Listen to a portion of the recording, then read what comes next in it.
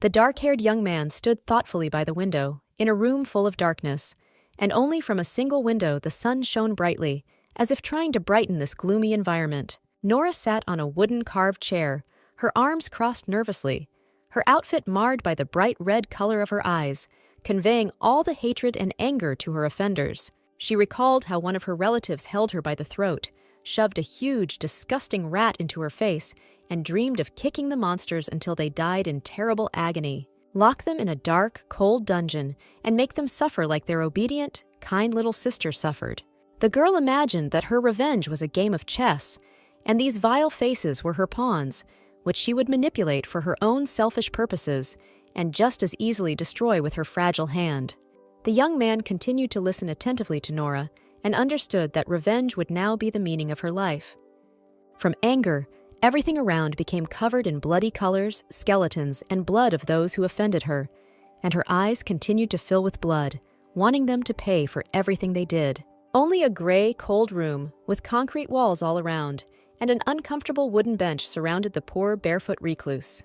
The girl's left leg was very swollen and red, but she tried not to despair and thought only about a quick rescue. Then the door suddenly opened, and a decently dressed girl and a guy entered, who showed with their whole appearance that they were clearly happy about the girl's deplorable situation. It was Nona, one of the relatives of her adoptive family. Nora was surprised to see her wearing her favorite yellow dress, which she wore to formal receptions. Nona put on this outfit specifically to gloat over the poor girl. She spun around in front of her, telling her how all the clothes were now in her hands. She wore a pin with a brooch in her hair, which was the distinguishing mark of the wife of the crown prince. Nora's face changed. She realized that the person she had thought was her own before had come not to save her, but to destroy her. They had come to destroy her. The recluse's eyes filled with tears. She could not believe that she had not only been betrayed, but that they were also going to mercilessly take her life. The relative continued to humiliate and insult the defenseless woman, talking about her low origins, about the pleasure with which they used the poor thing. Nora couldn't believe that from the very beginning, her entire family, even if not by blood, was involved in this cruel deception. Nona showed with her whole appearance that these empty conversations had tired her out, and with an absolutely indifferent look, she abruptly stopped the dialogue, ordering her servant to grab the girl. With his rough, masculine hands, Joseph grabbed Nora and twisted her arms behind her back so that she could not resist and interfere with their insidious plan. The unfortunate girl screamed in fear and despair, asking the servant to let her go because she was his master's sister, but he did not listen and only continued to squeeze her fragile hands even tighter. Despite her hopelessness, she continued to try to escape from the villain's hands, but all attempts were already pointless. The poor thing fell to the floor and was even more vulnerable. In tears of despair, Nora hopes that her beloved and respected adoptive father and brother have nothing to do with this. But from the contemptuous, mocking look, it was clear that this was planned by more than just one member of the family. Before killing her, the ruthless Nona decided to tell her the secret of who was guilty of all the victim's troubles. While telling the whole truth, she stepped with all her might right on the girl's sore leg. While Nora was shedding tears and sweat from pain and hopelessness, squeezing the wound with her shoe even harder, the offender continued to finish her off with her harsh, cruel stories. The man who adopted Nora, whom she loved, whom she unconditionally trusted and idolized, turned out to be her mother's killer, and it was he who planned all the atrocities from the very beginning. The bright image of the ideal father was replaced by darkness, mixed with the bloody shades of her broken heart. Shedding tears, she simply could not believe it, because she considered him to be the closest person after her mother's death. The villainess did not calm down and continued to tell the details of their impeccable plan, revealing that she was used to gain independence from the empire. She took out a vessel containing a purple liquid, which emitted a very pungent, unpleasant smell. It was poison! The girl screamed in despair, but Nona grabbed the poor man by the chin and prepared to mercilessly but painlessly end the life of her adopted sister, who had done so much for her new family. They surrounded the defenseless girl. Drop by drop, they penetrated inside. She felt like her organs were burning from the inside, but it was no longer possible to resist. All that was left was to accept her approaching death. Suddenly stopping, the offender continued her moral abuse, telling how even Princess Kylie, who was a close friend of the girl, was in cahoots and wanted her to die soon. With a smile on her face, Kylie discussed all the atrocities and wished that the murder would look like a natural death, so that the girl's body would not be harmed. Nora burst into tears. She was surprised and broken because these were her family and loved ones. They used her like a figure, twisting her as they pleased. The attackers continued to forcibly pour this deadly liquid. Nora understood that this was the end, but she could not do anything about it. The poison penetrated further and further. Everything around became in purple tones. But the girl no longer cared. She tried to understand why they dealt with her so harshly, because she always tried to do everything possible for the sake of her new family, for the sake of the Empire. Nora fell to the floor, blood pouring from her mouth. It was the end of her short life, but the pain of betrayal did not allow her to leave peacefully. The only thing she wanted was revenge.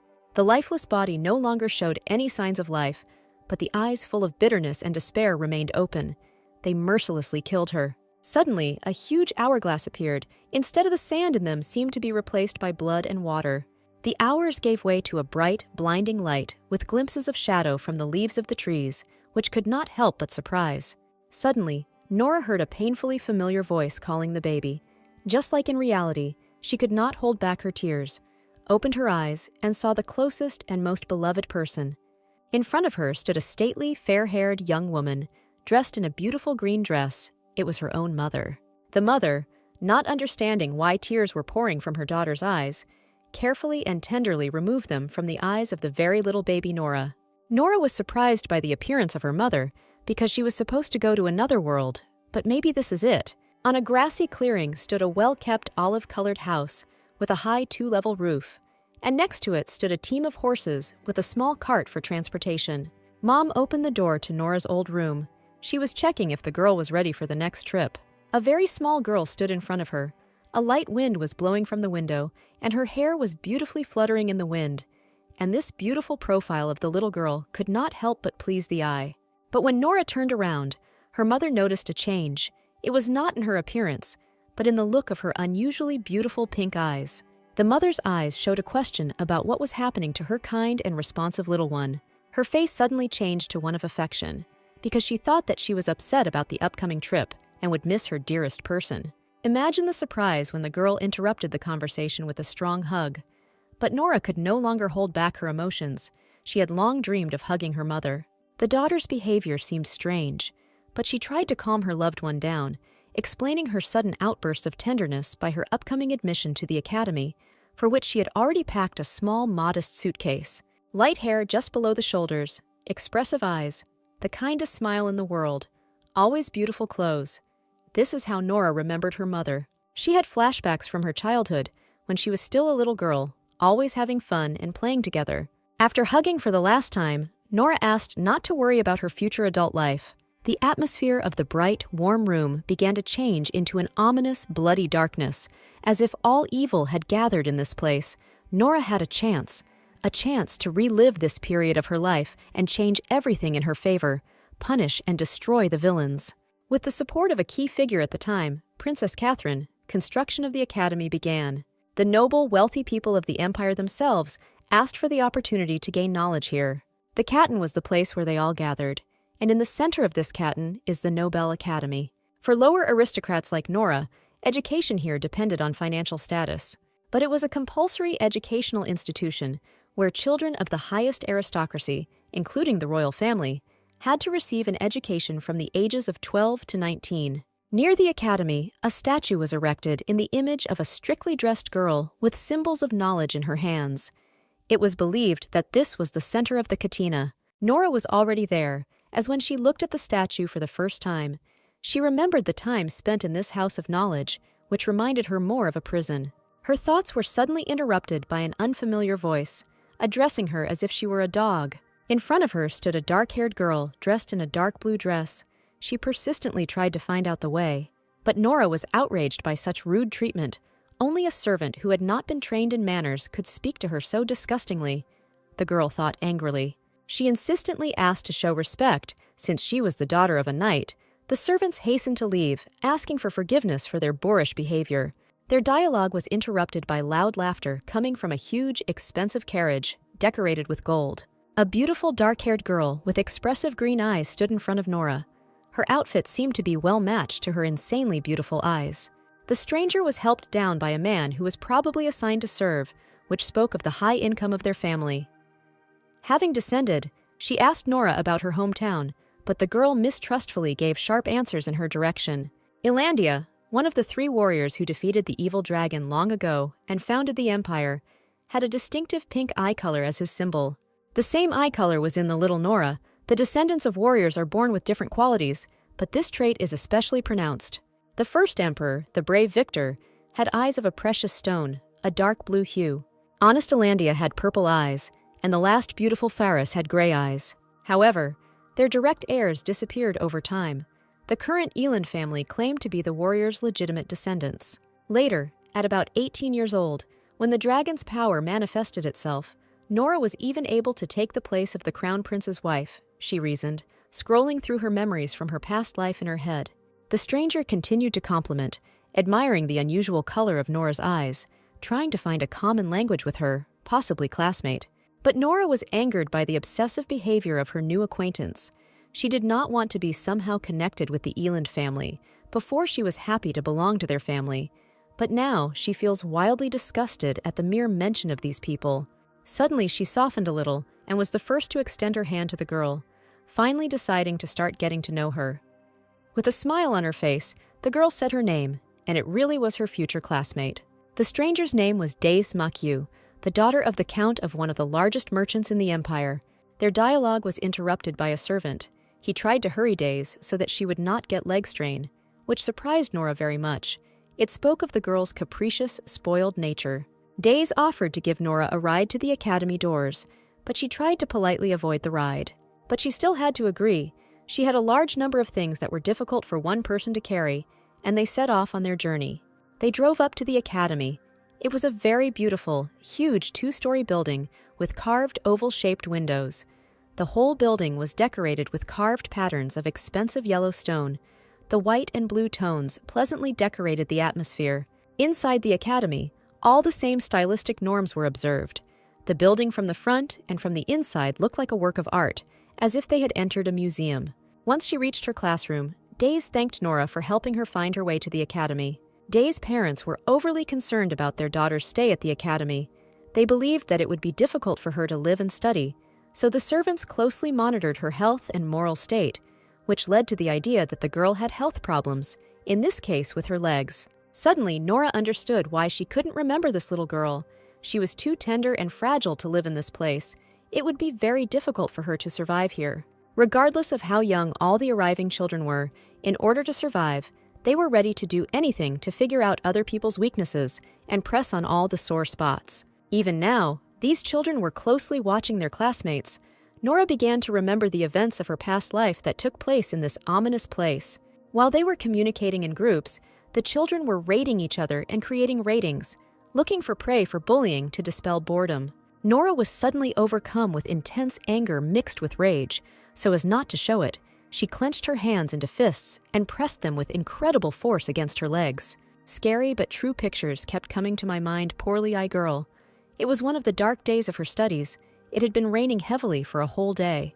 The innocent little girl sat right on the street in a heavy downpour, with her hands tied to the table. She was in great pain and upset, but she could do nothing about it. Her fragile hands could not resist. There was a crowd of her classmates standing around, their lack of humanity making them look more like a crowd of jackals who were thirsty for repentance, wanting to completely possess and control her. Nora was experiencing pain, fear, and a feeling of complete insecurity at the time, but her offenders were not going to calm down. They dragged the poor girl, who was soaking wet, onto the floor and continued to abuse her. It was at that time that Ilandia put forward Nora's candidacy as the crown prince's wife, and this was what gnawed at the 3 envious women. With a smile on their face and complete indifference to their victim, they tried to achieve something, but the girl did not understand what. One of the ill-wishers saw a bucket of slop from the canteen that was left for takeaway, and she came up with a cunning plan. She poured the contents directly onto Nora's head, and she felt a sharp, disgusting smell. The innocent little girl sat on her knees, her head down, all her clothes soaked with this liquid mixed with raindrops. Nora did not know about the choice for the position of crown princess, but they did not believe her. They thought that she was deliberately deceiving and continued to humiliate her. From the shadows emerged the most important figure among these jackals, A fair-haired woman with a sly smile on her face and a disgusting but powerful character. It was she who gathered the pack and controlled them for her own purposes. They followed her unconditionally. Her eyes burned with the pleasure she received from the suffering of her victims, and she especially hated Nora, envying her position, and even wished for a quick and painful death. Bloody stains began to appear on the white walls of that room.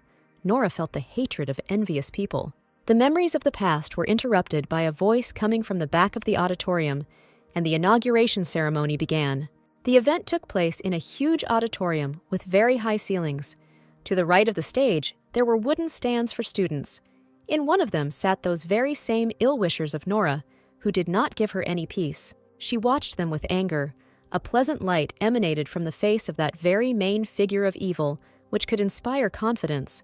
Besides, the girl also had an angelic appearance. In the middle of the stage stood a lectern, behind which the director of the academy was holding forth, making false promises. He was a tall, fair-haired, pleasant-looking man, dressed in a gray, formal suit with a distinctive bow on his neck.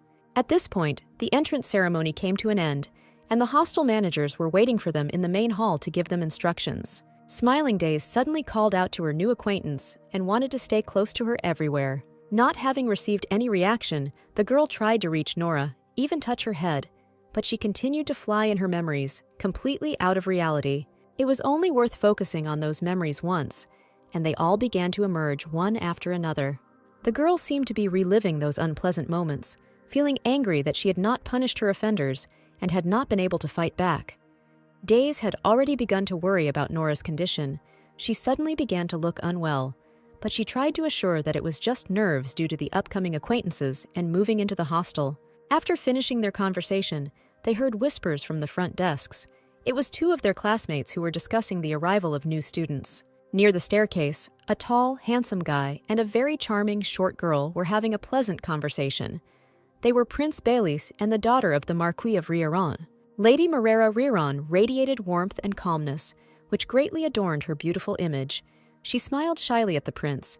It was clear that she liked him very much. Nora decided to leave her companion and walk around the academy grounds, calm down a bit, and dispel bad thoughts. She leaned against the stone fence that separated the path from a small park and enjoyed the silence and fresh air. But suddenly, she heard someone's voice. An image of a young guy with bright pink hair in a dirty white, carelessly unbuttoned shirt appeared before her, holding a leaf of a plant unknown to her in his mouth. The stranger thought that the freshman was lost and wanted to help her find her way to the academy. He suddenly moved closer to Nora and whispered to her to buy a plant that has a narcotic effect on a person. The student was surprised by such a proposal, especially near the walls of the academy where minors are taught. She warned the guy that the narcotic plant could kill him, but he just waved his hand at her, uttering some strange phrases. Having compared all the memories of her past life, Nora realized what family this stranger was from, after which she began to talk about his father, which surprised the guy greatly, because she spoke of such details that few people knew at that time. He was taken aback, and from fear and surprise, sweat appeared on his face, and even the leaf fell out of his mouth. In his past life, Narin Fane died alone from drug addiction. The current pope, Optimus III, considered Rina Fine, the younger brother of the former pope, a thorn in his side. Rin was in a fragile psychological state after losing his entire family, so gaining his trust wasn't particularly difficult. Through the man assigned to him, he slowly poisoned him with a powerful poison. Most likely because of this, he died very slowly and painfully. Nora decided to try to reason with the guy and warn him of imminent death, asking him not to be too trusting. The young man took it as a joke, but the girl continued to insist on her own. The guy could no longer withstand the pressure and began to get angry, continuing to lick the ill-fated piece of paper. It would be good if this boy had the same opportunity to go back and change his past, to punish his offenders. As she left, Nora warned him one last time that if he didn't give up drugs, he would die at a young age. Rin stood rooted to the spot, staring at the piece of paper, thinking about what the stranger had said, and what if she was right. The girl walked away from the young man, continuing her thoughts. She was again overcome with anger. She clenched her hand into a fist and hit the stone fence with all her might. Returning to the path leading to the main building of the academy, a strong rage washed over her. Now a big and long story will begin. Nora will be able to change everything and turn it in her favor. Her stony gaze reflected strength and authority. There was no longer that defenseless little girl on whom everyone wiped their feet.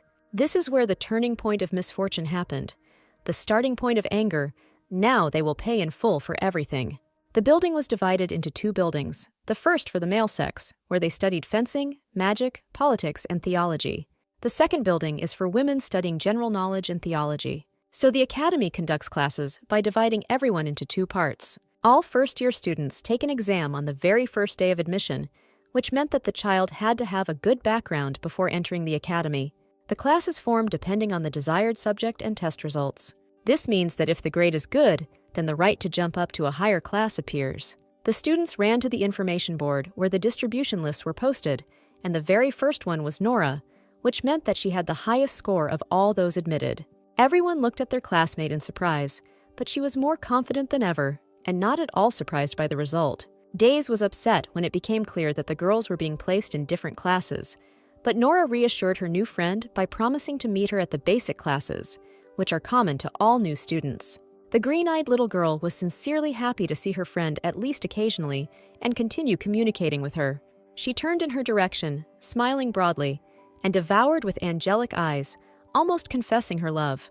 Days considered her companion to be the smartest and most unusual person, and folding her hands like a small child, she continued to shower her with pleasant words. Nora was stingy with emotions, looked away with an indifferent gaze, but deep down, she was even more worried about her friend's continued stay in these harsh conditions. But the girl would not shut up, not understanding why she was not happy about her success. During the conversation, she called her Nori several times, which couldn't help but anger her because it sounded like a dog's nickname. I had to tell her about the nickname, which the girl deeply regretted. The kind girl began to use this word in every sentence. The image of her former classmate, who had humiliated her throughout her studies at the academy, appeared before her again. Unlike her ex-father, this scoundrel had ruined only a small part of her life, so she didn't want to hear anything that reminded her of these people.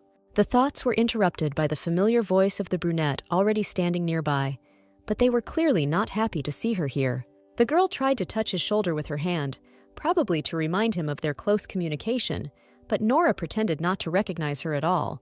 In front of them stood a blue-eyed, pretty girl in green dot unremarkable dress. She laughed loudly and tried to remind him that they had known each other as children and had even spent time together. The enraged Nora could barely contain her emotions. She was irritated by the persistence of her old acquaintance.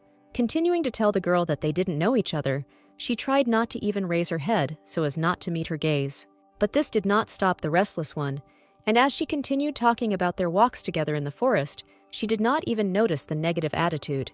Of course, Nora recognized her classmate, but she stubbornly kept silent about it. Negative thoughts about the past arose in her head again.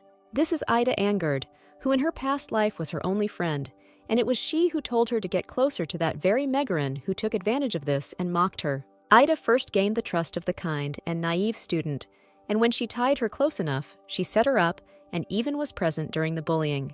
With anger that was already quite noticeable, Nora rudely replied that she would definitely check with her mother whether she had such a friend in childhood.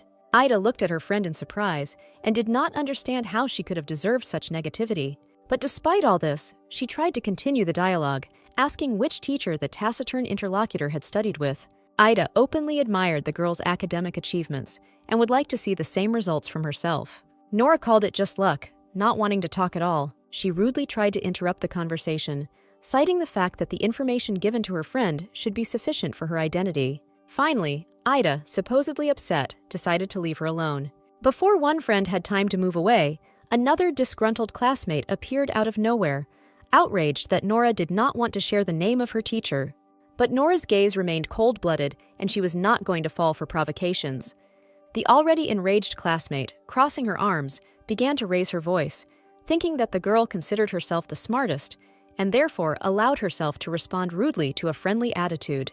At the back of the class, other students were whispering, trying to figure out what the girls were fighting about. Of course, there was no teacher in reality. Her father died when Nora was very little, and her mother had to carry everything on her own. There was barely enough money even for basic needs. In addition, their wealthy relatives will pay for their education at the academy. A classmate was angered by Nora's harsh answers. Pointing her finger at her, she began to scream, not believing that the flawless performance of the test was just luck. In fact, she was taught the Holy Scriptures by the village priest, who was kind to her and devoted a lot of time to her education. The menacing and impudent girl continued to pick on Nora. Now she was irritated by her classmates' manners, that she had no knowledge of etiquette. This scandalous, wayward girl certainly appeared in a past life. Her name was Leonora Birdie. Then Leonora mercilessly trampled the defenseless one, being confident that everyone would take her side. Before the academy, she studied at Graft, an elite school in the city, which Nora did not forget to mention during the conflict. Arguing loudly, she questioned her diligent study and attendance at etiquette classes. Leonora was very angry at this. Her face seemed to be distorted with rage. Here, unable to withstand the attacks, little Ida stood up for herself. She decided to intervene and protect her friend from the attacks. Caustic comments suddenly flew from strangers who had been standing and watching the conflict for a long time. They shamed Leonora, calling her inadequate with a sense of inferiority for raising a scandal out of nowhere over a situation that did not concern her in any way. She blushed all over. She suddenly felt ashamed. Her rival in this situation made a laughingstock of herself. Their conversation was interrupted by Megaran, who had already managed to win Leonora over. Megara blamed her friend for the conflict, saying that she was simply jealous of her good test result. Her friend looked even more ridiculous with every word she said. It was obvious that she was very surprised and upset, but her loved one continued to admire Nora's knowledge. With a suspicious smile on her face, Megaran decided to introduce herself and try to make friends with her new obstinate classmate. But her cunning eyes betrayed the villain. She clearly had some kind of insidious plan. Previously, Nora would have fallen for the sweet talk and pleasant smile of the evildoer, but not now. The girls' conversation was observed by other classmates. For them, it was just an excuse to gossip after classes in their quarters. From the lips of the fair-haired, charming girl, pleasant words flew, congratulations on the first achievements. She even admitted that it was not for nothing that Alandia was sponsoring the special child. It was naturally clear that all this sweet flattery was not said just like that. There was a hidden meaning to it. It was surprising that Megaran looked just like a kind, sweet princess. Her clothes were a soft pink color. On her chest was a voluminous beige bow, and her fragile hands were neatly folded one on top of the other, which inspired confidence in those around her. The dialogue was interrupted by a teacher who entered the classroom. He sat everyone down and called on them to prepare for the lesson. A broad-shouldered, well-groomed, middle-aged man with a neatly trimmed mustache stood in front of the students. Nora suddenly called out loudly to Megaran, who was returning to her place, so that she would turn in her direction. In a rude voice, she warned that next time the interlocutor should say hello before starting a conversation. With a smirk on her face, she continued that they would definitely get along, trying to hook her hater. At the very beginning of their education, students are divided into successful and weak. Every child wanted to get into the front ranks, especially children whose parents had a high status. The teacher distributed graded papers to the students and tactfully announced which group they were placed in. Some students were not satisfied with the selection results, and they vehemently tried to demand a revision of the criteria or a retake of the test. While Nora was thinking about her difficult fate, it was the turn of the always brilliant and impeccable Megaran. The teacher praised her. She took second place, and in some subjects, along with other gifted students, she skipped to another course. The girl was incredibly happy and did not hide her emotions. It was clear how much she loved herself. The other students admired her, feeling superior, which would only be to their advantage in the future. Finally, it was Nora's turn. The teacher asked her to come up to him to announce the results. As Nora triumphantly walked past the villainess, she felt a mixture of envy and slight malice, as if a spirit of competition hung in the air. But the girl could not keep silent and spoke sharply towards her classmate, laughing at Megaran's pretense of trying to appear kind. She seems perfect in every way, but despite her false smile, she cannot hide the disgusting expression on her face. When handing over the work, the teacher praised Nora for having the best result among all those admitted. As she walked to her place, unpleasant memories washed over her again. Looking at her offenders, she wondered why they had such hatred.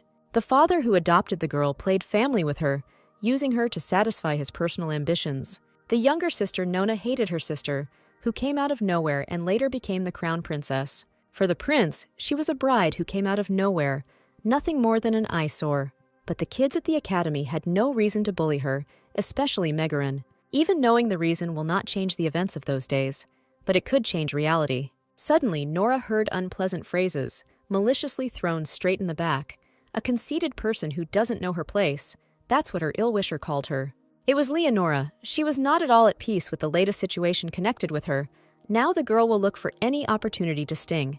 And it dawned on Nora that the daughter of the younger knight received higher grades than the children of wealthy and high-ranking parents, and she also had unusual eyes. It was all about the envy and inferiority complex of her offenders. They were simply offended that she, being the child of ordinary parents, had superiority over them. Although the reason seems superficial, these very unpleasant emotions can drive anyone crazy. Classmates continued to talk about each other behind their backs, but you'll have to get used to it, because this awaits absolutely every student who stands out in any way until the end of their studies. After leaving the office, Days questioned Nora about their new classmates, but she still claimed that she did not know them. The green-eyed sweet friend unconditionally believed her new acquaintance. It was clear that she was ready to follow Nora to the ends of the earth. It's time for the girls for a short time say goodbye. Days, it's time to go to class in another room. Nora was going to go for a walk around the academy grounds. Her new friend was very upset that she couldn't join her. The stern girl's gaze changed to mercy. Days was so pleasant and selfless that it was no longer possible to remain cool. She looked like a small child, not yet spoiled by harsh reality, which is probably why her parents introduced her to a bunch of servants. The nanny assigned to her tried to take her away by the hand, but her beautiful smile and wide-open eyes were directed towards her friend, who had captivated her at first sight. Turning to Days, Nora thanked her for trying to stand up for her without fear or doubt, which was very valuable. The sweetheart's sincere eyes really inspired confidence, as if you didn't expect any dirty tricks from her. The kindly, funny little girl was already very late for class, but still spent time on farewell gestures. It was simply impossible not to reciprocate, but Nora was still stingy with emotions. After saying goodbye, I thought over my plan for the trip. The territory was large, and it would have been quite difficult to visit all the places at once. Having decided to visit the secret place in the Zakaria library, she hurried on her way. In the distant past, Mrs. Zakaria made a huge contribution to the medicine of the empire. For this, the empire built the Zakaria library at the academy in her honor, but the library was always quiet. The aristocrats avoided unnecessary research. There was a special place where Nora could rest, the only refuge in the hellish academy. In a surprisingly good mood, she decided to go there and calmly think about what to do next. Behind the concrete fence, one could see a tall tower, more reminiscent of the highest part of a castle, carved windows, a beautiful golden-colored roof. Everything was in keeping with the style of the academy. Having reached the library, the girl saw tall shelves with neatly arranged books. Just as she was about to sit down in a secluded place to be alone with herself, a male image suddenly appeared. Poking a sword into her face, the stranger asked how she knew about this secret place and asked her to introduce herself. Nora ran through the options in her head about who this young man could be, in order to understand whether he could threaten her life. Because of the cold weapon in the guy's hands, she was scared, but she tried not to show it. She did not understand why they did not meet here in their past life. He began to raise his voice in order to reach Nora, who was dumbfounded with shock and did not answer his questions. The mysterious stranger's name was Kevin Milani. He was the only member and heir of the Archduke of the Empire. After graduating from the academy, he eliminated all those who opposed his inheritance of the family title. After all, he was the one who controlled the northern part of the empire, and the aristocrats ridiculed him as a vicious and cruel monster. Nora did not expect to meet this man here. She had no contact with him in the past. Finally, she answered the guy rudely. She was outraged by the interrogation that the stranger had conducted, even poking a sword in her face. But he continued to insist on his own. It was obvious that in the future, he would be a powerful and stubborn man who would always achieve what he wanted. The girl tried to deceive him by saying that she just came here to relax. He immediately recognized the deception, since first-year students clearly could not know about this place.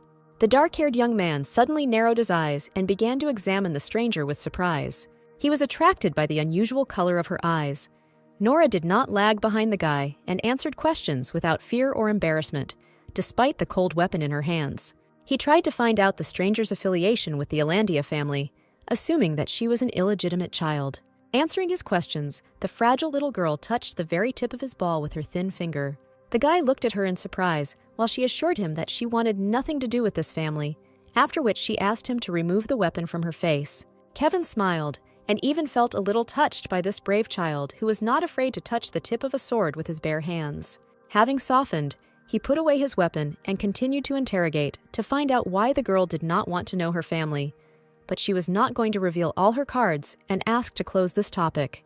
With a sly smile, the guy finally decided to move on to getting acquainted.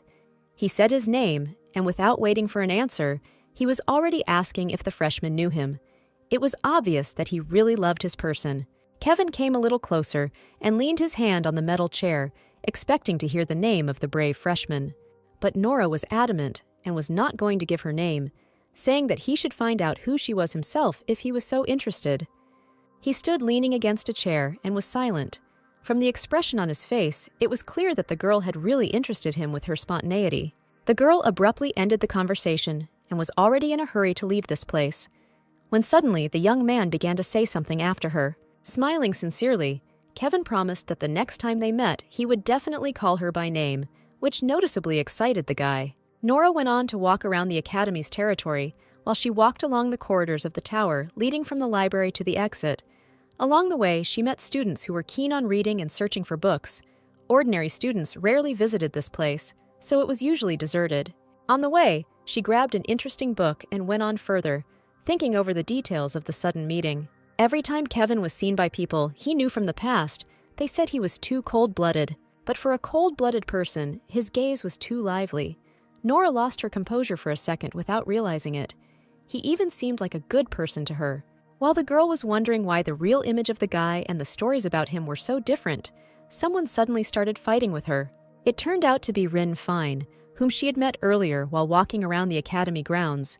He was surprised to see a curious woman on the senior floor, but she was there for a reason, because due to her special position, she would listen to lectures together with him and his classmates, which made the young man very happy, and he decided to find out her name.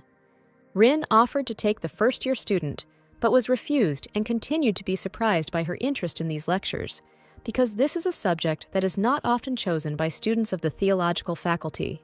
Rin's uncle lives in Verlaine, about which the guy knows a lot, but not enough, so he applied to study the Empire in full and possibly go there. Nora realized that they were talking about the uncle who would later have a hand in his death and wanted to warn the high school student. She couldn't say it outright, and it was difficult to explain everything. It had to be done more carefully. All that was left was to look for the right moment.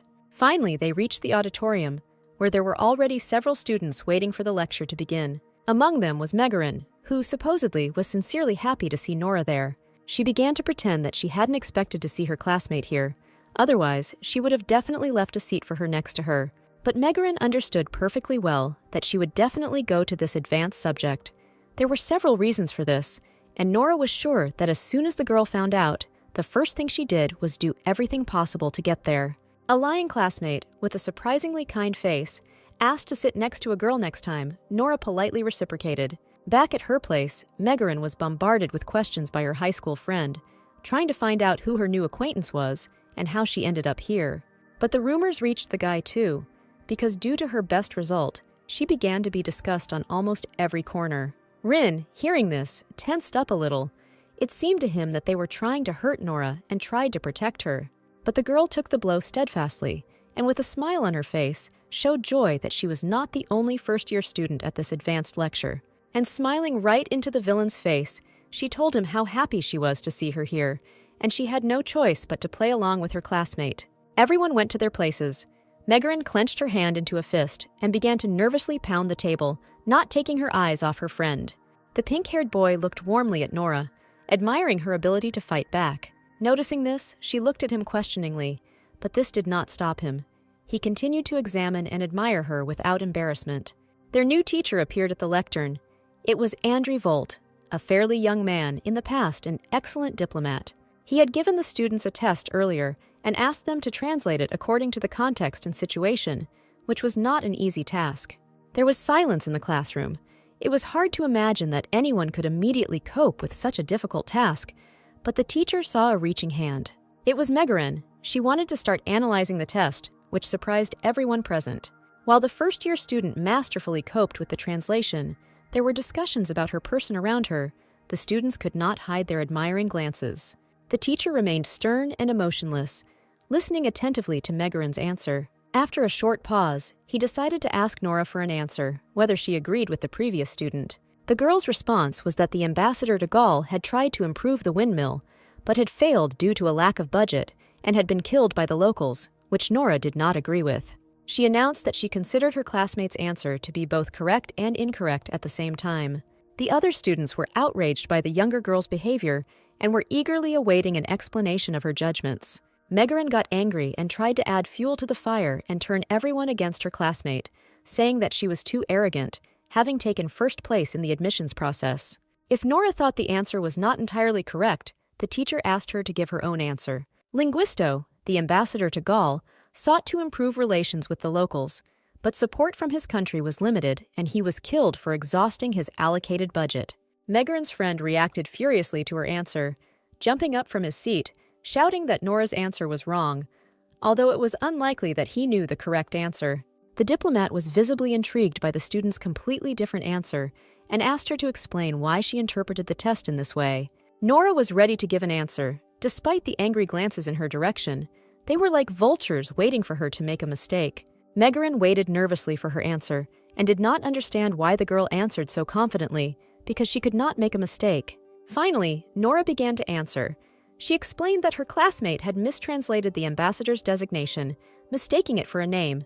Megaran tried to remain calm and keep her angelic expression on her face, but it was clear that she was in shock and could not believe the seriousness of this situation.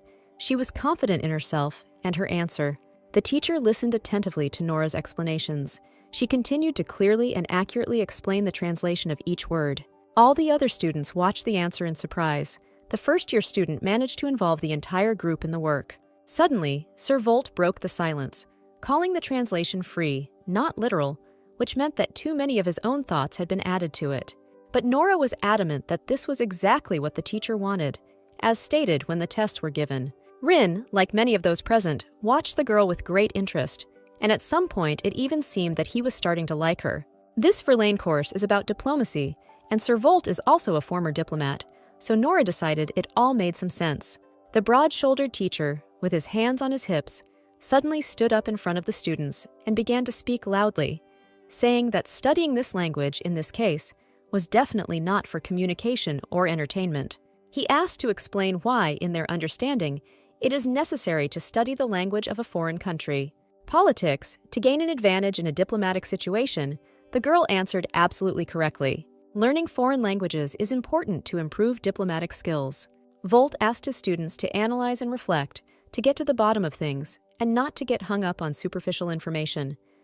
His words seemed to throw Megaran off her stride, her face turning reddish. Nora had mastered the main rule of this course perfectly, so she could stay and study the language. From the front desks, one could hear admiring conversations about the girl's excellent mental abilities and resourcefulness, which reached the already angry Megaran.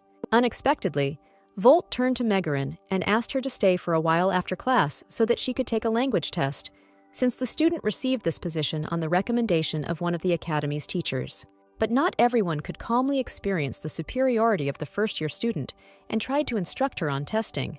But Volt made it clear that the girl had literally just proven her excellent knowledge of the language, and there was no need for further verification.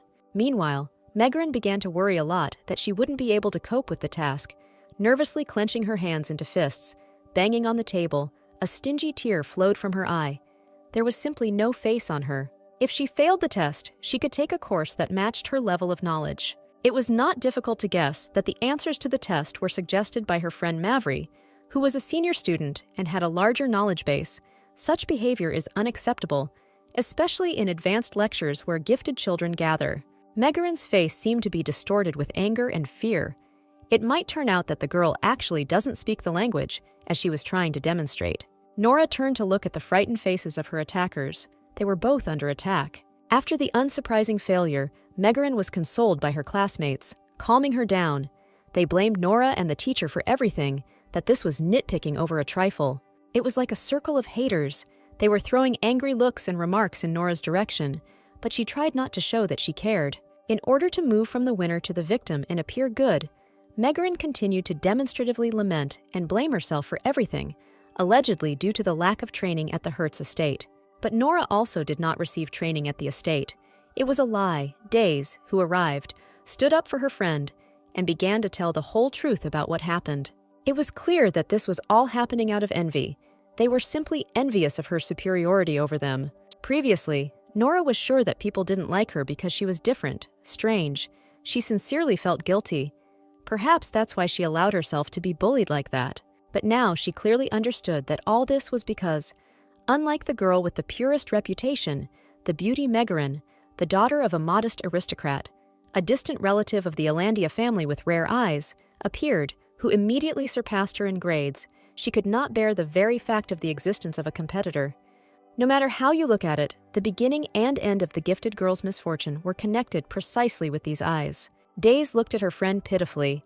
She regretted that she had entered into a squabble with the offenders, after which many insults poured from their lips, thinking that this could have seriously hurt her loved one. She considered her new acquaintance to be elegant, neat, and more mature than other ladies, and was worried that she would be put off by such uncivilized behavior.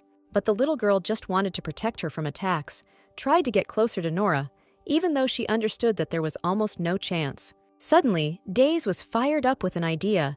She needed to think about how to get this chance to become a close person for the impeccable classmate. She came up with the idea of throwing a party, to which she invited her only friend Nora first. She even agreed to be alone, but she also wasn't against inviting her friends and other classmates. Nora was surprised by such a warm attitude, because on the contrary, she tried to stay away from everyone and did not show kindness or interest in the baby. Just as she decided to accept her invitation, Days happily grabbed her friend's hands. Such a kind and sincere girl, just like a little girl, jumped with happiness, holding Nora's hands tightly. She imagined this day filled with smiles and happy moments in bright, beautiful outfits, preferably a party for just two. Days was serious about making friends at all costs. Became. The next sunny morning, in the lounge, His Majesty Abelis was waiting for his assistant with news about the newly admitted students. A girl appeared in the doorway. Bright red hair, eyebrows, eyelashes, a well-chosen formal outfit, the color of her hair. All this adorned the already unusually beautiful Natalie, the lady of the house of the Duke of Grunholz. She brought the answer sheets of the first-year students' examination papers to the man who was resting in his chambers, waiting for her arrival. The fair-haired man thanked the lady and began to look at the students' work. Of all the tests, he specifically looked for Nora's work. Apparently, he had already heard about the students' achievements. He was interrupted by a man present in the chambers, who was also interested in the results of the first-year students. A familiar male figure, blue eyes, long white hair pulled back into a ponytail. This is the key figure of Nora's past life. The young man's name was Abelis, Nora's former husband, the crown prince of the imperial family of Visto. He handed the stack of papers to the man so that he could look at the work of a relative whose education their family had paid for. One of the teachers expressed his dissatisfaction, saying that this test is not an indicator of the abilities of first-year students and how a person from the lower nobility could get the highest score. Either the answers were leaked in advance or she copied. The man looked at her work with surprise. He could not believe that such an impeccable job could be done by a first-year student. The content was clear, the sentences were well written, and he was delighted with everything. Abelis came close to his interlocutor and with a grin suggested that someone could have whispered the answer to her, clearly hinting at it. The man was offended by this accusation, but he tried to hide his emotions. Would he really do something like that for the sake of some relative whom he had never even seen in person? The prince believed him, because before this conversation, he had already checked everything and was sure of his innocence. But he was interested in the details of the student's education before entering. He even believed that the girl was the illegitimate daughter of someone from the temple, but the man denied this information. Abelis was very interested in this girl. He even called her a genius. It was clear that he planned to find out everything about her. A relative confirmed his conclusions, calling her a pretty girl who was lucky to be born with pretty eyes. Since she is so smart, it means she can be useful. It was clear from his cunning eyes that a cunning plan was brewing in his head. From the window of the very tower in which the library was located, someone's conversation could be heard. In his chambers, in front of the window, on a carved chair, sat a dark-haired young man, dressed in a green shirt with a slightly unbuttoned collar and brown trousers. The guy was clearly worried about something and was in deep thought. It was Kevin, whom Nora had recently encountered in a secret place. It was precisely her search that puzzled the young man. A man in a black cloak appeared behind him, clearly hiding his identity. Kevin sent his servant to find out all the information he could about the girl he had met. The guy was surprised when he heard that there was almost nothing significant about the freshman, only a couple of facts about her family. It was unlikely that such a small, fragile girl was somehow connected to the emperor or was a spy. It turns out that she really came to this place by chance and has no selfish motives. Kevin found this very strange, since this was the place where he exchanged secret codes with his subordinates. When his father, the previous Archduke, died, the Emperor, who wanted to take over the city, quietly waited for the right moment. So he began to suspect that due to his failures, he might have recruited this child as a spy. But if you think about it, her reaction back then was quite strange. Her expression seemed to ask how he knew about this place. A 12-year-old girl with a weak body, who had never even held a sword in her hands. But her eyes were like those of an adult, as if she had experienced all the hardships of this world. Kevin was glad that something interesting had finally appeared in the boring academy. The party at the academy is divided into two categories. The first one is officially organized by the student council. This is a party that anyone can freely attend. And the second one can only be attended by those who received an invitation. They are organized by the students themselves. Typically, at individually organized parties, children from families with similar status and income would exchange invitations. After the party, the kids were making harsh comments about whose was classy and which was so-so. In this sense, Day's party was like an informal slumber party, but the linens and refreshments were top-notch, and the maids were well-trained. The children were happy to take part in such fun. Many came up and personally thanked the organizer. She was very kind and responsive to the guests, smiling sweetly, asking them to feel at home. Nora, like everyone else, considered this party to be a great success. She felt extremely comfortable and pleased to be present at this event. The scale of the celebration did not surprise the girl. The Day's family was very wealthy, so they did not skimp on the wishes of their only daughter. Of course, the new friend could not be left without attention. The girl treated her especially carefully. A lot of food was prepared especially for her, which would not be served in the canteen. The girl thanked her friend, but at the same time she experienced a very strange, incomprehensible feeling. It was hard for her to let anyone get close to her. It was because of Day's very good attitude, as if to a close friend, that Nora was confused and did not understand what she had done to deserve this, because she had not done anything good towards her. The conversation was interrupted by Ida's former friend, who came up to her. She also expressed gratitude to the girls for the party, complimenting their hairstyles and clothes. Days was angry with the guest. Perhaps jealousy flared up in her. The girl clearly wanted to communicate with Nora. Ida was just about to turn to Nora when she suddenly heard indignant voices and felt a strong push in the back. Quite by accident, the guy standing next to her spilled a whole glass on the guest's head. He was pushed by the boys standing nearby.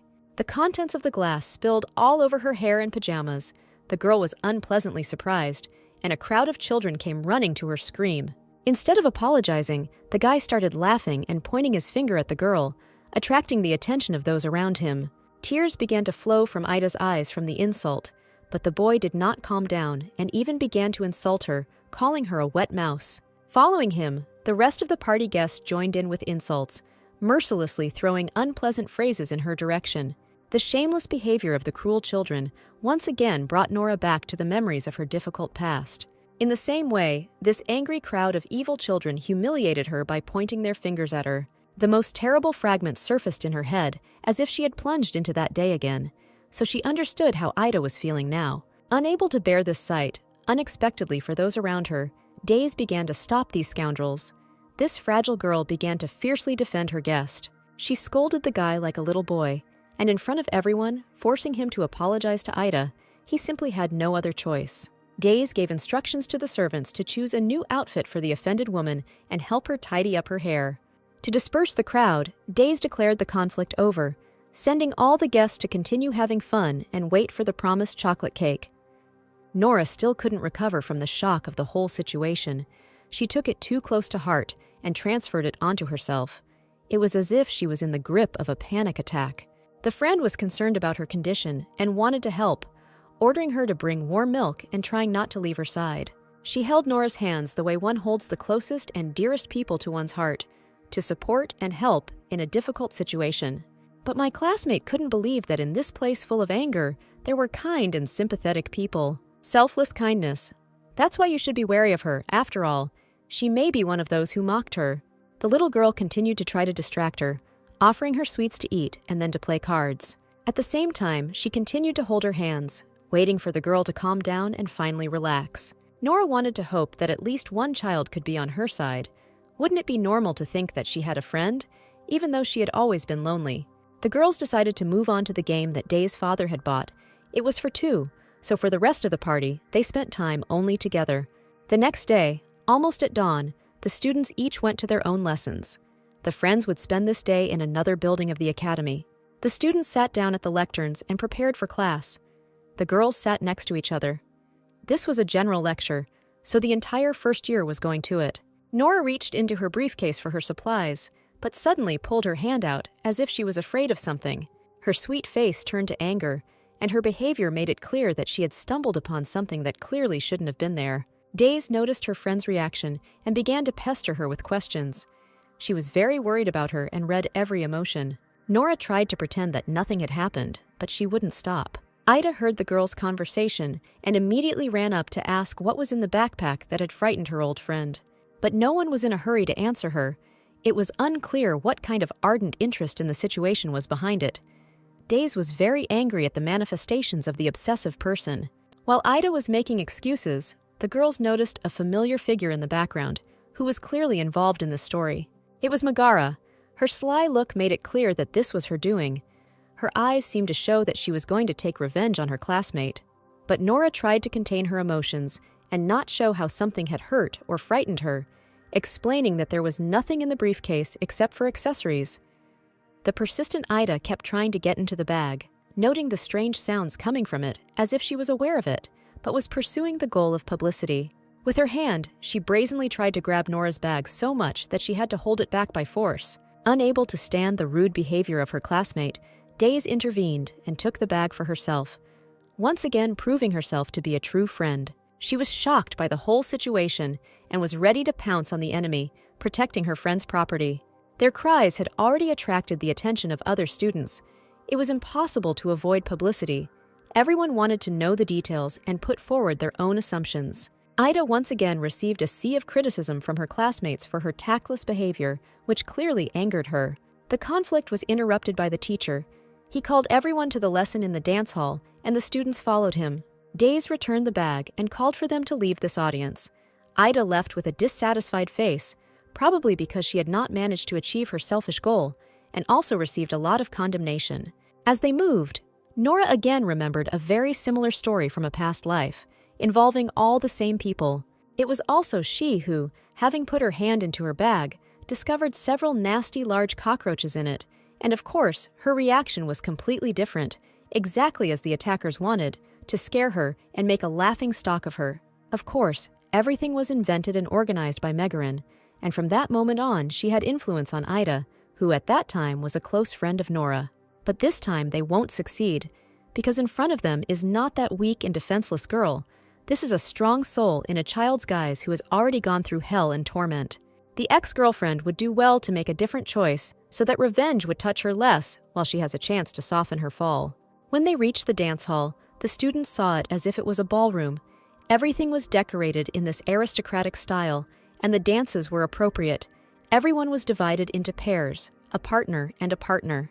The teacher himself put them in pairs, but during the dance, on command, they had to exchange partners, which gave the opportunity to get to know other students of the opposite sex and find a suitable one for further interaction in this lesson.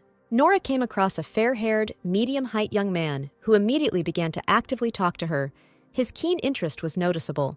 In passing, he offered to be his partner at the freshman ball the student council was throwing the following weekend. The girl looked at the pestering young man with disdain.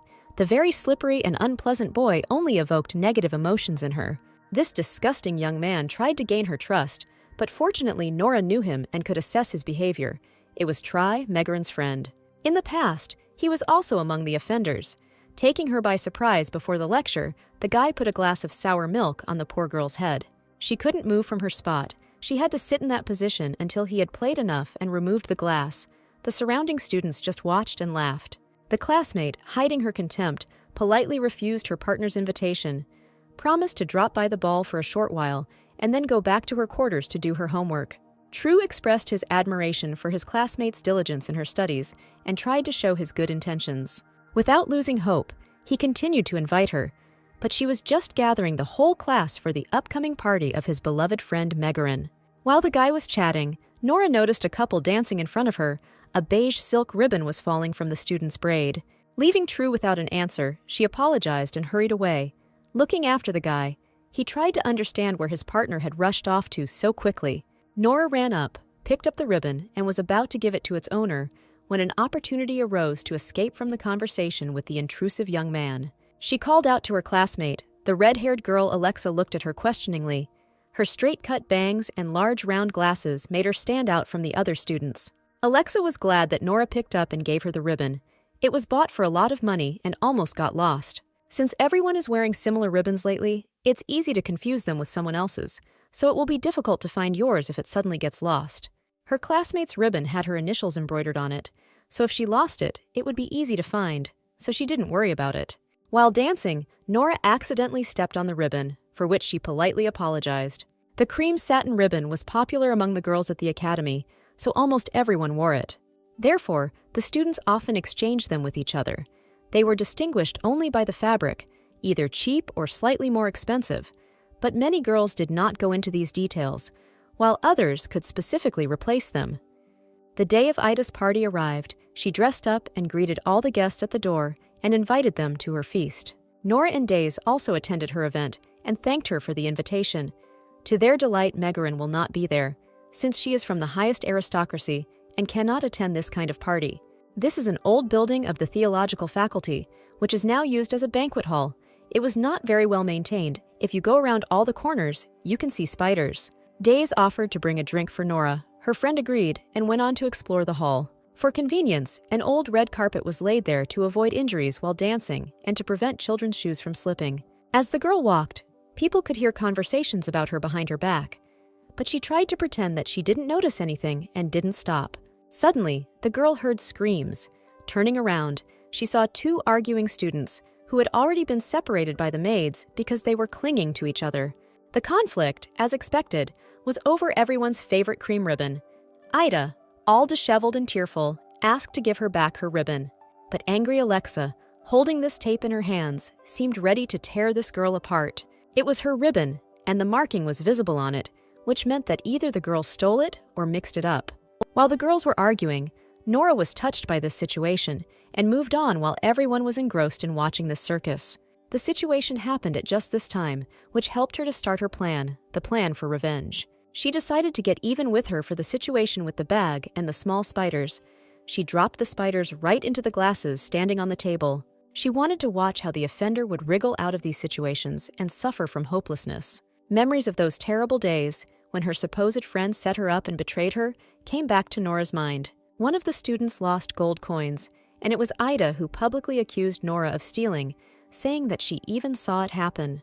Nora literally begged her friend on her knees to refute her words and prove that she did not take these coins. But instead, the villainess took her bag away to find what everyone was looking for. She turned her entire bag over, and suddenly the very same lost coin fell out of it. She also continued to insist that she had seen with her own eyes how the girl was stealing coins from her classmates. Then she publicly scolded her for her wrongdoings and denied their closeness, that such thieves could not be her equal, called her a dirty beggar, a thief. Only Nora knew the truth, that it was Ida who staged the whole thing and quietly put that ill-fated coin in her bag. But then she was so upset that she was unfairly accused and did not think that her loved one could be involved. Now thinking about it, the only person who could secretly put the gold coins, the real gold coin thief, was her best friend Ida. And now the offender stands in the middle of the hall of her own party, disgraced and crushed. But it is absolutely deserved. 3 days before Ida's party, Nora went to the three-way laundry. Ida was just leaving her clothes at the pay laundry. She, with pitiful eyes and a thin voice, asked the laundress about that ribbon, lying that it was the most valuable thing. The laundress, among all the others, found the ribbon Nora needed and hurried to give it to its owner. To begin with, Nora stole a ribbon from Ida and 2 days later went to the dorm laundry room. Unlike Ida, who has few maids, Alex has a maid who does the laundry, so she uses the communal laundry room. While the maid was distracted, Nora had the opportunity to steal the ribbon. Naturally, the maid immediately discovered the loss and was very upset. While the maid was thinking about how to get out of this situation, the girl threw the same ribbon, but without initials, which the woman, in her upset feelings, did not notice. When the maid brought her the ribbon, she immediately noticed the substitution and began to think about who could have stolen it. The first person Alexa suspected was, of course, her longtime enemy Ida, which was to her advantage. On the morning of the party, with very little time left before the event, the entire laundry room was in an uproar, looking for their mistress's ribbon. The same laundress from whom Nora had asked for the ribbon was terribly frightened and ran to search every possible place. The laundry worker found the ribbon and was taking it to hand it in. The maid Alex was busy preparing the party alone, so she didn't pay any attention to the embroidery. There were no flaws in this plan. Alex lost her ribbon, and Ida put on Alex's ribbon. The culmination of their meeting was a party. Passions continued to rage at the party. Ida, almost foaming at the mouth, insisted that she had not stolen anything and that the ribbon was hers.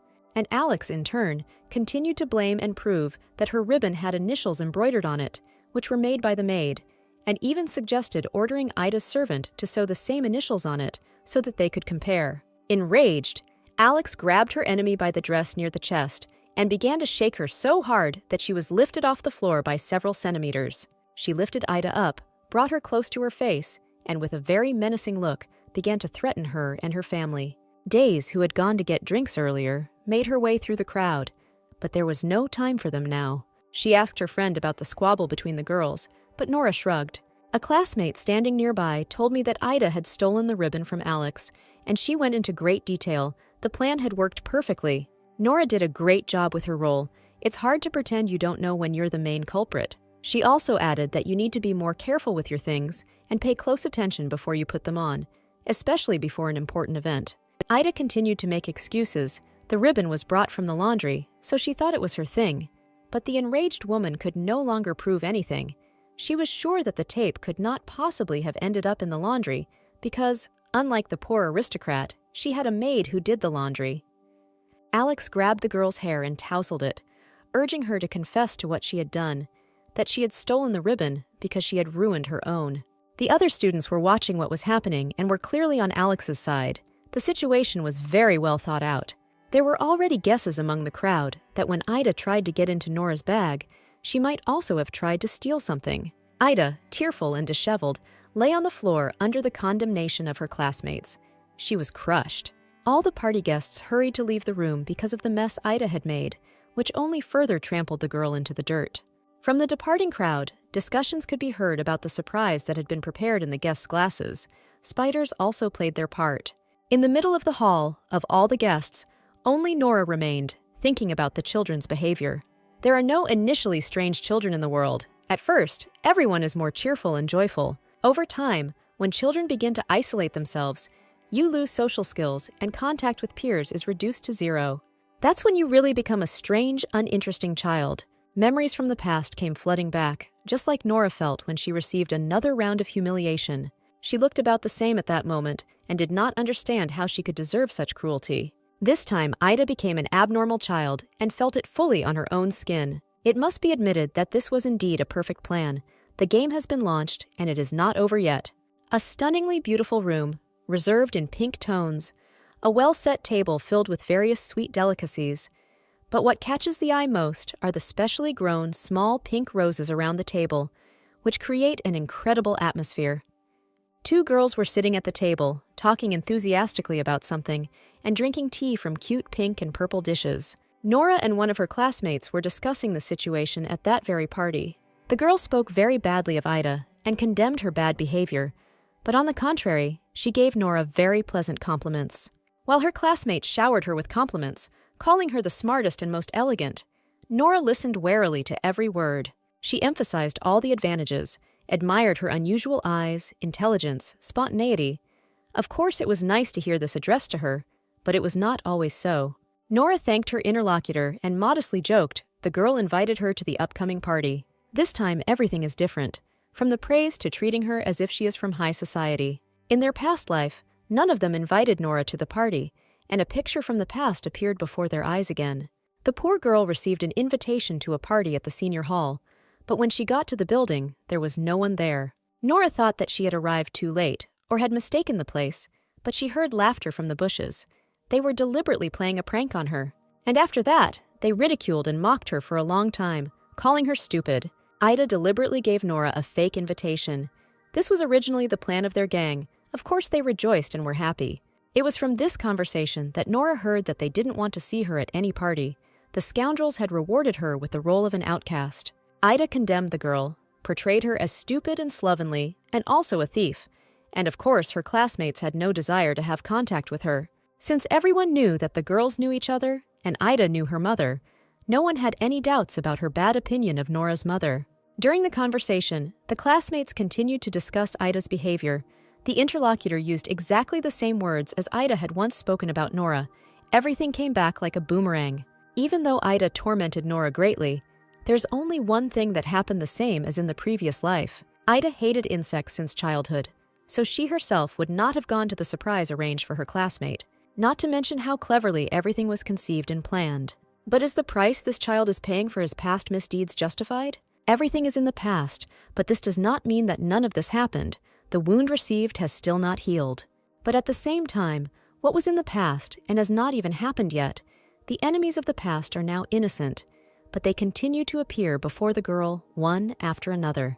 However, is there any reason to take revenge even before something happens, based on their past mistakes? And as expected, perhaps Nora becomes the same monster as her abusers. It was a sunny morning, and the girl went to her secret place in the tower where the library was located. The abundance of various books could not help but attract attention, and most importantly, the absence of people around. When she reached her place, she suddenly heard a familiar male voice. In the young man, she recognized the same guy whom she had met here under strange circumstances during her last visit, and was interested in why he continued to come here, since this place was no longer a secret. It was Kevin, standing on the other side, leaning against the shelf that separated him from the freshman, as if waiting for her arrival. The guy laughed at the persistence of the girl, who defended her place, but knew perfectly well that she could find him here and still came. Suddenly, Kevin said her name. She was of course surprised that he was looking for her, but she pretended not to hear him and continued to defend her secluded spot. The high school student was already rolling his eyes at the girl's stubbornness, but it was clear that he was becoming even more interested in her obstinacy.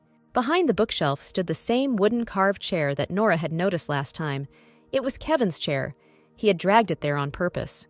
He explained that he needed this chair so that he could sit in a secluded place and think over his plans. At the word plan, Kevin suddenly mentioned how the freshman had switched the girl's ribbons.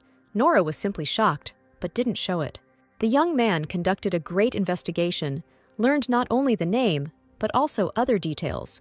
Apparently he was following her, which did not look like the behavior of a knight.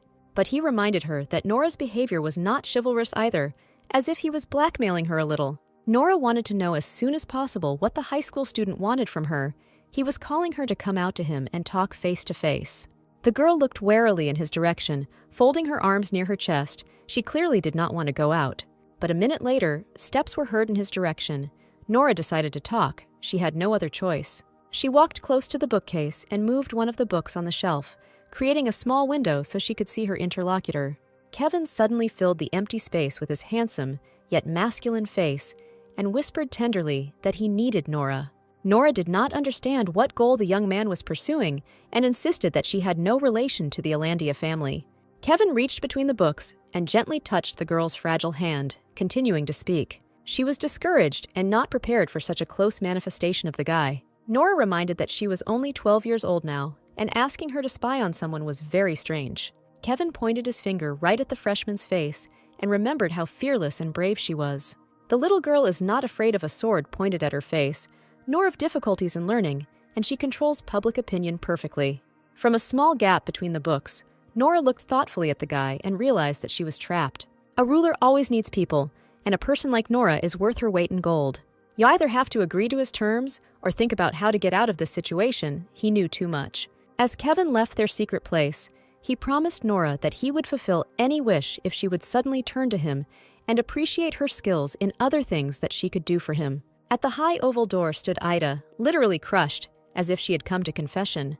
The girl was shaking all over and repenting that she had made a mistake, that nothing had worked out for her, that the situation had not turned in her favor. Nervously fiddling with her fingers, she simply couldn't find a place for herself. One could feel her fear of her interlocutor. Megaran sat before her, as if on a throne, and it seemed that Ida was under her power. The queen leader, with an angelic face and an open smile, asked to fulfill some request. The girl hesitated and answered incoherently that she could hardly have put the spider into Nora's bag. With tears in her eyes, she assured that she would not be able to do another dirty trick. This time, she could be caught and punished. But Megarin assured that after this, Ida would take an advantageous position. If he wants to change the negative perception of others about himself, he will fulfill the request of a friend, and everyone will forget about what happened. The cunning Megarin, putting her hands on her shoulders, ingratiating herself even more, said that she believed in her innocence. With her eyes clouded by her charm and flattering remarks, she insisted on fulfilling her request. The stupid girl doesn't even understand that she is a puppet in the hands of a cunning girl. Of course, Ida agrees, naively believing that this will change her current situation for the better. The only thing Megarin dreamed about at that moment was how to bring Nora to the very bottom. The next morning, the children went to a lecture. Each child had their own specially equipped table with all the necessary supplies. Traditionally, magic has been an important part of culture. In the age of the three warriors, it was as natural as air, but in our age, it has become a very valuable resource. Here, they gathered students to help them discover their magical talents and acquire the fundamental theoretical knowledge they needed. Nora couldn't focus on the lecture because she was thinking about her last meeting with Kevin. The power Kevin had couldn't be challenged, so she didn't know what to do. When Alandia gains independence from the kingdom, despite the chaos between the faction battles, Kevin remained neutral until the very end. If he joins him, he might be able to live a full life away from the Alandian Empire. The only question was whether this guy could be trusted, whether there was a catch. If Alandia's jewel can be removed from it, is there any guarantee that he will not then sell it to Alandia? It is worth remembering that, as a child, he killed all the vassals who opposed him.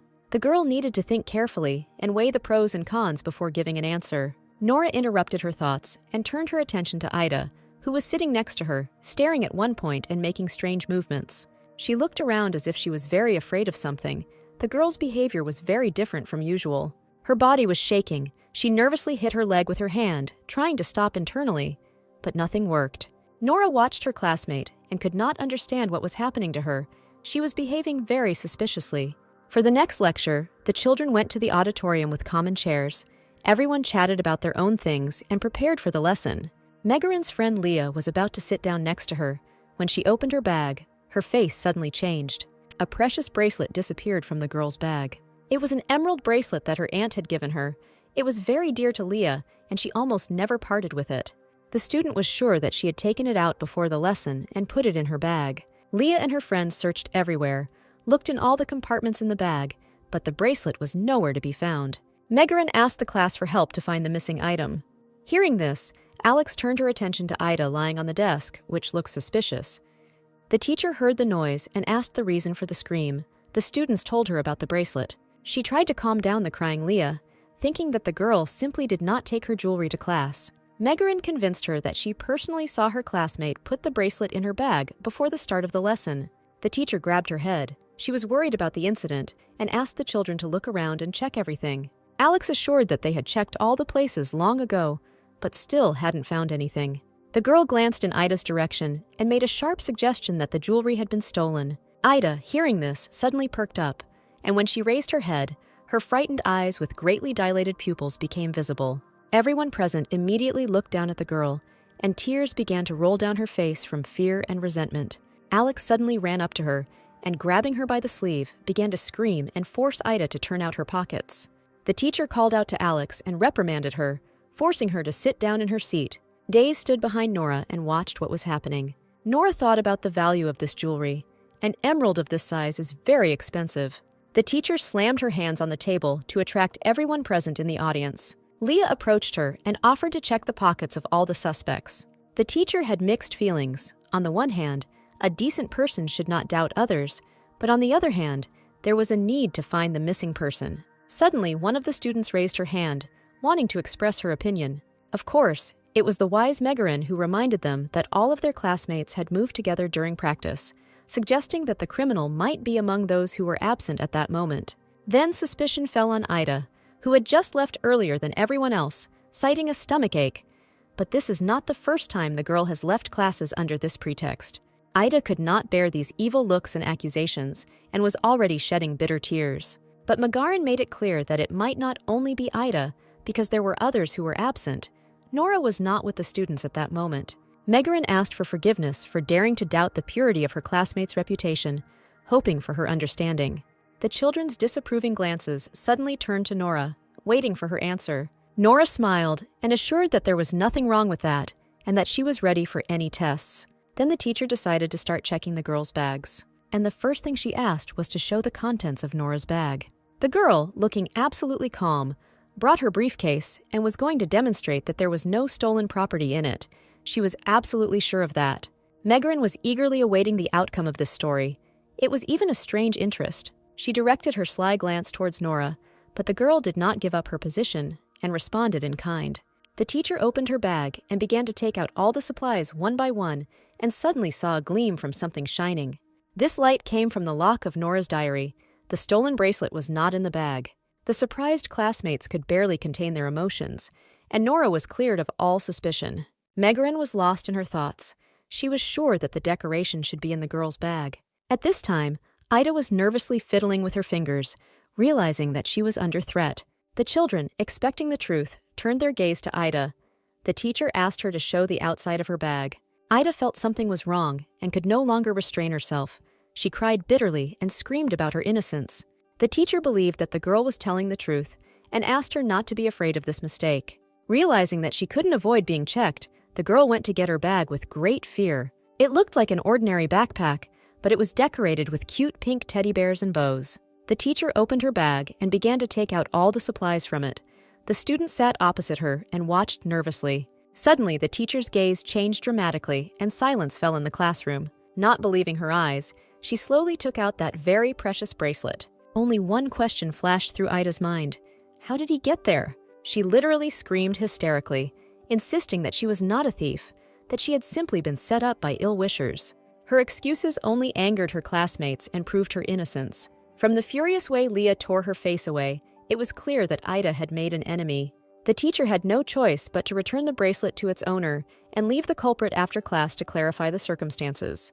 The girl was simply in despair and no longer knew how to get out of this situation. Nora watched everything from the crowd and was angry at her classmates' false tears. She shouldn't have gone against Nora. She herself forced her to take such cruel measures. While Nora was engrossed in her thoughts, she noticed Ida's strange behavior and began to watch her closely. Ida, having made sure that no one could see her, picked up some object and followed into the classroom. She walked slowly and quietly, as if afraid of being noticed, down the corridor, Nora following her unnoticed. The girl approached one of the tables where Nora's bag lay and had already begun to unpack it. But suddenly, the decoration became magnetized to the bag's plaques, which created noise, and she began to doubt and think, maybe now it's time to stop. Suddenly, this is a sign. She had wonderful memories of their childhood, where they were happy and friendly. How their selfless friendship brought only smiles. They were truly good together. But good memories were replaced by pictures from their meeting at the academy, when Nora refused to recognize her friend. She remembered the images from that ill-fated party, and anger filled her mind more and more.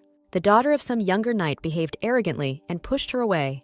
Does it make sense that poor Nora, who lives on the outskirts of town, became the first in the academy? It would be fine if it was Megarin, a high aristocrat. She should have known her place. It was a fair price for everything she had done, and she certainly deserved to be treated so cruelly. The insults got the better of her, and the girl still put the bracelet in Nora's bag.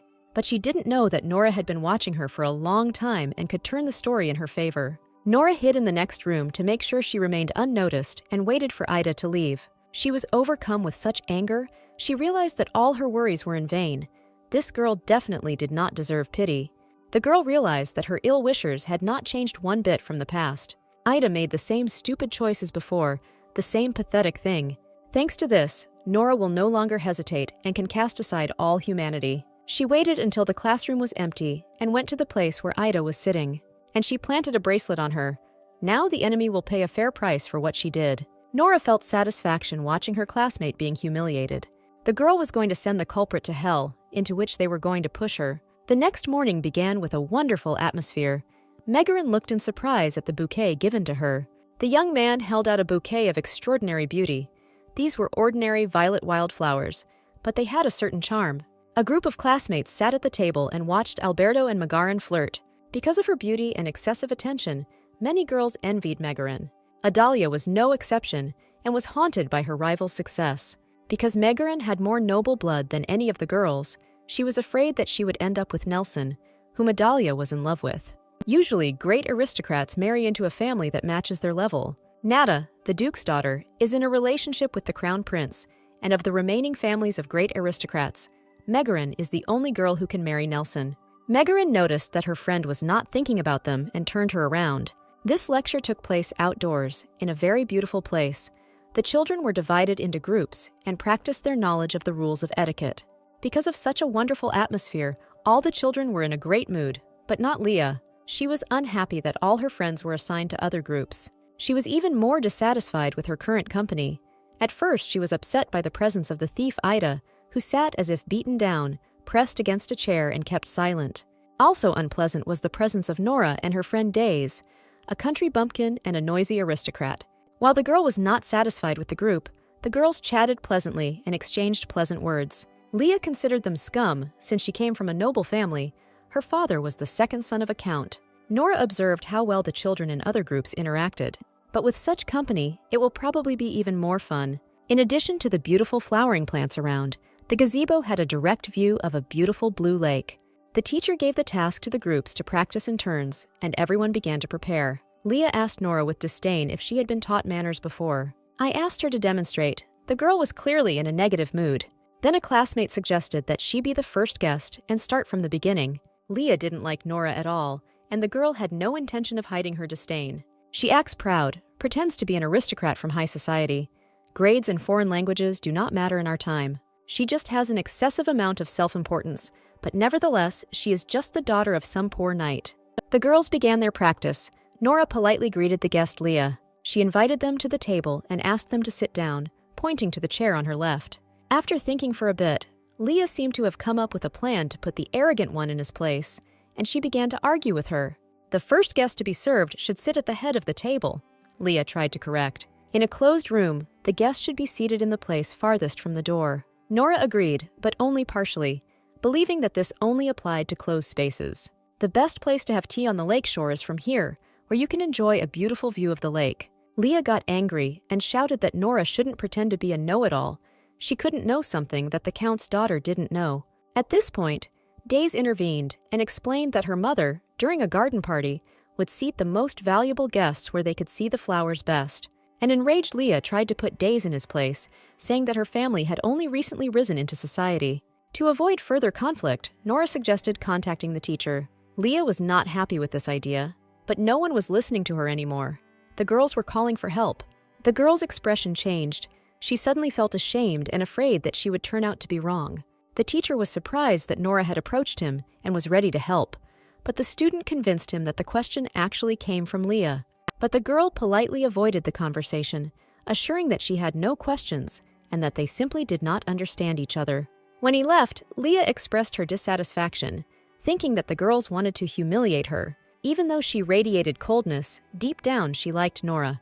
Days was seriously angry and came to her friend's defense. But this only provoked her classmate. She decided not to continue the dialogue, simply laughed in the girls' faces and turned away. Now it's clear why Megarin hates them so much. The first one seemed polite and quiet, the second one was rude, and she also limped. Leah sat down at the table and reluctantly watched the practice of her group members. It came to Ida, since she was also in the group. Nora politely addressed her as well. After all the situations, she didn't know how to react and behave. Her stiffness was visible. Nora continued to conduct the conversation within the framework of the practice and invited the guest to the table. But it was as if she had no face, and the mood for adequate interaction was definitely not expected. She sat down and nervously clenched her fists and suddenly began to try to sort things out with Nora. Nora pretended not to understand what her classmate wanted to ask. But Ida was not going to calm down. She wanted to know if she was involved in the situation with the bracelet. The girl didn't want to answer her. She preferred to remain silent. In this situation, she should be ashamed to ask such a thing. Leah also heard this dialogue and looked at the thief of her jewelry with bewilderment. She couldn't believe her ears and listened to every word that came out of Ida's mouth. Ida continued to lament and said that her father bought her clothes and accessories, but Nora was poor. They always wear the same clothes, and they don't have maids, so the only one who could have stolen the bracelet was Nora. Based on all this, she tried to shift the blame onto her and whitewash her reputation in front of the owner of the bracelet. But it didn't work out that way.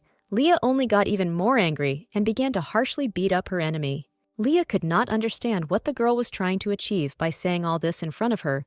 The bracelet was in her bag, and where would it have come from? Ida sat with her mouth open and didn't even have time to say anything. A huge stream of negativity fell upon her. The enraged woman fell face to face with the thief, and pointing her finger at her, threatened and insistently advised her to shut up. Even her shamelessness had to have a limit. Nora silently watched everything that was happening and thought about the last phrase that Leah said. No matter how you looked at it, one or the other, both were just as disgusting. She remembered very well how disgustingly her classmate had behaved in her past life.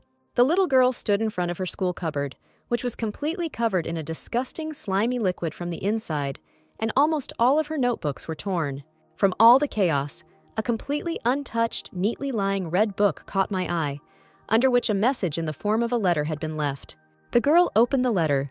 It said that someone wanted to be friends with her, but the name was not indicated in the letter. She turned around to make sure no one was following her. Trying to figure out who it could be, Nora went through all the possible options. Most likely, it was a high school student who had not yet heard the rumors. In this academy where everyone hated her, he was the first person who said he wanted to be friends with her. Nora replied in a letter that she would be glad to become friends and continue communicating, and she happily exchanged letters with her. She didn't know the stranger by sight, but Nona was her first precious friend. The more they corresponded, the more she told Nona, like an idiot. The girl later regretted it very much, but she trusted her as if she were herself. I shouldn't have done that. It was another knife in the back, which carried even more serious consequences. In the backyard, in the corner of the school, there was another secret place for the outcast girl, a precious place where she planted flowers and went to water them. And she dreamed that one day she would meet her only friend Nona, to whom she had become so attached. Nora wanted so much to show her beautiful flowers to her friend, but it was as if they were deliberately trampled, and these were definitely people, not animals. The girl cried bitterly. This was her only outlet, her secluded place for solitude with the beautiful. The most important thing is that she really didn't deserve such treatment. This harmless little girl couldn't even hurt a fly. In the next letter, addressed to her friend, Nora asked whether she had accidentally been in the secret place or had not told anyone about it, since no one else could know except Nona. But Nona did not answer again. The girl thought that she had insulted her friend with her last letter and continued to write letters with apologies and requests for an answer. Further actions took place already at one of the lectures, where the task was given to prepare an essay as a representative. Leah, who was sitting next to her, threw her piece of paper right in Nora's face and ordered her to do the work for her immediately. Her classmates continued to bully her for her well-planned theft, insulted her in every possible way, and hid their belongings from her. But Nora was already far from up to this. She was very worried that her friend was no longer answering her. It seemed to her that the reason for the neglect of her communication was the rumors that had reached her. The girl reluctantly began to correct her classmate's essay. She took up a pen and began to correct mistakes and remove unnecessary things, accompanying all this with loud comments. And suddenly it dawned on her. She looked at Leah's work more closely. The handwriting seemed very familiar to her. Leah angrily snatched the paper from Nora's hands because of her loud comments about her mistakes. She crumpled the piece of paper and began to scream wildly at her classmate throughout the entire classroom, which attracted the attention of the other children. It seemed to her that the girl considered herself better and smarter than other peers. Having gathered all her anger, the enraged girl pushed Nora in the shoulder with all her might. The girl definitely did not expect that it could come to physical violence. Waving her arms, she claimed that no one wanted to study in the same class with such a conceited person, and called her a loser. Nora leaned her elbows on the chair, or rather, as the liquid spread over its back, gave in to her emotions and cried loudly. While Leah was angrily running towards the exit, the girl noticed a leaf falling out of her book. She waited until she quickly left the office to quietly pick up the sheet. Having picked it up, because of my kind and honest nature, I wanted to return it, but I could not resist and began to read. What she saw shocked her. It was probably a message from one of Leah's friends. It described the area where the secret place was located, with great detail and mockery. It is written how Nona was tired of listening to nonsense in letters, but the purpose of these letters was to make it clear that one cannot go against Megaran. Nora caught up with Leah, calling her by her new friend's name, and furious, grabbed her arm roughly. She asked questions related to this situation, but the girl not only did not answer, she pretended that she had nothing to do with it. Laughing in his face, Leah asked for proof of her involvement in these letters. A classmate assured me that she had collected all the letters, but they wouldn't help. No one would believe it anyway. The poor thing did not know how to call this person to account and was very upset. Leah told the whole crowd that there was no guarantee that these were not stolen letters and reminded them of the situation with the coin. Everyone around laughed, especially Ida, who had set her up, and no one even thought that the accused could have been set up. To put the little girl in her place, Leah pushed her with all her might. The rest of the students simply watched and gloated, as if this was not a society of people, but a herd of sheep. First theft, now lies. This is going too far, but certainly not from an innocent, kind girl. After leaving the poor girl, her classmate continued to shout about her low origins and made various insults. And Nora was left standing alone without support, and she also lost her only friend. Or rather, she found out that she never existed. In the evening, while the girl was grieving in her secret place, she was overtaken by enemies, and the meeting began with a strong push to the chest. There were 3 of them. They came to sort things out because the girl accused Leah of lying in front of everyone. They wanted to teach the little girl a lesson. One of them grabbed her by the hair and started pulling with all her might. Megaran's friend also did not stand aside and shouted, claiming that other low-ranking aristocrats were being insulted because of her. And the guy began to hit the girl's fragile body and face with all his might. Suddenly, out of nowhere, a dark male silhouette appeared with a textbook and a pointer. Nora was already lying on the ground, and her classmates grabbed her by the hair and slammed her face right into the ground. He was shocked by what he saw and ordered to stop immediately. That day, she was beaten up by her classmates. She was lucky that one of the teachers was passing by and took the victim to a doctor. The nurse assured that the girl was not seriously injured and could return to the academy in a week. Of course, she didn't want to go back there because everything could happen again. This time, she was just lucky, but another time it could end tragically. The most offensive thing is that even with such an outcome, no one will care. The poor thing lay on her bed alone and didn't know how to live on. It was scary. When Nora returned to school, surprisingly, none of the children touched her. Everyone only became colder towards her than before. The children who attacked her were not held accountable for their actions. The school closed the case by reaching an agreement with the children, without even taking into account the opinion of the injured party. The fact that they covered up the violence at school showed that Megaran stood on the children's side and actively protected them. Megaran must have seen some benefit in them, so she did it. So in this life, Nora had to make sure that none of them would go unpunished. There was a burning candle on the table.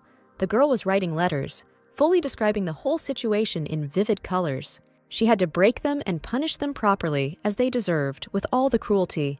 In one of the academy's auditoriums, the image of a red-haired, stately beauty appeared. It was Nada's secretary from the student council. Her appearance surprised everyone. In Nada's hands was a letter, which was the reason for her visit. The woman, with a serious attitude to sort out the situation, called on that same Nona to get up from her seat.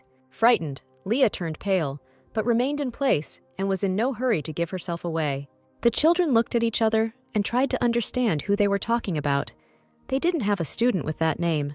The secretary was not going to wait long for an answer, and stamping her high heel, insisted on coming out to answer. The search among the senior students yielded no results, so it was definitely a person from their class. Suddenly, one of the students timidly raised his hand, and the entire audience turned their gaze to him. Very unexpectedly for everyone present, Leah stood up from her seat and admitted that she was that very Nona. All the children watched what was happening in surprise, and the girl fearfully went down the stairs to talk to the secretary. Nada looked mockingly at the student and asked how she could be nervous after sending such a letter. An even greater shudder ran through the girl's body. She was obviously thinking about the letters addressed to Nora.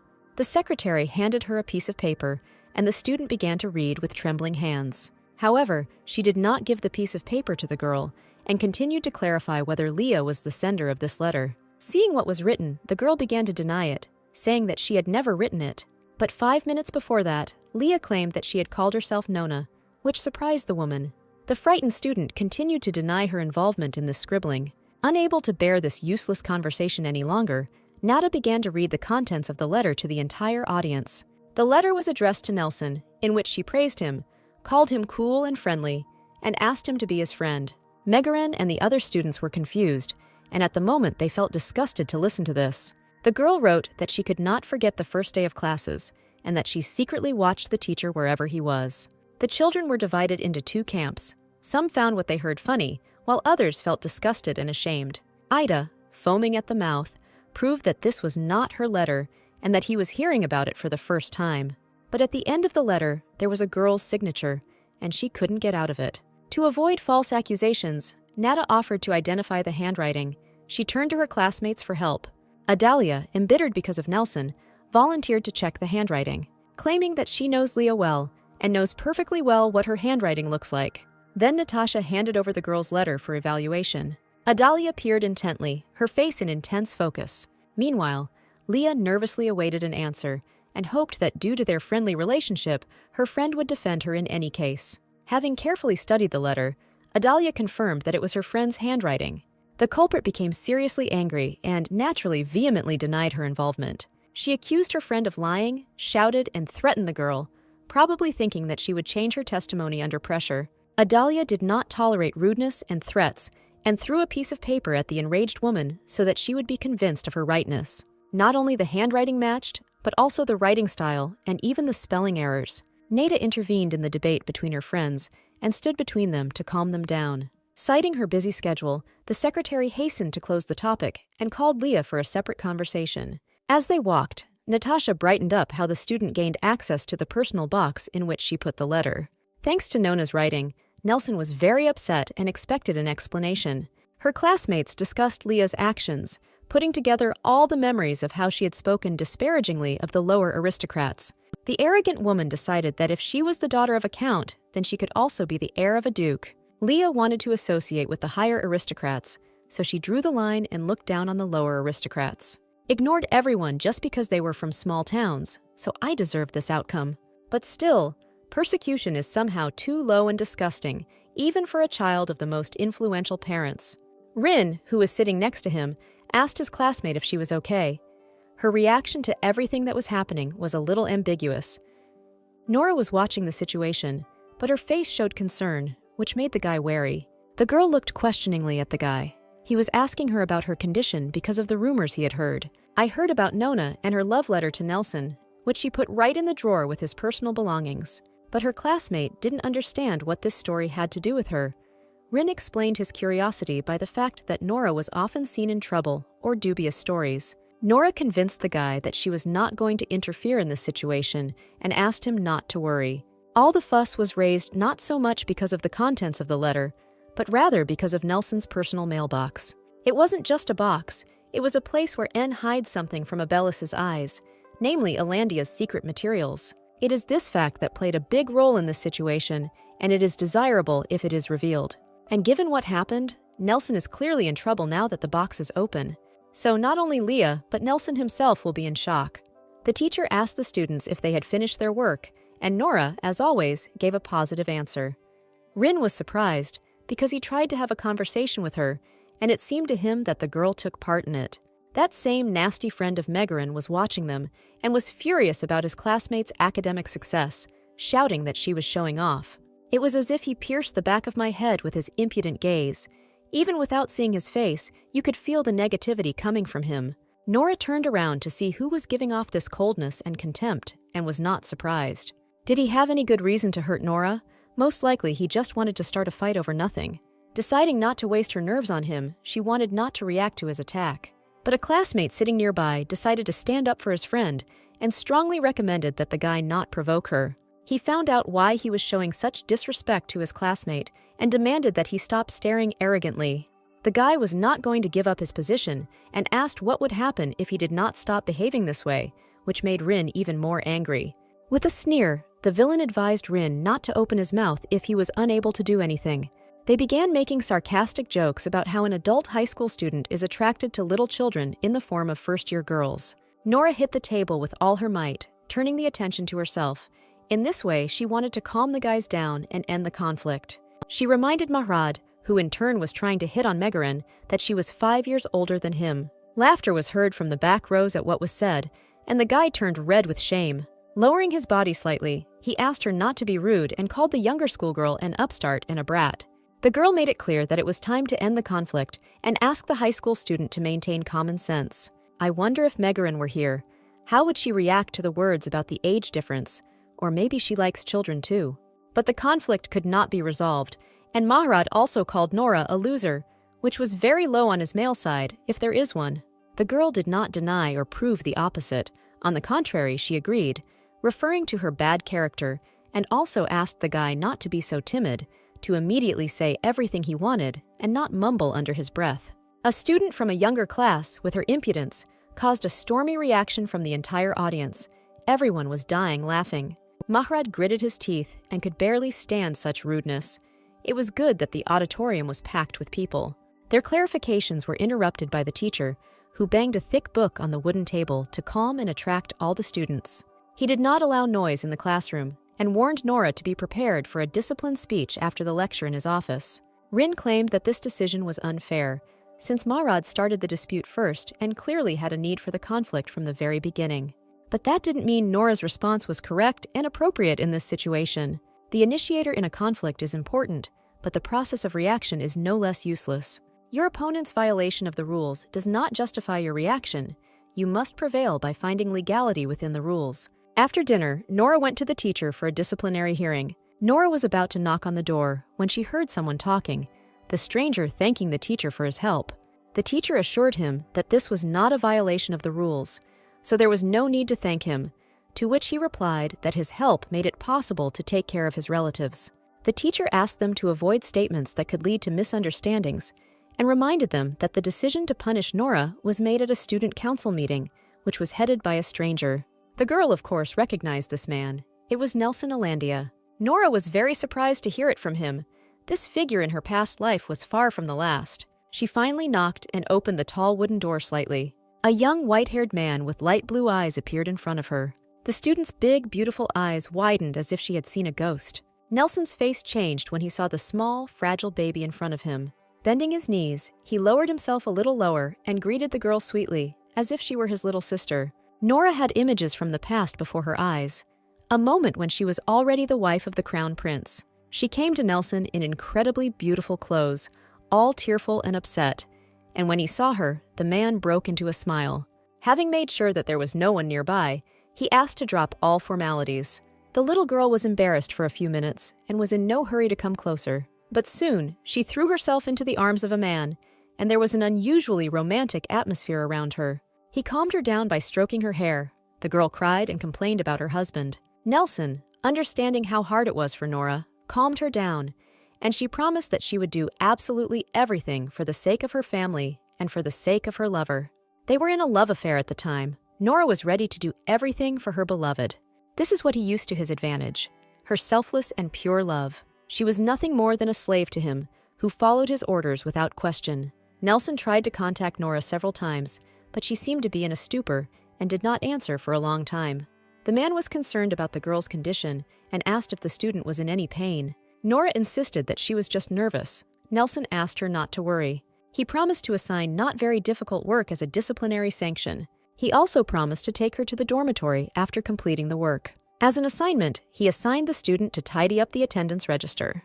There were no student council members on this day, so they were alone and could discuss all the issues of interest. Nelson apologized for the teacher because he was rude to the nice lady. Nora's reaction and ability to keep up a conversation pleasantly surprised Nelson. He was surprised that the student was not at all afraid of her teacher and seemed to have known him for a long time. At the same time, her manners, like those of an adult lady from high society, are much better than those of many aristocrats. The report about this girl said nothing of the sort, only facts about her simple origin. Handing her a stack of sheets sewn together, he outlined the front of her work. The paper from the attendance register was an expensive item given to him by the imperial family, so he asked that it be treated with care. Otherwise, it will be considered a sign of disrespect to the imperial family. Nora was genuinely delighted at the opportunity to touch this expensive paper. Nelson saw the reaction of the sweet lady, which made him think hard.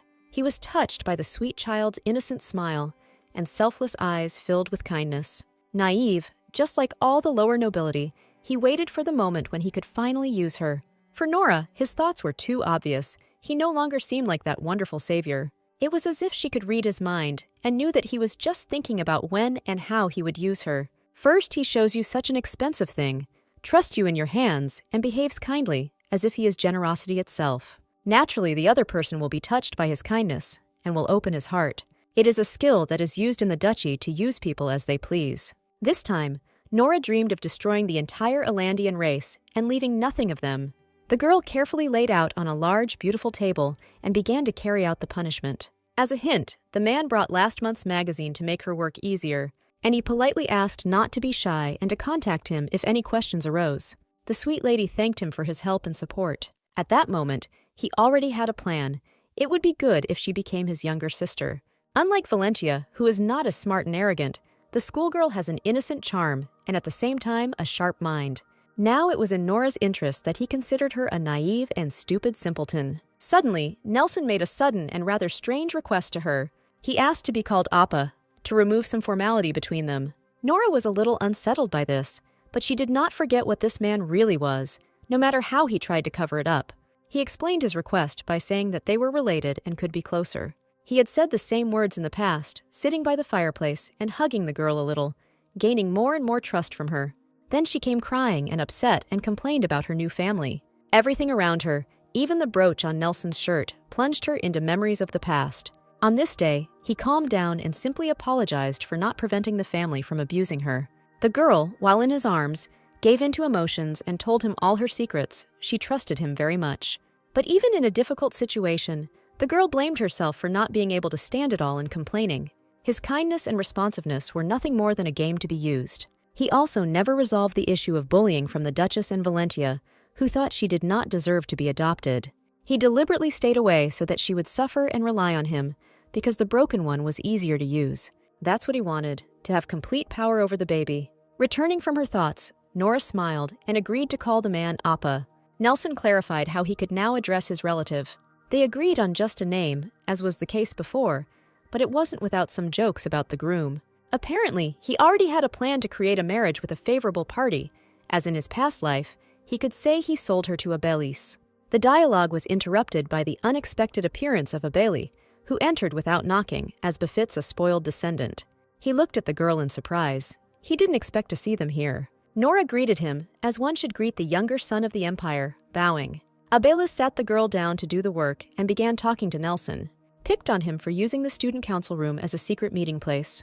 But Nelson explained to him why the student was there, and he suddenly began to compliment her, calling her the most beautiful among the first-year students. Nora didn't understand why he was saying this, because she remembered a different opinion from her past life. After the wedding ceremony, Abelis spoke rudely to his new wife, calling her ugly. All the girl's expectations were shattered by the reality in which she became an unwanted wife. Calling the marriage a deal between their families, he did not let go of the girl's sworn enemy. Megaran, although she didn't achieve her goal to the end, had great attention and desire from Abelis. Elandia became independent from the kingdom. The descendants of the warriors betrayed Visto. It is not clear what will happen to the empire in the future. Having learned this, Abelis blamed his wife for everything and wanted to get rid of her. She denied her involvement, but he never took her word into account. While his servant held the girl, he struck her in the face with his large male hand. After that, he ordered that this damn spy be locked up on the top floor of the tower and forced to tell everything about Elandia. Nora returned to reality and watched the men's conversation. Nelson offered to sit down and join him, but Abelis was about to go to a card game. As he was leaving, he joked, telling him to take good care of the freshman. It was clear from his behavior that he didn't know about the situation with the box, which reassured Nelson. They were left alone again, and the man continued his conversation. Having apologized for his younger friend's inappropriate jokes, he asked them to continue where they had left off. Suddenly, he noticed that Nora's hands were shaking violently from worry. The man couldn't understand what had excited or frightened the freshman so much. Without thinking twice, he placed his hand on the girl's fragile hands. With this gesture, he wanted to calm the baby down, a good moment to get closer to the victim. Nora pulled herself together and returned to a cool state, so as not to reveal her state of anxiety any longer. The freshman got out of it by explaining that she had not expected to meet the crown prince and was overly nervous. Naturally, the man believed this, because this is a normal reaction for a person from the lower nobility. While kindly joking about the prince's generosity, in his head, he was replaying the joyful discoveries about the little girl's high degree of naivety. Abelis and Nelson must be killed one day. Nora just has to act within the rules. It's not difficult, but it's useless when you're dealing with someone stronger than you, especially if your opponent breaks all possible rules. Well, if that's the case, then there are two ways. Either cancel the rules or get as much power as your opponent. Meanwhile, Rin, upset by the injustice, tried to get the opportunity to work off the girl's punishment. He argued with the teacher and proved that the girl entered into the conflict because of him. The stubborn senior student did not calm down, but the teacher was adamant and was already asking if he was the first-year student's lover. They explained to him that the student council had already taken responsibility for punishing the student. Her relative from the Alandian clan would take care of her, so he assured her that Rin didn't need to go and interfere. The guy realized that Nora was alone with Nelson and became even more upset. Most of the students admire Nelson, but Rin knew his true nature, a bastard who pretends to be kind and nice. He always pays attention only to useful students in order to use them for his own purposes, as was the case with Rin. Rin was afraid that Nelson would take advantage of his cute and sweet friend. His opponent reminded him that he was powerless against the authorities because the guy had nothing. Rin became angry and his face turned red. Adam continued to explain to the guy that he needed to know when to stop in order to take care of his girlfriend. I also compared him to a cute rabbit that hides and chews grass. He shouted after the departing high school student that he could take up his interesting hobby and not waste time on a girl.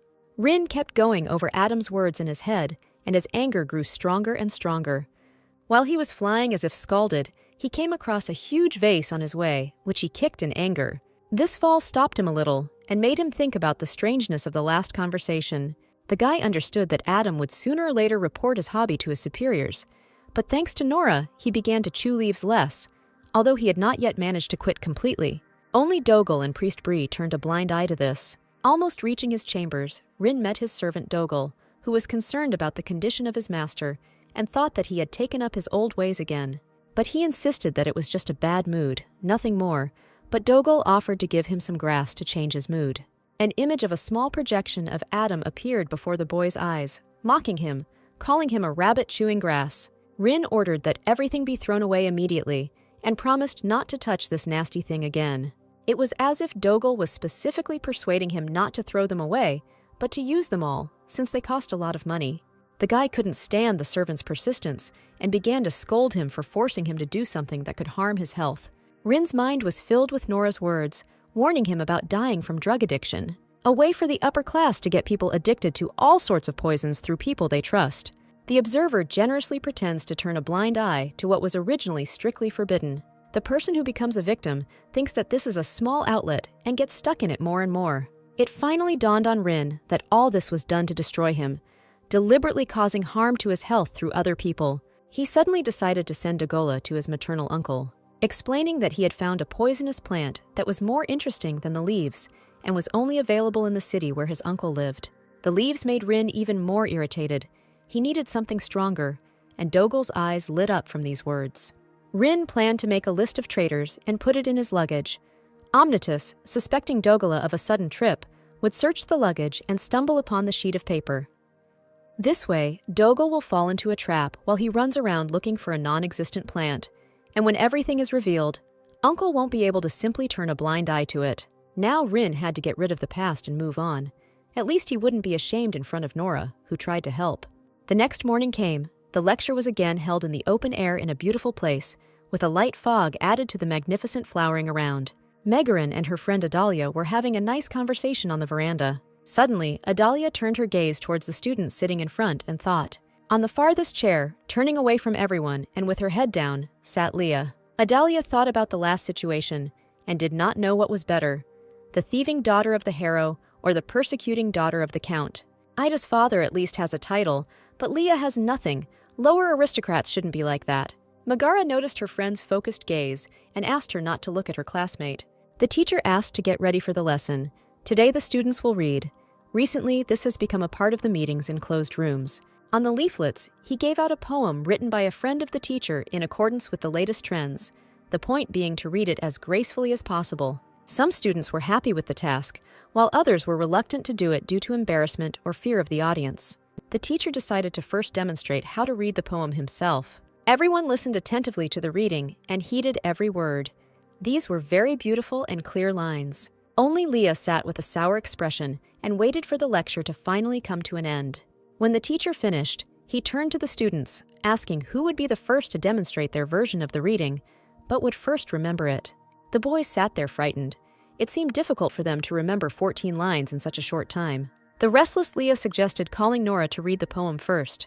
Nora and her friend turned and looked at their classmate with hostility. Days yelled at Leah to stop reaching out and trying to grab Nora. Leah reminded that Nora had been studying literature for more than 6 months, so this shouldn't be a problem for her. The children discussed their classmates in whispers, some siding with Nora, others supporting Leah's impulse.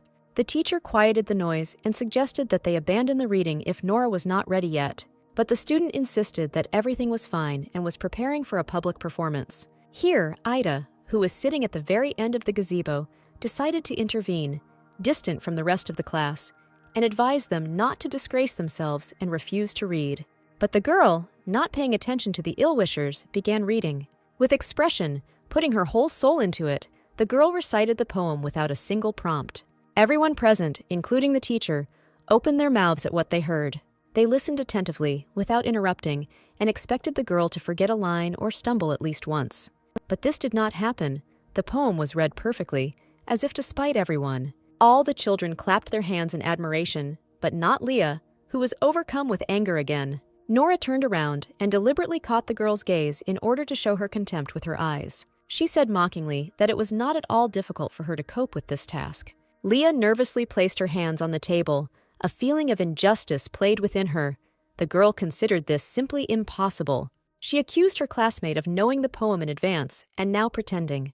The girl brought her down to earth and explained that if the poem was from another teacher, how could she have known it in advance? But Leah assumed that the teacher showed the poem to Nora first, while no one was looking. The teacher was furious. It turns out he broke school rules for the sake of a certain student. The restless man had to justify his words and apologize. Days expressed her indignation, saying that you can't first do whatever you want and then justify yourself and expect a normal reaction from people. The teacher stopped the girls and praised Nora for her flawless reading, and he showed with his whole appearance that Leah's comments were inappropriate. It is very stupid to blame others for something without reason. I advised not to create a negative atmosphere around yourself. The girl apologized to the teacher again, sat down and fell silent. Leah's reputation is at its lowest right now. It's obvious why she behaved this way. There is a person who is inciting her to rash actions. After the lecture, Nora went to her secret place in the library to take a break from the constant hustle and bustle. From behind the shelves of books came a familiar voice calling out to the first-year student. Kevin was standing near the window, leaning against the wall with cuts on his neck. The girl immediately noticed the wounds on his neck and found out what happened to him.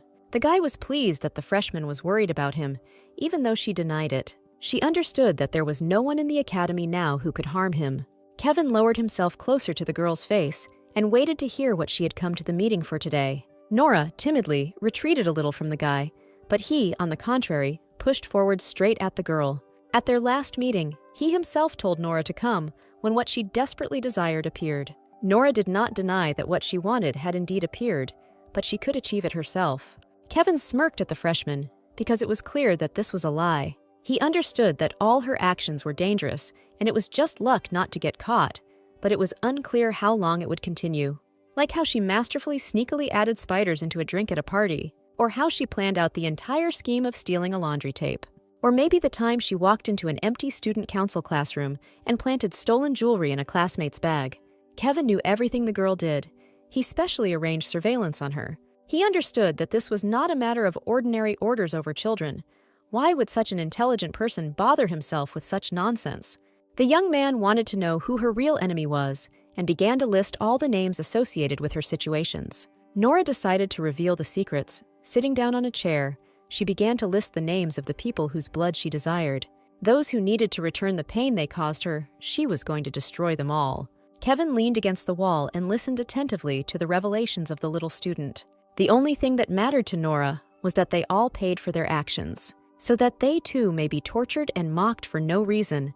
Let them struggle with humiliation and pain that cannot be changed, and even their temporary refuge would be tainted by betrayal. She hoped that the day would come when they would wish to have no mouth, eyes, or ears.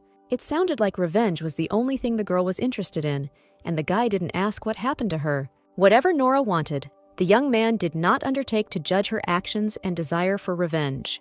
Despite everything, he was ready to offer his help to make these people pay for what they did. No matter how smart the girl was, she would not be able to cope with the Duke of Alandia or the Marquis alone. Kevin moved closer and closer to the freshman and went off topic into thoughts about the girl's character. He enjoyed watching her. There was still a lot missing, but it could be easily filled. With age, she would become even more perfect. He extended his strong, masculine hand and promised to pay a good price, including his help on the way to the goal. Kevin simply sold his abilities and expected a response from the talented little girl. Nora was in no hurry to give an answer to the guy. She thought hard, weighing all the pros and cons. It would be a lie to say that she never thought about Kevin's proposal. Of course, she knew all the weaknesses and characters of her enemies, but she did not have enough power to defeat them. She needed power to destroy the imperial family. Such a strong ally in Kevin would be very necessary to achieve the goal, so the girl decided to finally give an answer.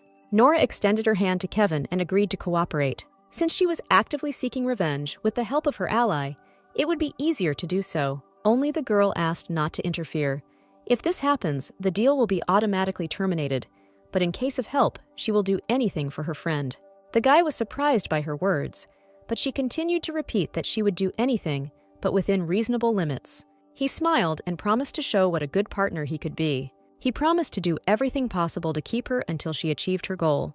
Hoping for productive cooperation, they shook hands again and parted ways. Kevin, left alone, leaning his hand on the shiny armrest of his chair, thought about the details of his meeting with Nora. There was someone else in the room besides him, but he was carefully hiding. A voice from behind the wall called him Master. The stranger described Nora as a very hot-tempered child. Although he was not asked about it, this man was the one who was watching her. And as a result of the latest observation, Nora was noticed in yet another unpleasant situation. When she saw that Alex was alone, the girl threw a stone at her. As a result, Leah, who happened to be nearby, was accused of having done it. The person who conducted the investigation found this abnormal. According to the investigation, she did not have any particular friction with Ida's family, and she first met Leah at the academy. Whatever the case, this girl had gone too far. The man was sure that something was wrong with her. Kevin didn't know what to think, because he had been watching for a long time and noticed in her something more than just an offended child. The look of the child who spoke of revenge was more like that of an adult who had suffered for a long time.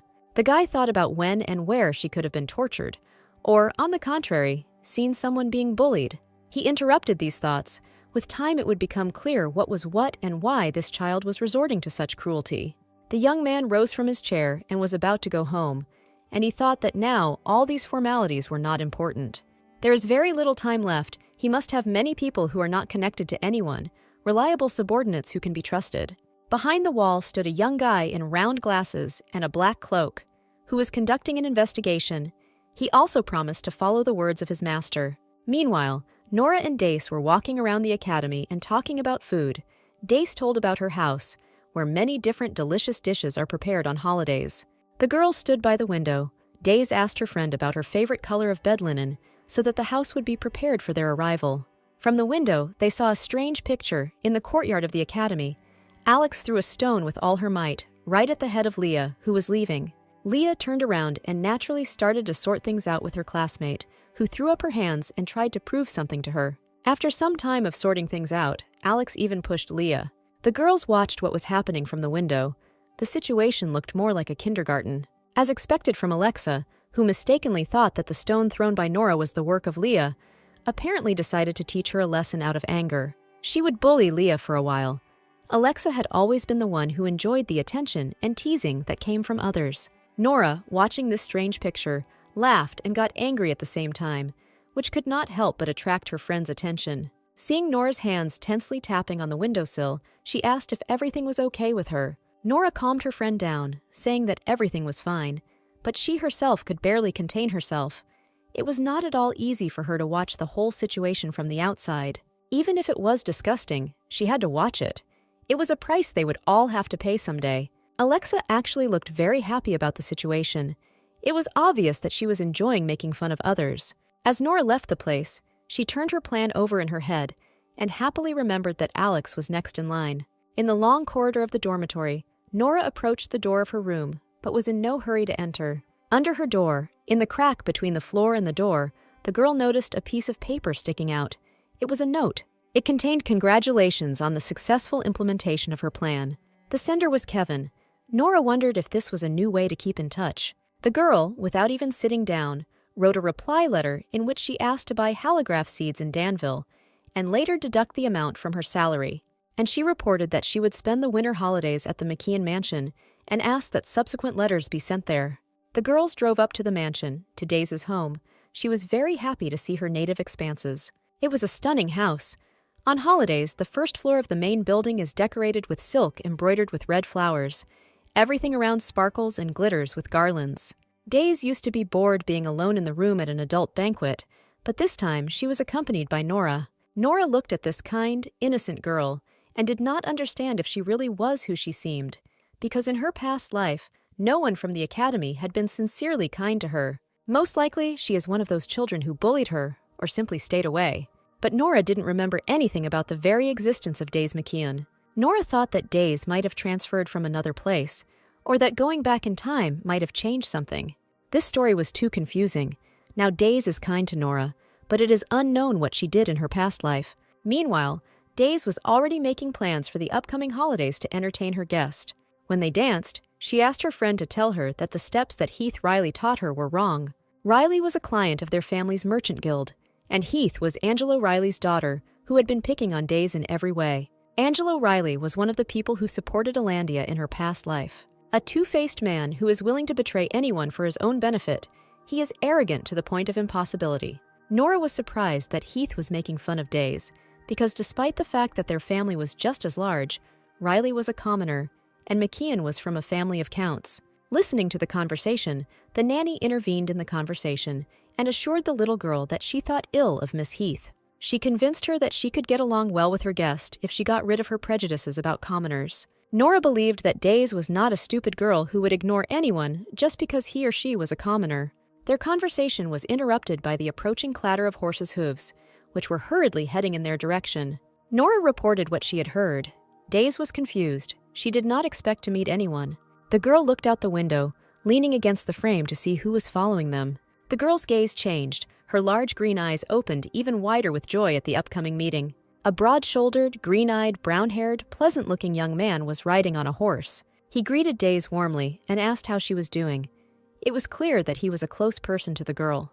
Nora recalled one of the rainy days of her past, when she was already the crown princess. It was this young man who, on one cloudy day, standing behind a fence in a heavy downpour, literally begged to be heard. But Nelson, holding her tenderly by the shoulders, convinced her that she had nothing to worry about and that she shouldn't listen to the guy. That he was the nephew of Count Macchioni and was making a fuss over Angelo's accusation. Although the girl tried to find out the details, the man did not give her full information about the situation, only saying that it was just their small family quarrel. In her past life, Nora was convinced that Jones McKeon was just a relative of the Earl, not a direct relative, but in fact, he is Days' older brother, who is directly related to the Earl. Jones introduced himself politely, placing his hand on his chest, bowing his head. He thanked Nora for helping his sister adapt and called her immature. Nora reciprocated the guy's feelings and claimed that she was indebted to Days for her warm attitude. Looking at his new acquaintance, Jones could not believe that a girl from the village had such elegant manners and assumed that she had selfish goals. Days noticed the distrust in her brother's gaze and asked him not to look so angrily at her friend. Her brother looked at Days very kindly and was interested in her progress at the academy, calling her an angel, which angered her. While Jones was telling the little girl the latest gossip during her absence, Nora was deep in thought. She had two theories. Either there had been an accident in the McKeon family before she became a princess, or something had changed. In any case, she needed to find out everything carefully and understand the current state of affairs. The carriage was approaching the house. It was an unusually beautiful and huge house. It was already interesting to look inside. Finally, they reached their destination. Days' relatives were already running to meet their beloved baby. They surrounded her and embraced her. It was a very emotional meeting. Everyone was crying and lamenting how much they missed her and were looking forward to the meeting. The girls were ushered into the house with great ceremony, and it looked like Days was a cute little kitten who had been cuddled and then released. They entered through high gates, decorated with gold-colored metal, which gave the impression of wealth and prosperity. While the friends were walking, engrossed in conversation, they heard a woman's voice coming from the stairs. Two people appeared in front of them, a young guy and a girl, attracting attention with her interesting outfit and covering her face with a red fan. Days exchanged pleasantries with the couple and was about to move on, but the girl continued asking questions.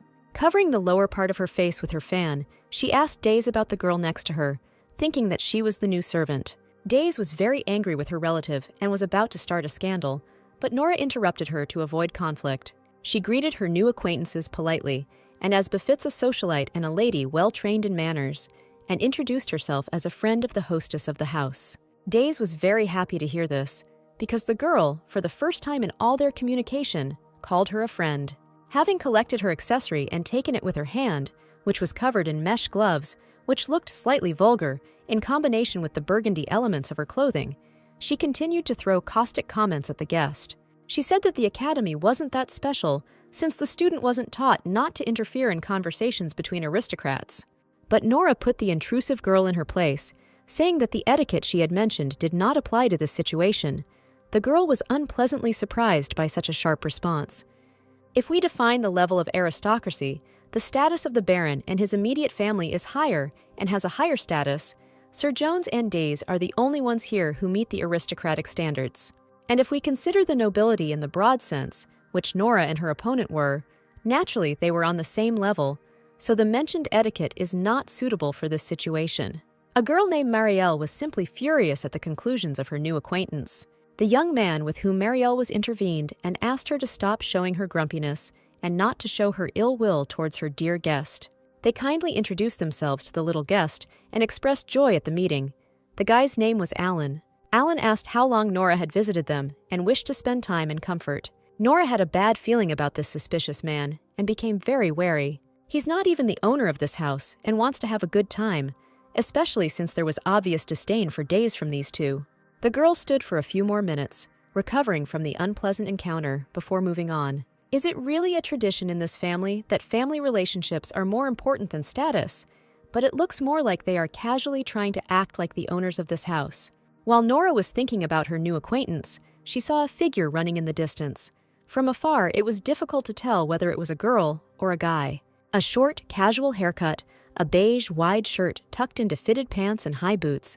The whole look was brutal with a hint of swashbuckling, but at the same time, very cute facial features were visible in it. Days called out to the guy, calling him by name and showing him which way to go. The stranger's name was Marie. Nora was surprised to meet Marie. It was the one she destroyed in her past life to achieve her goal. She didn't understand what the guy was doing in this house, and she needed to find out soon. After the rest, Days began to pick out outfits for her friend.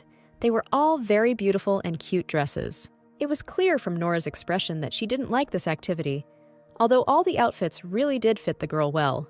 She could no longer stand these dressing up and asked her friend to stop, but Day did not calm down and insisted that she try on the last outfit. Nora felt awkward about borrowing her clothes, but she was generous and determined to please her guest, so she took out all her best clothes. They were interrupted by Marielle, who arrived with another young girl with pink hair and, at first glance, a pretty appearance. It was clear from Nora's expression that she knew this girl very well and was not at all happy to meet her here. The one who came was called Heath Riley, the same girl who once offended Days. But when they met, she tried to show herself from a good side. In Angela's past life, Riley was the one who tried to advance her daughter in every way possible, even making her Nora's maid when she became the Crown Prince's wife. Kiz, in collusion with Valentine, the sister of the Crown Prince, skillfully mocked Nora. Remembering the names of everyone present in this house, Nora did not think it was just a coincidence that they were all gathered in one place. Marielle wondered what kind of chaos had been caused in the girl's room, asking Days if she was going to give her clothes to her friend. Laughing loudly, she waved her eye-catching accessory joyfully, as if preparing for an attack. Marielle mockingly suggested that the girl had saved money to enter the academy by borrowing clothes from other people. Days was simply furious and tried to shut the woman's mouth. She was very ashamed of such rude behavior, but Nora grabbed her hand and stopped her friend. Nora responded sarcastically, concluding that Marielle didn't attend the academy because she didn't have money for clothes, and called her Woni-chan in addition.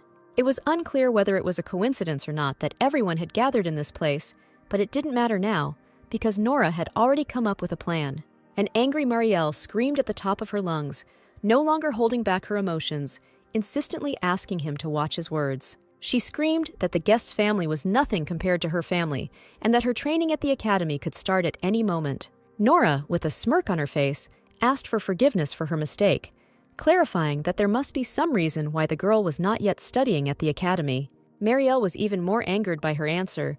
She wanted to continue throwing barbs at each other, but Heath tried to take the woman away. Heath nudged her from behind to make her hurry up and leave the room, seeing how agitated the lady was. When the girls were left alone again, Days admired how well her guest had managed to defend herself. But despite this, she felt sorry that all these people were making the guest feel awkward and not allowing her to relax properly. And then she had a question about why Marielle was so angry. Perhaps it was really because she was not studying at the academy, some kind of envy. At first she said that it didn't bother her, but it seemed like she was actually jealous and angry. Being angry because of envy is a common sign of inferiority.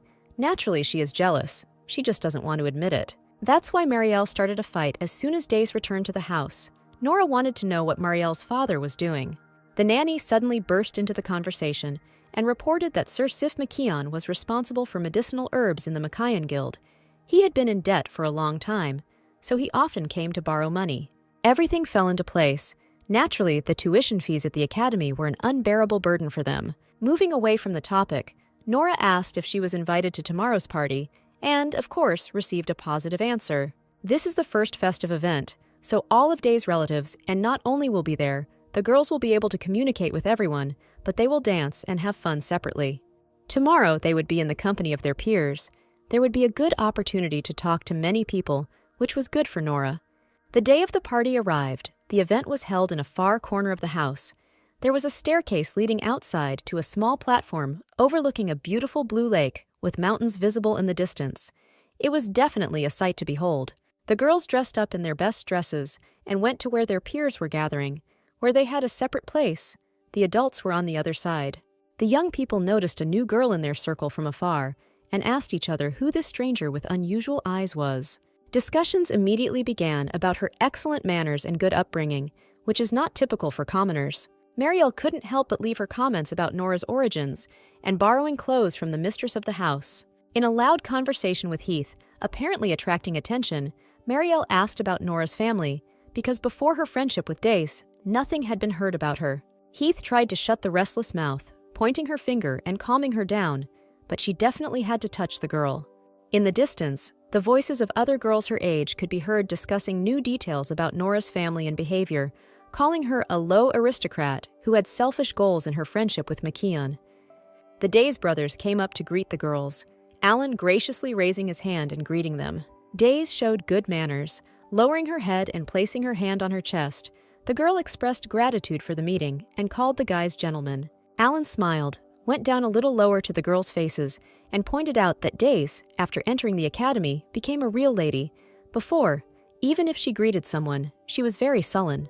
Days is a sensible child, but in reality she has a soft heart. Alan was worried about her, how she would be away from her family, but now he saw that everything was fine. Looking at Nora, he mentioned that her appearance had also influenced the girls' changes and called her a wonderful friend. Alan asked if the girls were enjoying the party, and getting down on one knee, invited his little sister Days to dance with his brothers. Nora, crossing her arms, sent her friend to show everything she had learned in dance. Days agreed, but Nora was not left without attention either. The second Jones brother invited her to dance. Due to the large difference in height, Jones kindly offered the girl to stand directly on his feet so that it would be more comfortable for her. The party featured live classical music performed by the finest violinists and other instrumentalists. Jones took care of the guest and asked if she was comfortable dancing while leaning on his legs. The girl thanked him for his concern and help. Nora suddenly decided to ask the guy where he came from when they first met on the road. He said that he was returning from a neighboring village after a business meeting. The girl put him in his place, called him a liar. While the carriages with guests continued to arrive, Jones recognized his sister's carriage from afar and immediately came running. He was surprised that she turned out to be too smart and asked her to keep it a secret from his sister. The girl noticed the similarity between the guy and her sister. For both of them, nothing matters more than when they need to do something for a loved one. The young man seemed to her too generous towards the people around him, and the girl asked him to be more careful with his surroundings. Nora had an idea of what happened to Count McKeon at the time, but there was no hard evidence, so this was the best she could do. Jones frowned and looked at her with complete incomprehension, trying to find out what Nora wanted to tell him. He insisted that if the girl was referring to the relationship between Days and Marielle, then it was just normal arguments between family members. But family ties did not guarantee that Marielle could not harm the baby. First and foremost, she needed to protect her family. His gaze changed abruptly. Jones understood Nora's message perfectly, but insistently asked not to cross the line. Suddenly, because of the screams that rang out, they interrupted their conversation and stopped to see what had happened. Days was sitting on the ground. Most likely she had accidentally fallen during the dance. Alan was standing over her, clutching his head. Jones was very worried and quickly ran to help his sister, while Alan apologized, admitting his guilt and explaining that he was unable to catch Days when he turned around. But good little Days wasn't going to blame anyone.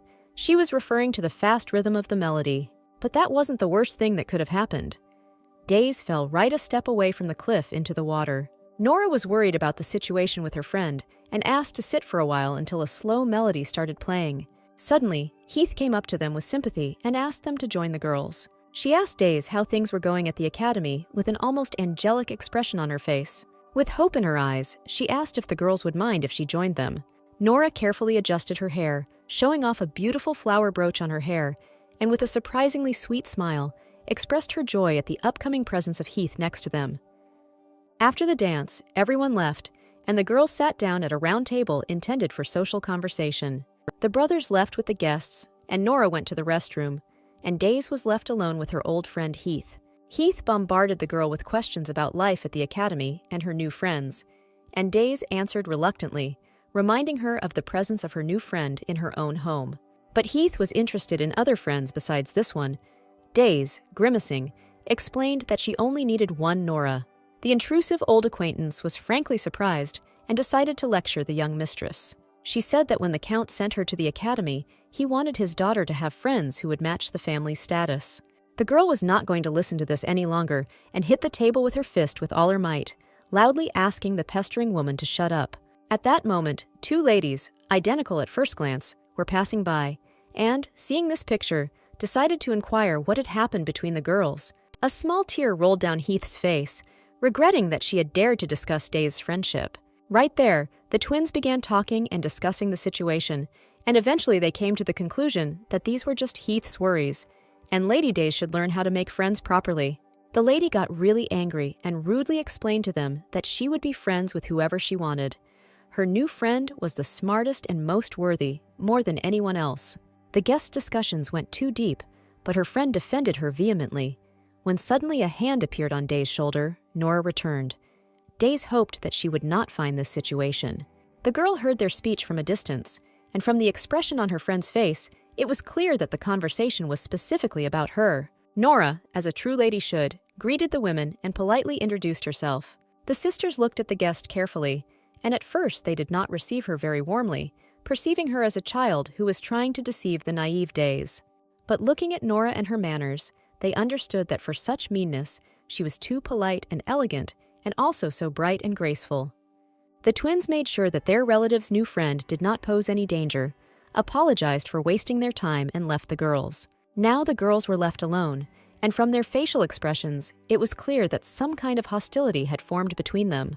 Heath decided to change tactics and exchanged pleasantries with Nora, pretending to support Days' opinion of her. She said she had been friends with Days since they were children, and the girls were now 16 years old. It is not surprising that the lady continues to communicate with Heath, and of course she considers her friend, because they often see each other and are also the same age. But Heath denied being close to Days. She did not dare to be friends with the lady with her status. Nora reacted sharply to this statement, albeit with a smile on her face, joking that the girl knows her place. Heath's expression changed. She was overcome with anger and confusion. She could only ask the girl what she had just said. Passions were running high. Anger and aggression were in the air. The participants in the conversation were not even bothered by the cool weather. The snow on the tree branches was melting and falling to the ground. Nora decided to praise Heath, calling her smart. It was not for nothing that Days chose her as a friend, while with her whole appearance she tried to show that she was good-natured. Heath clearly had some kind of plan in mind. Her face did not express resentment or despair, but suddenly tears began to flow from her eyes. The girl started to shed tears and loudly apologize. Days was shocked by what she saw, but Nora seemed to be completely prepared for such a reaction. Her screams and tears had already drawn a surprised crowd of relatives and friends of the McKeon family. Her beloved daddy, Angelo Riley, ran out of the crowd and tried to calm his daughter down and find out the reason for her tears. His daughter assured him that everything was fine and tried to continue, but Nora interrupted her before she could start turning the situation in her favor. She assured her father that nothing really happened. She was just given a compliment, after which the girl burst into tears. She must have a very soft heart to be touched by one compliment. The girl was irritated that Nora had outwitted her by interrupting her, while her mother and brother Days were already running to sort out the situation. Mom thought her daughter had gotten into a fight with Heath, but Days explained how it really happened. Her friend consoled her mother, suggesting that Heath had cried and been upset because Days had fallen while dancing. The mother was upset because of her daughter's fall, but Nora emphasized that her friend held back and did not cry after the fall because she is already a grown lady. The mother praised her grown-up daughter, but still called her to come into the house to check on her just in case she got hurt. Left alone, her father asked what really happened. Heath finally showed her true colors and screamed how much Nora irritated her, and she wasn't even an aristocrat. The father asked them to be patient until their plan was successful, but they were inattentive and did not notice that they had been watched for a long time. It was Marie. She had been observing the whole conversation and the situation from the very beginning, hearing everything that was said from the outside. After the party ended, the friends, sitting in the guest part of the house, discussed the recent incident over a cup of tea. Nora shared her guess that Heath wanted to make her look bad and throw her out, and suggested that they trust no one for now and protect each other. The hostess's friend immediately realized that Heath had been distorting everything her opponent said to her advantage since childhood. Days was surprised by her friend's resourcefulness. Heath was a good liar and manipulator, but there is one who no one will ever surpass in lies and evil deeds. Days was upset by the fact that she was exposed to the negative influence of a child throughout her childhood, who was often present during this period of time. By turning the words around, Heath pretended to be pathetic in front of the adults. Then they took her side. Before the girl's eyes stood a picture from her childhood memories, where adults forced her to apologize to Heath for something she didn't do. At that time, she was very nervous and worried about this because of the injustice of the adults. They only listened to Heath's version. Nora took her friend by the hand, calmed her down, and urged her to never doubt herself. She looked her straight in the eye sincerely and said that she believed her and her words, despite the opinions and sidelong glances of those around her. You have to think of it as just a childish quarrel. Her parents and brother cared about Days the most, so there was no need to worry and stress in vain. The little girl was incredibly pleased to feel support and hear pleasant words from the lips of her respected guest. Her eyes literally shone with joy. She took her friend's hand with warm feelings. She didn't want to stop this pleasant moment. With her angelic eyes, with hope in her eyes, and childish love, she looked at Nora and waited for her answer that she would also take care of her. The long, cold heart could not help but melt from these honest and selfless eyes. Nora was imbued with this child. Squeezing his hand tighter, she promised to take care of the baby no matter what. Days was incredibly happy about this heart-to-heart talk and did not regret at all that she invited her friend to her house. Now they became much closer to each other. This is not the biggest problem for Days. There are fish much larger and more dangerous. The real problem is Angela Riley, who probably wants to swallow McKeon, and also Shiv McKeon and Alan McKeon, who are in cahoots with him. They all clearly had some kind of plan that they had been following for a long time. There was a bustle in the house from early morning. All the servants were involved in preparing for the upcoming event. Nora watched everything from the second floor, leaning on the railing. Although this place had a view of the entire banquet hall, she was interested in what was happening below and what preparations were underway. Shiva diluted her loneliness. He asked her to be honest with him and offered to lift the girl up if she suddenly couldn't see well over the railing. Nora thanked him for his concern, but refused his help.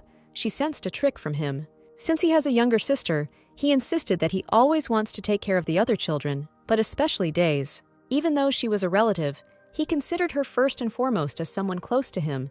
Besides, she, unlike the others, is too weak and fragile, so they paid more attention to her. The guy warned the guest that if she behaved like she did at the lake party, she could get scolded, because the Riley family was a very important guest for McKeon. The girl corrected him, calling Riley a client, not a guest, and he was surprised that a child her age was interested in such details. Shiva is also in charge of the medicinal ingredients, so they were definitely in cahoots with Angelo Riley, but it's likely not just about business. Nora had a very logical question for the guy. Does Father Heath have any medicine that could cure little Days? It would have been great, but his uncle and aunt tried all kinds of medicines and called the most famous doctors in the empire, but all to no avail. Ship's father found a famous doctor abroad. It will be difficult to completely recover, but only if she is treated abroad for several years, then it will be better than now. Nora was touched and even shed a tear, realizing that she would most likely have to part with her friend for a long period. Shippa put his hand on the girl's shoulder, calming her down and explaining that if this disease is not treated, then in the future it will pose a great risk to her sister's health. He admitted that he too was sad to realize that he would not see dear Days for some time, but if she was better off than she was now, then they would just have to accept this departure. Nora wanted to add something, but she lowered her head and became depressed, because she understood that there could be no better way out here. She acknowledged that Day's health came first. Shiva praised her for her intelligence and patted her on the head like a little child.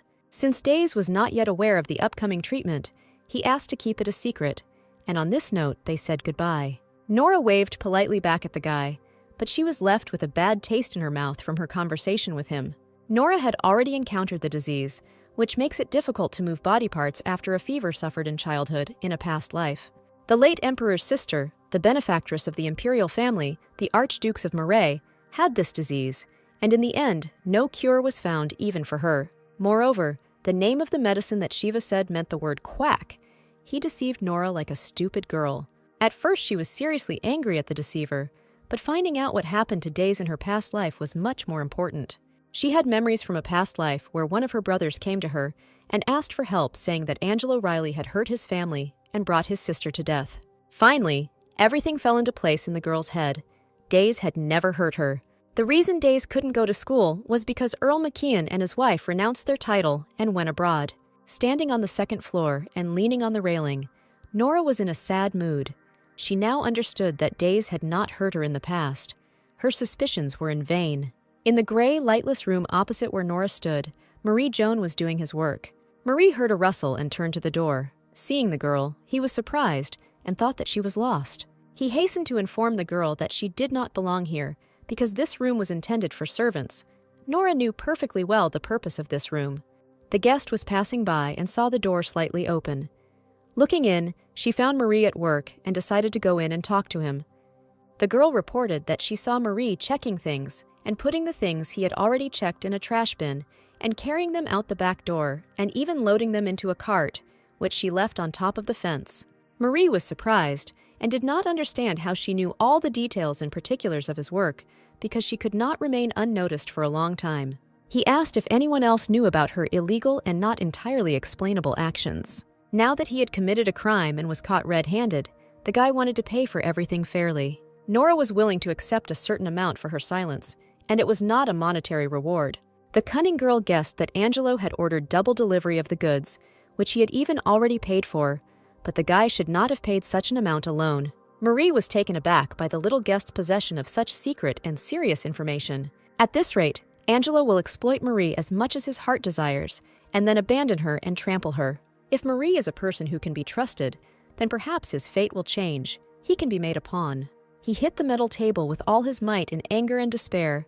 This situation was bothering him greatly. The boy, in despair, admitted that even if he took responsibility, the sin and guilt would not disappear. Nora took his hand sharply and wanted to instill in him faith in the best, assuring him that there was a way to change the situation in his favor. She inspired him with the courage and bravery to abandon this bad business and correct his mistakes. Marie was pleased to hear such words, but he considered himself a commoner who was paid money for the work he did. The young man was touched by the girl and trusted her. Squeezing her fragile hands, he promised to help, but in return, she had to also extend a helping hand to him. He was going to tell her everything he knew about the people Nora was interested in detail, and in general about everything that was happening in the house. Nora was ready to listen to him attentively. This was necessary for a complete picture of the whole situation and everything that concerned her friend. Marie said that Heath and Mrs. Marielle were happy about Day's illness and were supporting her trip abroad, which would supposedly help her recover. At this time, the Count is about to hand over the title to Lord Shiva, and Angelo is about to absorb the Mackinaw Guild. The young man told her everything he knew and heard. Nora, in turn, thanked him for his assistance in this matter and asked him to stay in the shadows for now. Unfortunately, while they were talking, they didn't hear how Heath had crept up and had been listening to their conversation for a long time. The day of another event at the McKeon home arrived, and high-ranking guests discussed the upcoming investment of Dace's father in the clinic where his daughter would be treated. Away from the crowd, two brothers were talking. Jones talking about how grateful he was to Shiva's father for finding a doctor for his sister and helping him with his affairs. Once they cured Dace, they could also get their hands on the diamond mine if everything went according to plan, but Ship was only interested in their upcoming departure abroad. Even when his sister was a baby, they all understood that this girl needed to be protected and taken care of, no matter what. She was the youngest in the family, so she received the most love and affection. And when the girl fell ill, the whole family united and did everything they could to help the baby. Shiba warned his brother that if he stopped attending the academy, he could lose his title, since every aristocrat must undergo training. Just like the guy, Dace will have to drop out, which means that she will not receive a proper education either. Jones assured that they had already discussed all this with their parents, and that their education was the last thing they should worry about. Even if Father Jones had to give up the title, he believed in the success of Shiv and his father, hoping that after that, they would stand up for all members of the McKeon family. While the guys were talking, Angelo passed by and overheard their conversation. Jones stood with his back to him and did not see his sly, mocking face. Their family planned to leave abroad as soon as possible before the girl got worse, but they had to be careful there because it was a place where there were no connections. The guests' conversations were interrupted by the hero of the occasion, who, in order to attract attention, hit a glass goblet with a spoon and, when he had waited for silence, expressed his gratitude to everyone present. While everyone was listening attentively to the owner of the house, Jones noticed that his brother was quietly trying to leave the banquet hall. Shiva explained his escape by saying that he wanted to check on the younger ones, he didn't want to take his brother with him, and said that he needed to greet the guests. Jones was proud of his brother and his concern for the family, sharing his admiration with his father as Shiva climbed the stairs to the children. A sinister smile appeared on Shiva's face. He was hiding some truth that could change the relationship between the brothers. After Shiva's grandfather died, he and Marielle lost their aristocratic status. The grandson of an aristocrat is considered an aristocrat, but the nephew is not. Shiva went up to the girls' floor and walked towards Dace's room, a terrible plan forming in his head. He wanted to deliberately harm Dace and blame it on a lowly aristocrat from the village. The brother was as kind to the little girl as always, worried about her sleep, with an open smile that did not at all foreshadow trouble. Dace was surprised to ask why he came to the children's floor. Her brother joked that he had come to check on her. He leaned closer to the girl and promised to put her to bed, and lied that Jones had sent him there. Suddenly, he suggested to first show what was going on downstairs, and then Dace would go to bed. Most likely, this is why she left the room. The girl was slightly frightened by her brother's sudden arrival. She sensed a catch, but still agreed to the offer. Shiva suggested picking her up so that he could better see what was happening below. The railings were high for a child of her age. The guy held the baby to his chest and squeezed her fragile legs tightly with his hands. The girl had a good view of all the guests of the evening. Despite the beautiful view, Dace was still scared to be at such a height, especially since her brother could accidentally drop her. She preferred to look from her height. Despite Dace's request, he continued to hold her up by force, tightly squeezing her fragile legs with one hand and leaning on the railing with the same hand. The girl turned away, grabbed her brother tightly by the shoulders, and held on, asking him to let go, while complaining of hellish pain in her leg. Tears of hopelessness rolled from her eyes. The little girl understood that this situation had already gone too far, and her brother's behavior was completely inadequate. Suddenly, like a bolt from the blue, a girl named Nora appeared on the stairs. Seeing this picture, she called out to Shiva. Shiva understood that he had been noticed under strange circumstances and was thinking about how to present it correctly in order to protect himself. Nora immediately understood what was going on and explained to him that if he didn't let go of Dace, she might fall, and asked if that was what the young man wanted. The poor girl clung to her brother so much that she was even afraid to turn around, because one awkward movement and she would end up downstairs, and the guy smiled as if nothing had happened, as if he had simply decided to show her the first floor. In fact, he was going to throw Dace off and blame everything on the commoner, who just happened to show up. Fortunately, she managed to escape, and even leave traces of the struggle on him. The older brother Jones suddenly heard the screams of his younger sister coming from the second floor. Looking up, he saw Shiva holding his injured face, so he hurried up and found out. At this time, Shiva, fully understanding that he had no other choice, made excuses and called it simply a misunderstanding. But Nora fully revealed all his misdeeds and proved that even the situation with the fall in the dance was not an accident. He was in a great hurry to send his family abroad, but when he heard that Nora had learned the whole truth, he decided to act now. If Days had been badly hurt, he would have quickly taken the title away from the Earl while he was out of his mind with worry for his daughter. Jones, meanwhile, was already approaching closer, and a strange picture opened up before him. Days was sitting behind Nora, clutching her dress, and Shiva was looking at him in fear. Nora instantly burst into tears and literally begged for help, telling them that their brother had tried to break his little sister's leg. Then he turned his gaze to his sister. She was kneeling, with shoes on only one foot, and tears were pouring from her eyes. Jones immediately began to hug the baby and calm her down. She finally felt completely safe in his arms. Naturally, Shiva shifted the blame onto Nora, who allegedly decided to split their strong family with her deception. To find out the truth, Jones decided to interview the injured party, asking the girl to tell him what really happened. Jones lifted her up. The poor thing was shaking all over and could barely utter only a few words, complaining of pain in her right leg. Then Jones lifted his sister's dress and saw fresh handprints, exactly in the place where the victim was pointing. He immediately understood everything. At this time, Shiv, completely confident of his impunity, continued to accuse his sister's friend of what he had done. I didn't think for long. Jones hit the culprit in the face with a spin, and he flew back a few centimeters from where he was standing. The screams were already reaching the first floor, where the closed event was taking place. Their parents saw the squabble between the brothers and hurried up. It cannot be said that Shiva tried to kill Days, although this was a fact, but it is difficult to believe without any evidence. But you can tell he tried to break Days' leg. That's enough to send Jones on his way. The younger brother, foaming at the mouth, tried to prove that he was not guilty, and with his whole theatrical appearance showed that the lack of faith in him was greatly hurting his mental organization. The argument in the form of a bruise from the brother's hands was quite enough to understand everything. Meanwhile, the frightened parents had already run up to sort things out. The father shouted at the top of his lungs, asking about his son's face, which had already suffered several times that evening. Shiv explained that when he showed his sister the first floor, he was worried that she would fall and held the girl's leg tightly, which is where the bruise came from. Nora did not remain silent. Her proof was the condition of the baby, who still could not come to her senses.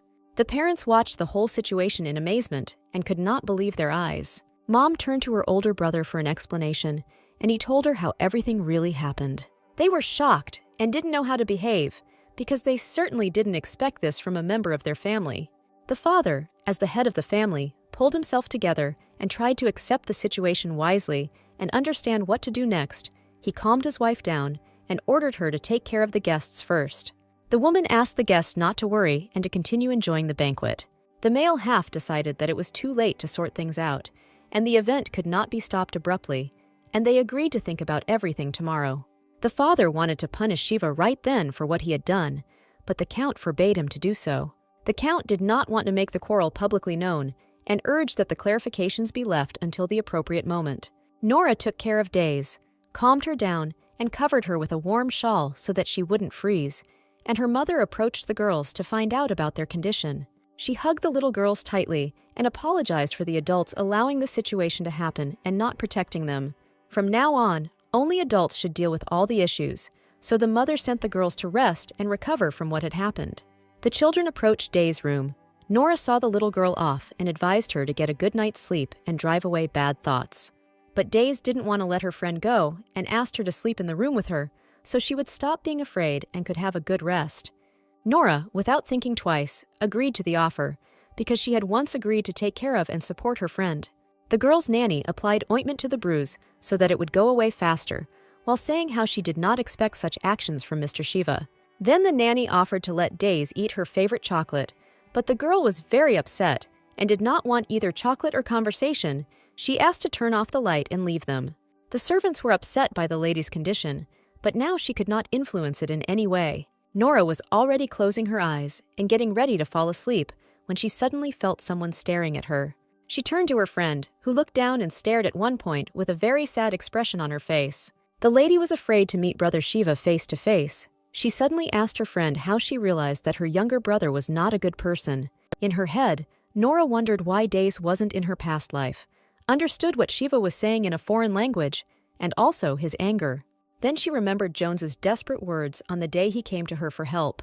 People who pretend to be kind are actually trying to use others for their own gain. Even though Days was hurt and sad, no matter what, she had to accept this situation as it was. The little girl hugged her friend and thanked her for her support and understanding. She promised to try to become just as smart and to definitely help her in the future, to help her take revenge on all those who tormented her. With these words of promise, the girl went to sleep, remaining in the arms of her savior. As long as Nora remembered her past life, she would try to prevent those unfortunate events that happened then. At that time, it was the Riley family and Shiva who destroyed the McKeon family. But the Elandria quietly buried the injustice that happened to her family. Nora did not shake off the blame for what happened. She could have also made her contribution and punished the guilty. To the sounds coming from the beautifully burning fireplace, the girl was already beginning to fall asleep. The hand lying on her limited her movement, which by the way was not so light. She did not risk moving, so she had to sleep in one position until the morning. It was a clear, sunny morning, and loud conversations could already be heard from one of the rooms. Clearly sleep-deprived Nora, with dark circles under her eyes, was called in for a serious conversation by Lord Jones. The Lord's appearance was very different from what he was used to. An open shirt, hair pulled back into a ponytail, glasses that matched his image. The guy apologized for the early visit. He needed to clarify the details of the whole story. One woman pounced on him early in the morning, begging him to talk to her. She claimed that Nora had helped her. Then she told a story, the content of which was shocking to the Lord. Without telling what the story was, he wanted to find out from the guest whether what the woman said was true. Nora, realizing what was going on, winked at the Lord with a slight mockery and smiled, saying that she didn't know what they were talking about. The girls' reaction greatly surprised Jones and Marie. They could not contain their surprise. Jones continued to ask leading questions, but Nora interrupted him and, pointing her index finger at him, explained how things really were. The fact that Jones had called her over and asked questions meant that they had decided to gauge Nora's reaction, and the girl understood this. He thought that Shiva would be honest because he was a member of the family, and Angelo would be sincere because they were representatives of their family. But Nora was a new person, and no one believed her. Nora concluded that the Lord now had no choice but to be more wary of his surroundings and vigilant. After Nora's words, the young man was even more confused. He had a feeling that he was dealing with an adult and wise person. What was even more surprising was that during the conversation, the girl did not feel constrained. On the contrary, she calmly poured herself some tea and threw a piece of refined sugar right in front of her opponent's face. Finishing her cup of tea, Nora wanted to end the conversation, but first she asked for one favor. The guest asked to protect Marie because he was the savior. It took great courage, but he slept with the McKeon family. Folding his hands, the Lord promised to fulfill the girl's request and sent her to rest in his chambers. After the festival, those who were involved in the collapse of the McKeon family in their past life were punished. Shiva and Alan were banished from the estate and had to be removed from the Count's lands, and Marielle, who knew nothing, was decided to be sent to a monastery. While the relatives were saying goodbye to the girls, cries of repentance and justification were heard from behind Shiva, who was also being led into a carriage to be sent away from home. The mother shed tears over her daughter's departure and said that the girl had lost weight because of her worries. Each member of the family said goodbye to Lady Days. Jones personally approached Nora to thank her for everything. Her brother promised to come running to her aid no matter what happened. Her father, as per tradition, showered her with gifts, and her mother tugged at her cheeks and said how much she loved the baby. Jones also promised to do everything possible for Nora if the girl suddenly needed his help. While they were saying goodbye, Angelo and his daughter Heath were being led out by the arms. The man tried to make the most of his helplessness, but no one wanted to listen to him anymore. Those people who conspired to commit murder can no longer set foot on these lands. Now Heath didn't have to hide her true attitude towards the girls. She didn't mince words or hide her emotions. In the foreground, the culprits were being forced into a carriage, while the girls standing behind were preparing to leave. Mama Days politely invited Nora to come visit next time, but during the summer holidays, she gently stroked the little guest's hair. Nora was pleased. She even winked at the woman. Nora thanked her for the warm words, but said that she would like to go visit her mother in the summer. The girls got into the carriage. Little Days was screaming and waving her hand to her relatives who were seeing her off, promising to meet on the next holidays. The friends arrived at the academy. Most of the children had already returned from winter break and were discussing who spent it and how. Alex bragged to Adalia that she had visited Huburn, the famous hot springs town these days. Adalia herself sadly said that she could not go anywhere because her family hosted guests in their home during the entire holidays. A classmate quietly mocked Adalia for spending her time in an uninteresting, even boring way. Suddenly, Alex noticed Leah passing by, who clearly did not want to be noticed. She called out to her classmate. Leah pretended not to hear Alex's screams and hurried away even faster. Adalia watched as her friend, with a sinister smile and unhealthy pleasure, ran after her classmate, who was running away from her. Alex continued to pursue Leah, forcing her to stop immediately. She was clearly crossing all boundaries. The boys who were standing in the corridor along which the students were running egged her on and forced her to hit the one who was running away. The students laughed at them, and Megarin appeared next to them, simply standing and watching what was happening. When Alex caught up with Leah, she forced her against the wall and interrogated her viciously, wanting to get an answer to her question. She had no intention of answering her questions, and certainly not showing her fear, but Alex started talking nonsense just to make things more painful. She brought up Leah's grandfather, after whose death her uncle will become the head, and the girl will stop being an aristocrat. The crowd's voices said that she was not an aristocrat, and that she might even be kicked out of the academy. Megarin could no longer watch her close friend being bullied and called out to Alex, urging her to calm down and prepare for the upcoming lesson. At that moment, an unfamiliar man in a long black coat, worn over a classic suit and holding a cane in his hands, was walking down the corridor. He approached Alex and asked her what grade she was in. The girl answered the stranger with apprehension. The man quickly recognized the girl and, folding his hands on his cane, was about to enter into a dialogue with her. Ida was hiding behind the man's back, and he called Alex to follow him to talk about his daughter. Besides Alex, he was interested in Nora. He asked to tell the student that she should go to Mrs. Hoffman's office. In the teacher's office, they gathered everyone who had somehow touched the man's daughter. The only one missing was Nora. The girl acted as expected, went to the door and entered, asking why the mistress had called her. Nora greeted Baron Naley. He recalled how he first saw the girl when she was still very small. She confirmed what he said.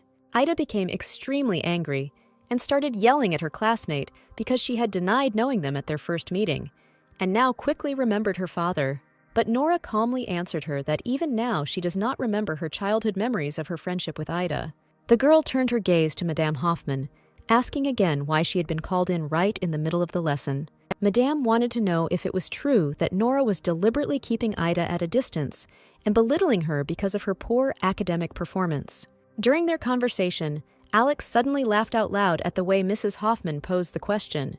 The teacher was outraged by the student's disrespectful behavior, but she believed that no one would listen to Nora's words. If Ida wanted to get rid of someone with the help of her father, then first she had to at least overtake Nora in grades. Ida, feeling the support of a loved one, continued to speak in raised tones and call Nora a mean fox who pretends to be nice, while she herself lied that she did not know her childhood friend.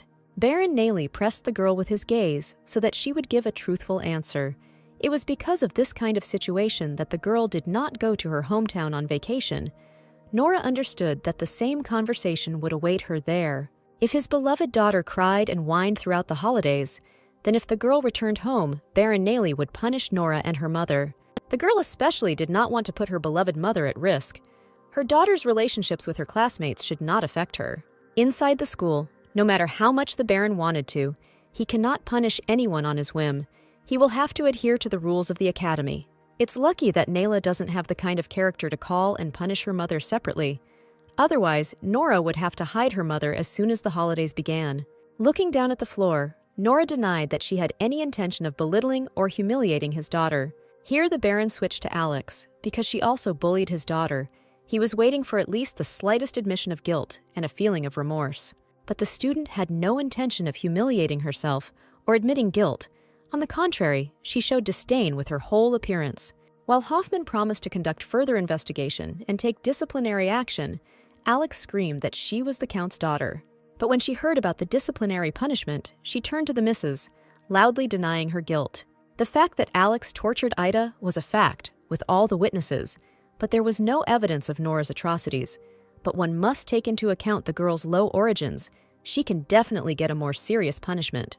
Apparently, there was bullying going on against the Baron's daughter, so Alex will be sent to the reflection room after school by her teacher for 2 weeks until she corrects herself. Suddenly, there was a knock on the door, and in the doorway stood a man whom they clearly did not expect to see there. In front of them stood Nelusan, in an eye-catching white suit with a blue tie tied over his shirt. He had come as the guardian of a child in his family to apologize for her behavior. Mrs. Hoffman was touched by the concern of Nora's relative and could not prevent his presence. Hoffman invited him to sit down at the negotiating table. Nelusan was interested in what bad Nora had done. When the lady said that the information about the girl's atrocities was not confirmed, Alex and Baron Niley's faces twisted with a sense of injustice. Alex was outraged that with the appearance of Nelusan, she immediately changed her mind. Nora was alarmed by such concern from a man who even had a different last name. She clearly understood that he had a plan to use her for his own purposes. The Baron was seriously angry and was very indignant at what was said, because then it turns out that his daughter lied to him. The teacher calmed him down. First, it was necessary to get to the bottom of it so that all the guilty parties would be punished in accordance with the rules of the academy and would not be able to avoid retribution. The teacher insisted that Ida could tell the Baron about what she had gone through, embellishing the situation a little, but the faces of the Baron and his daughter were filled with indignation. She, for her part, did everything she could and asked the Baron not to be angry with her harsh statements. Nelson was pleased with this outcome of the situation and literally glared at the relative sitting in front of him. Nora and Alex walked out together. The latter literally kicked the door open, steam coming out of her ears from anger. She was irritated by the injustice because she had received a punishment. Nora, catching up with her classmate, set her up, reminding her that she was the Count's daughter, and if he found out, it would be oh so unpleasant. She was so angry, of course not without Nora's help, that she decided to tell her father everything too. This was exactly the scenario that suited Nora, that Alex would remain the same sinister girl and would start a real war among the adults. If this ugly, disgusting humanity remains the same even when circumstances change, then so be it.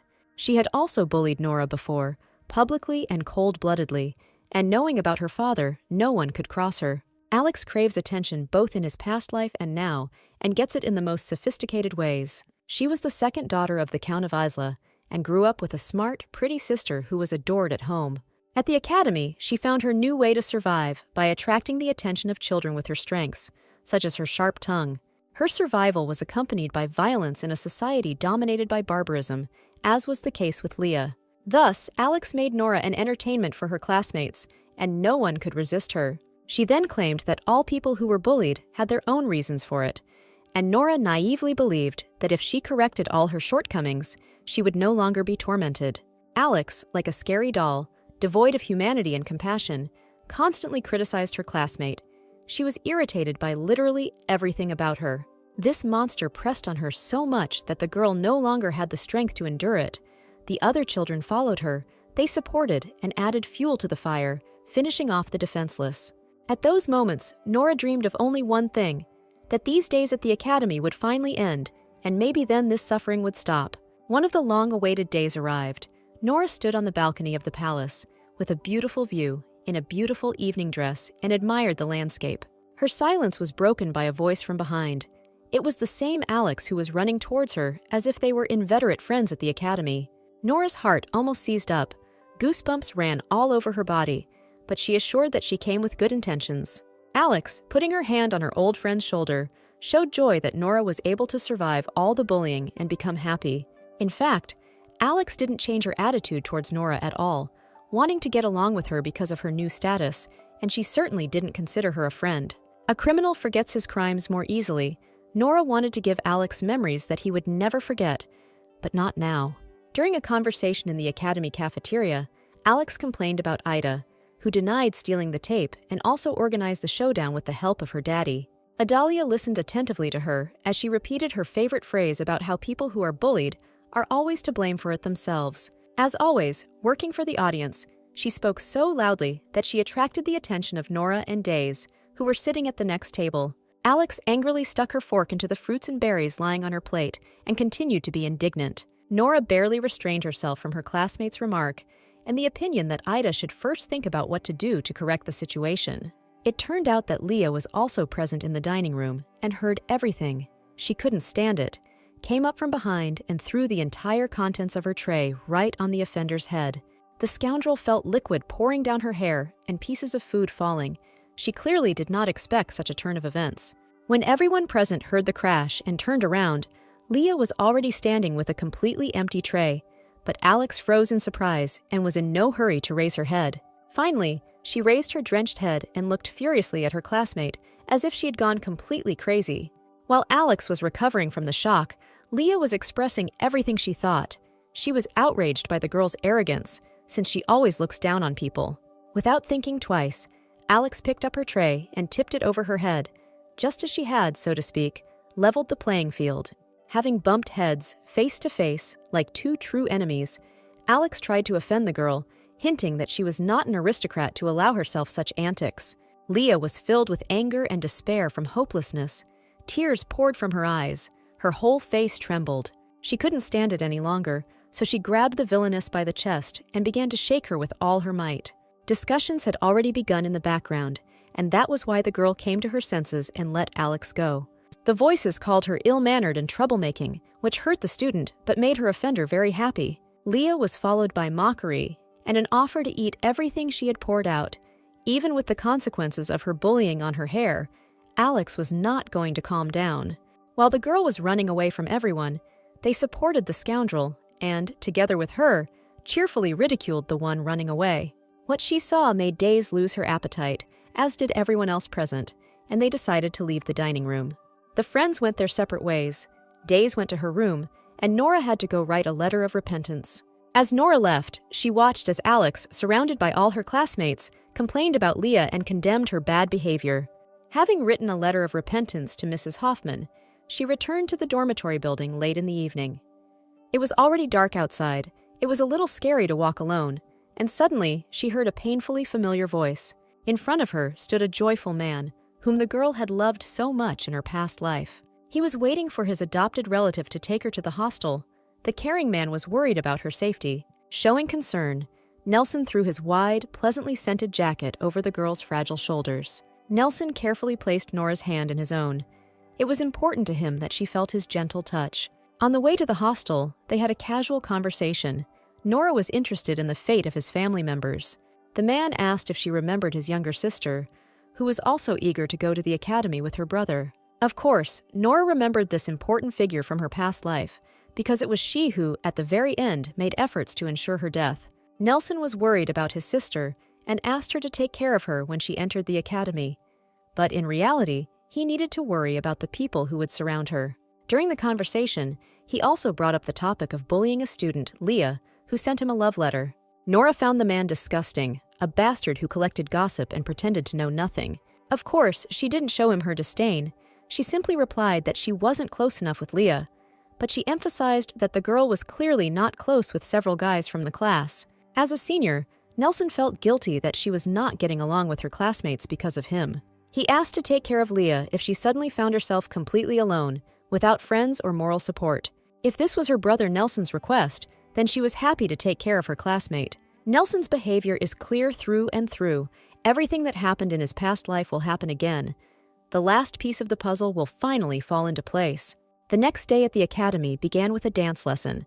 All the students were divided into pairs. Only Ida was left alone. No one wanted to dance with her. Behind her, she heard Alex talking with another classmate.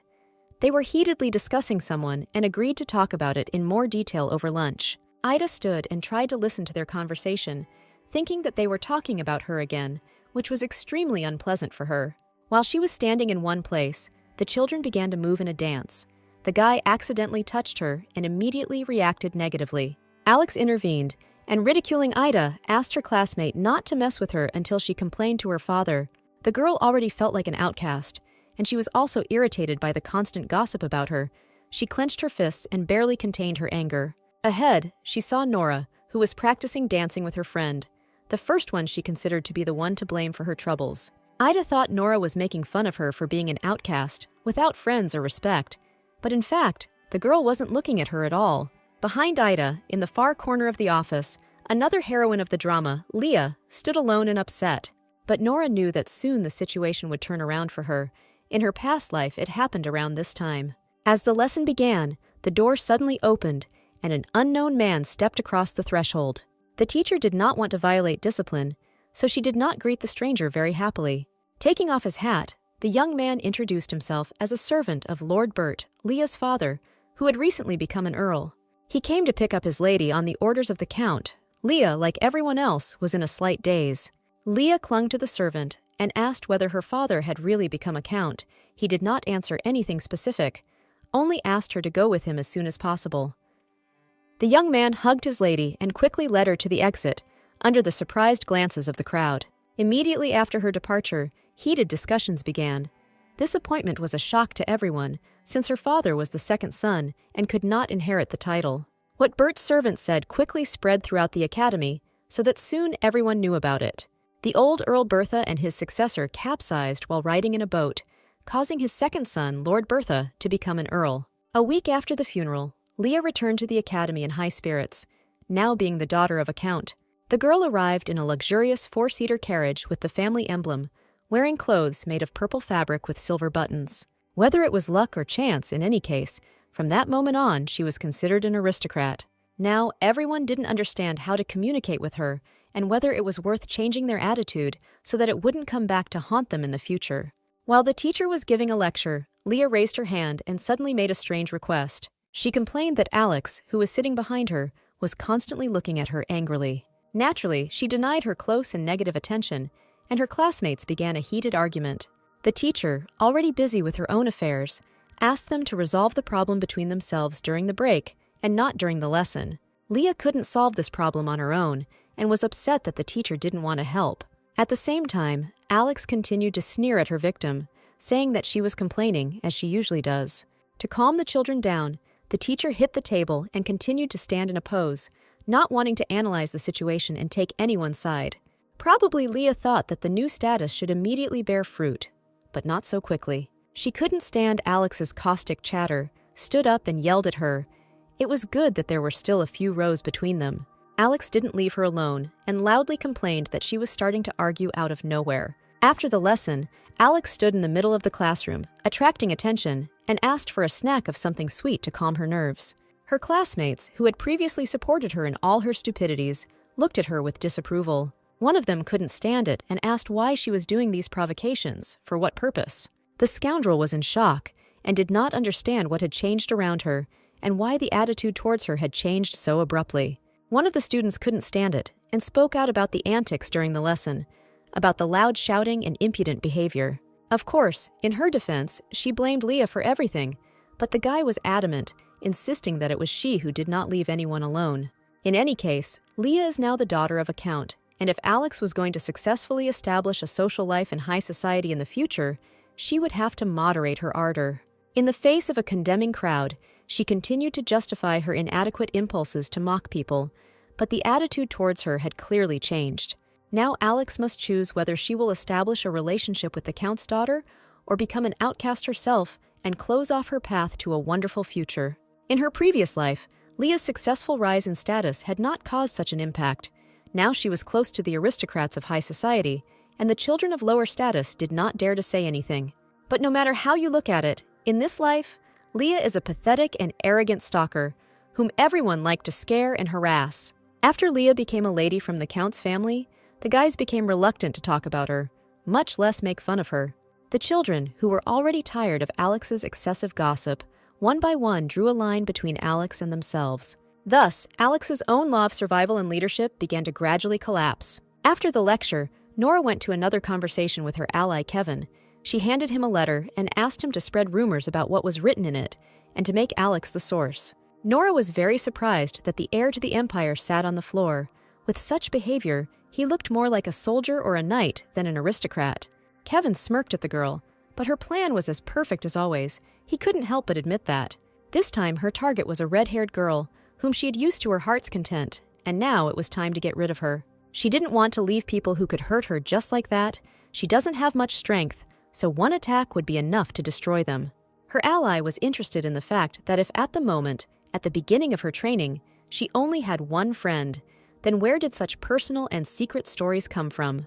The girl folded her hands on top of each other, just like in her past, unsuccessful life, and again plunged into memories. Feeling completely out of place, Nora was forced to engage in conversations with high-status girls, and this day was one of them. Alex complimented all the girls, remembering their school years, all of whom, by chance, turned out to be former classmates. All the girls were sitting on a separate sofa, unlike Nora, and were discussing intrigues in their first year at the academy. Nora just listened. She had nothing to add and felt very awkward. She hoped that they would talk about donations for flood victims. After the discussions, they turned their attention to Nora and persuaded her to stop being shy and obedient, because now she was not a commoner, but a crown princess. Conversations on such topics were terribly awkward for the girl. She just waited for this evening to come to an end. Among all the strange stories, the only thing that was clear was that they were making fun of her. It was just a useless conversation, but now it helped a lot. Nora, of course, did not want to talk about the fact that she was living a second life, and it would have sounded strange. She was simply referring to a reliable source of information. Kevin, as he was about to leave, asked if she needed any other help, which he would be happy to provide.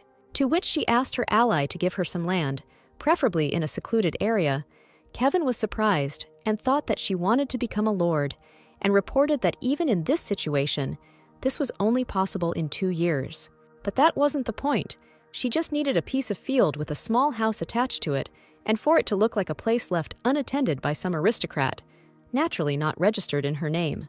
The guy thought that the girl was preparing a shelter for her mother, but Nora explained that one day she would need to evacuate somewhere, so it was not for her mother.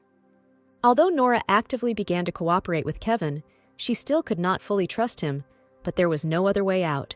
Kevin leaned down to the freshman's face, leaning his elbows on the chair she was sitting on, and hinted that it would take a very long time to pay for such a request.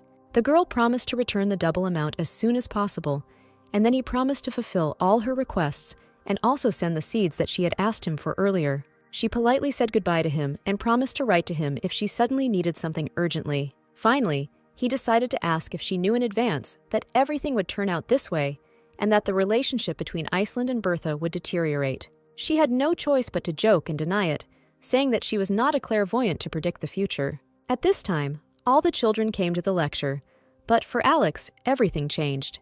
It seemed like nothing unusual happened, but the coldness among her peers was strongly felt. The children tried to avoid meeting her.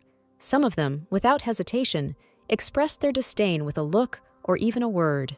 Of course, Alex resorted to her old behavior pattern and started shouting at the crowd and demanding that they voice their complaints rather than pretend to be upset. The guy sitting at the desk was not going to remain silent. He pointed out to his classmate that she alone was to blame for everything that was happening. He was outraged that she took it all out on the guys when she herself had done something wrong, but she could not understand what he was talking about. Her friend Benny, with whom they were inseparable, the girl trusted Alex with all her secrets and experiences. It was she who was the subject of the conversation. Alex thought she was being kind to her by listening to all the stupid love advice and whining, while giving her harsh, thoughtless advice. A classmate accused Alex of creating rumors about Benny's sympathy for him. He was worried about the future situation. If such rumors were to circulate, then the reputation of both would be at risk. Naturally, she denied her involvement, but she recalled that Leah and Ida could have overheard the conversation and spread it, but they had no one to tell. After her words of justification, she felt a sharp blow on her shoulder and tried to dodge the container of ink that flew at her and smashed on the floor. The girl who attacked her turned out to be Adalia.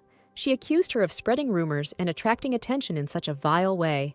Adalia also reported that another friend of theirs, Alia Berthold, was unhappy with her and even wanted her to die immediately. Alex didn't understand what was happening at all. This time, criticism of Ali's appearance came from her lips, with a harsh discussion of her excess weight and even insults about it. Now, Alex didn't even try to deny it and explained that she was tired of listening to her talk about her problem and get upset. And if she was so upset, then she should have lost weight a long time ago. When Adalia didn't see even a drop of remorse in her close friend, she pushed Alex away with all her might and called her a nasty girl. Alex felt as if darkness had fallen upon her fragile shoulders, and in the midst of this darkness, only the condemning eyes of the children were visible. Her expensive shoes were stained with spilled ink that could not be washed off, as was the mud Nora had dipped them in. At this time, Days and Nora were talking over a cup of tea, discussing situations concerning their classmates. Theft, stalking, and backstabbing have been happening among their peers lately, and the girls have been emphasizing this. Thus ended Nora's third revenge. It was not easy, but it was thought out and executed perfectly. After all that has happened, these three will not be able to get along as well as before. Now that all the branches have been cleared, it is worth thinking about how to cut the trees. Day's nanny, whose name was Betty, approached the girls who were talking. Nora decided to ask her for a favor. Since Betty used to live in a place famous for its medicinal herbs, she asked for help with her homework. Nanny said that among the many herbs they grew, there was a herb called wedge pockets, which only grew in northern Lethor and was really good for nerve problems. If the number of pockets suddenly decreases, it will be difficult to make a living. But there are always so many that even they cannot all be collected. They grow like weeds. In a past life, all the herbs in Lethor suddenly lost their fertility, causing a shortage and the prices of the remaining wedge pockets skyrocketing. Over time, it was discovered that growing wedge-shaped pockets with other plants helps the herbs grow well and increases their effectiveness. Nora was planning to grow these wedge-shaped pockets, which would have a huge impact on the medical community and could raise significant funds. These funds will one day serve the authorities, who will intimidate many families and have enormous influence on them. Thanks to the girls' resourcefulness, the seeds and soil were already there, so you can grow the plants without rushing. At the next lecture, the children worked with bouquets, the main element of which was not only flowers grown by gardeners. The teacher also suggested adding some uniqueness with beautiful wildflowers, which are abundant at this time of year. Having distributed the materials, he gave the girls the task of making bouquets themselves, as they felt, and they began to do so. Alex did not give up trying to hook Nora, even reproached her for helping the teacher with flowers, supposedly because of the lack of money she helps with all her labor, and reminded that the nobles live off lands and taxes. Calling her a noblewoman, who in reality is no different from a farmer working in a garden, Nora ignored the inadequate one, while she, with an evil smile, enjoyed herself. The other girls had already begun to be indignant at Alex's boorish behavior, which was habitual but already impossible. Leah was outraged that when all the guys stopped hanging out with her, she switched to Nora, for whom no one would stand up. Naturally, they got into an argument. Days and Nora watched what was happening and silently continued to do their work. The flowers Nora brought were truly beautiful. They had a wonderful scent. Lord Sheridan had picked them with the seniors. In addition to the flowers, Nora told her friend that the Lord had asked for help opening a literary salon. What she heard made Alex and Leah stop their squabbles and shut up. Sheridan holds a literary salon every year and invites favorites from the senior classes, where graduating students and prominent socialites take part. The Lord introduces them to his students, helping to establish social connections. Alex was very outraged by this news, since even her older sister had given up on this salon, because if you are not the chairman or vice chairman, then it is difficult to get in there. Days happily played along with her friend, loudly admiring her success, just to make Alex even more angry. Nora, in turn, promised to put in a good word for her only friend so that they could attend the event together. Adalia and Megarin, who also heard this conversation, were clearly not happy for their classmate. Rather, they were overcome with envy and anger. Adalia wondered why it was Nora, and not a child from a high-born family like her or Megarin, who was the best student and monopolized the teacher's attention. Even before Adalia entered the academy, she studied with a tutor and learned a lot, but it is unfair that a child who studied only with a priest in a small village and played with sheep in the fields should be treated like this. She thought that maybe her classmate had just learned tricks and gimmicks. Then it was even more wrong. Everyone pays for the same tuition and attends the same classes. The girl was very worried that Nora wanted to get the heart of Nelison, with whom she was so sincerely and childishly in love. Adalia shook herself a little and returned to reality from her sick fantasies and tried to continue collecting her bouquet. Knowing that she occupied a noble position that could not be compared to Nora, Adalia hoped that Nelson would eventually choose her. Even though the result was obvious to the girl, she was still jealous of Nelson and worried about the appearance of a competitor on her path. Since there was a midterm exam in 2 weeks, the teacher decided to give a midterm lecture now. The lecture is intended for students to ask questions about the upcoming exam, which will help them improve their grades. Adalia agreed with Megarin to call all the other classmates and make sure to attend the lecture. Nora looked at Adalia. From the outside, she seemed like an angelic but fair child, wishing only good for everyone, but memories from the past say otherwise. This girl was never among those children who bullied Nora and called her names, but she didn't talk to her or even approach her, as if she didn't exist at all. It was better than mocking her along with everyone else, but still wasn't a criterion for a good person.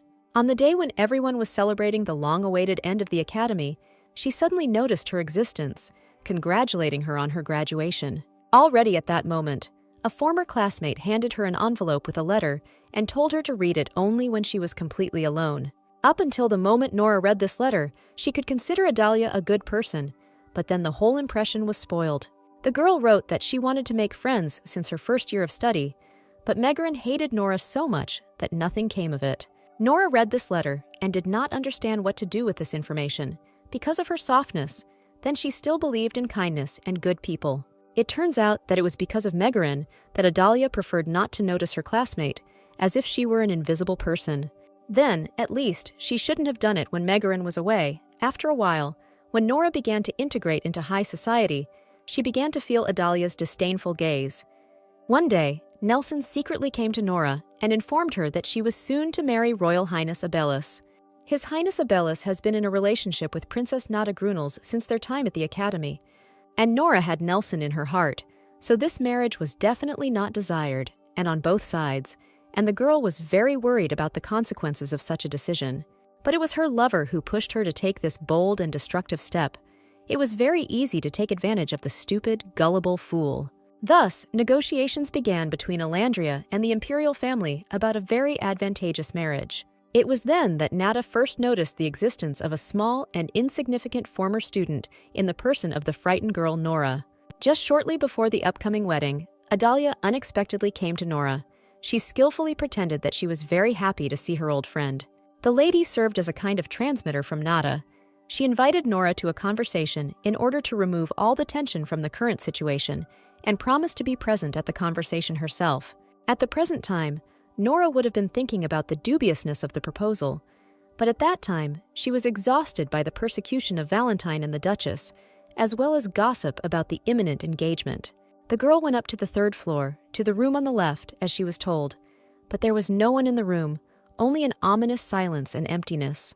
While she was waiting for the girls, she was suddenly attacked by unknown people. They crept up on her from behind and hit the poor girl on the head so that she would lose consciousness and not be able to see the road.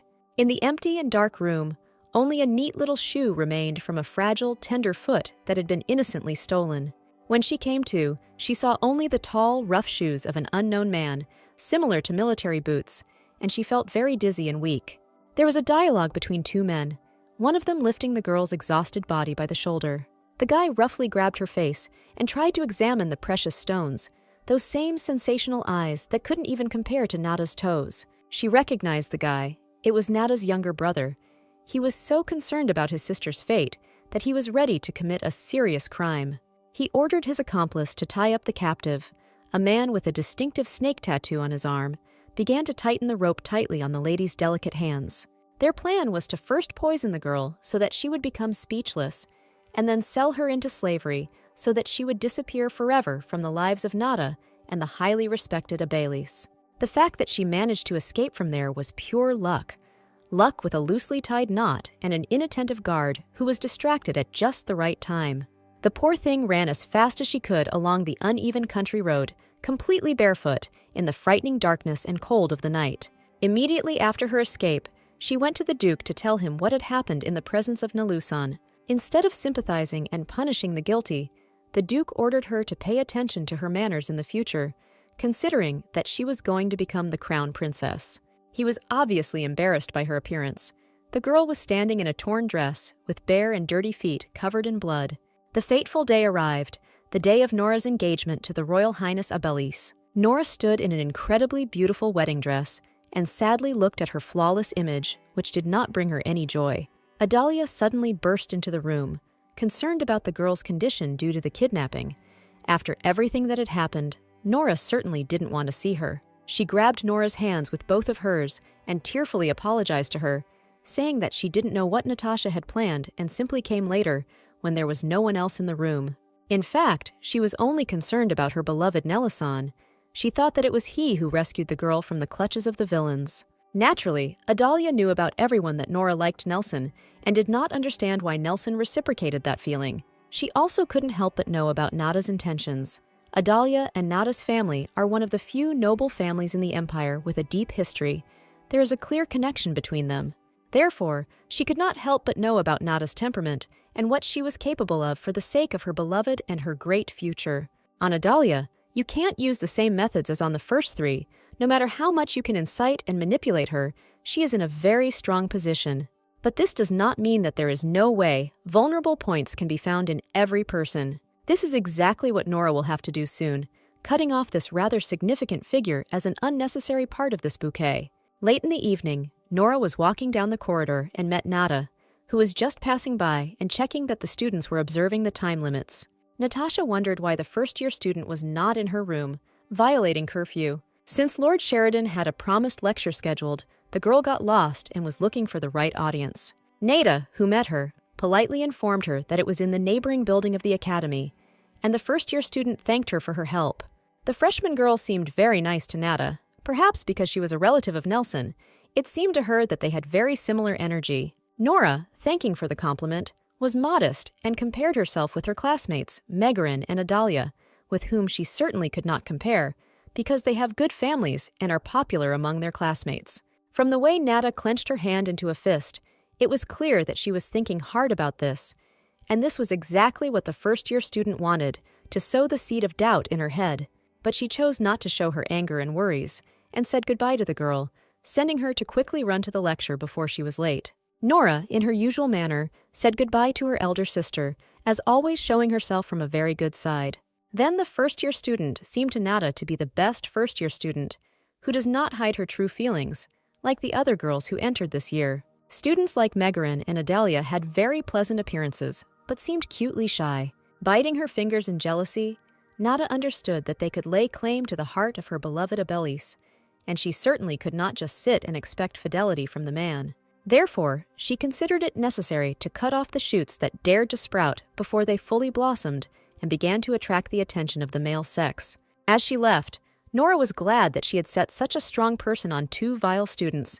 If you don't have enough strength to fight on your own, you can challenge someone with the same strength to the ring. The student went in search of the building where the lecture was taking place and reflected on the consequences of the last meeting. Suddenly, she slowed down a little and switched to a slower walk, which made a minimum of noise from her shoes. The smell of blood caught her attention, which frightened the student and made her speed up greatly. She literally followed the smell. Walking a little further, she heard someone's voices, and hiding behind a column, began to try to peek, and the first thing she saw was a bloody sword. Having recovered from the shock a little, she saw two armed men who were intensively and secretly searching for someone in this area. The girl recognized one of the men by his voice. She had already met him when she was in prison in her past life. John, who served His Highness and participated in the murder of Nora on that fateful day.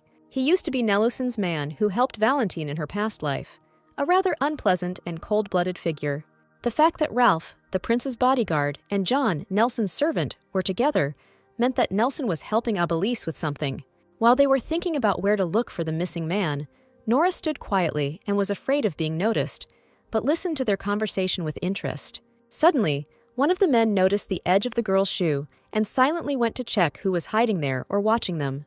John even drew his sword, hoping that they had finally found the one they were looking for to finish what they had started. When he found Nora, there was a strange surprise on both sides. Only the girl was afraid that she would become an unwanted witness, and the guys were afraid of being noticed. Nora immediately indicated that she knew John through her relative Nelson, thereby ensuring her own safety. The men understood that if a first-year student returned from an unplanned lecture, then soon everyone else would be passing through there too. After consulting, they decided to leave the place immediately before other students noticed them. Before leaving, they told her not to walk around alone so late at night and explained that they had picked up the balls because they thought there was an intruder. The first-year student waited until they were out of sight. She was in no hurry to leave and looked after them attentively. Making sure they were far away, Nora rushed into the bushes, following the strong smell of blood, which fortunately the men did not smell. When she parted the tall grass, she saw Kevin's bloody and exhausted body. The girl opened her mouth in surprise. She certainly didn't expect to see him here, especially in such a deplorable state. At this time, in the corridor of the academy, near the auditorium where the Lord's preparatory lecture was to take place, a crowd of waiting students formed. Megarin was visibly upset that Nora was not present among the crowd. According to her plan, as soon as she entered the classroom for the lecture, she would be doused with ink, and then she would cut herself on the blade that they hid under the desk. When Adalia and Megarin were returning from the lecture, they met a smiling Marad, whom Megarin was definitely not happy to see. But in order to get the necessary information from him, she started a conversation with him and pretended to be friendly. He said that he studies with Kevin, but he left first because something happened. The guy was talking nonsense. But the most important thing was that the girls heard. At the beginning, Kevin was called to talk by Nelson, and he went out for a short while, after which he returned, collected all his things, and left the lecture for good. He also said that he met Nora in the Remnant building. Kevin asked the guy about Nora whether he noticed anything strange about the girl. Having told all the latest gossip, Marad kindly, and as always with an open but very stupid smile, said goodbye to the first-year students. Megaran reciprocated his feelings and was already thinking about her new plan. After the senior left, she turned to her friend Adalia, asking where Nora's room was in the dorm. At this time, Kevin came to his senses. He was in one of the dorm rooms and did not remember at all how he ended up there. In front of him, he saw a high school student, Rin. He reported that he was in his room. Kevin was unexpectedly surprised. Their dialogue was interrupted by Nora entering, her clothes all stained with the blood of the guy she had kindly saved from imminent death. Rin greeted his friend kindly. He even did all the chores just so that Nora wouldn't overwork herself.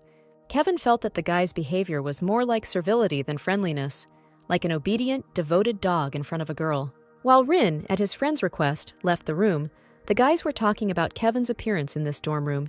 He didn't remember anything at all. She told how she picked up a guy near the Remnant building who was almost unconscious and brought him here. While she was dragging Kevin on her back, she gave him a leaf to eat. And the high school student remembered that moment and became interested in what his savior had fed him. This leaf had an arousing effect, and thanks to this, the guy had the strength to at least move his legs a little and help the fragile girl cope with this unbearable burden. Sitting behind the door, Rin heard their conversation about how Nora essentially saved Kevin's life. Thanks to her, he got to the shelter.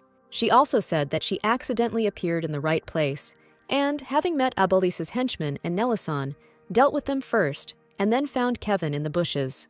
The high school student suddenly started talking and wanted to tell about those who wanted to kill him, but only said that he was betrayed by someone he trusted. Nora immediately realized who they were talking about and said the name of a person who used to be very dear and close to the guy. He was very surprised, because no one could have known about the situation. Kevin did not understand at all who this small but all-knowing girl was. Before starting to cooperate with Kevin, Nora naturally found out all the details of his past and present. Among the allies in the closed North, Kevin chose those who were influential enough to reach the academy and ambitious enough to communicate with the Crown Prince. This was not information that even the smartest and most outgoing freshman could have. The girl received all the information she received from trusted sources, which is how she explained to the guy the oddities that were bothering him. When Nora became the wife of the Crown Prince, there were often all sorts of rumors behind her back, and this case was no exception. Kevin went on to say that he wanted to work with Marquis Typhian, who was Kevin's mother's father, and he believed that the Marquis wanted the same thing, but he betrayed him when he set him up so that the guy had a sword thrust into him. He wanted to get rid of his grandson with someone else's hands. Nora gently took Kevin by the face and said that he must definitely live. If the guy dies so stupidly, then she will find him in the afterlife and blame him for everything. Kevin was incredibly pleased that the girl was so worried about him and showed concern, especially in such a difficult situation. Rin had washed, dressed, and treated Kevin, so it was time for him to rest.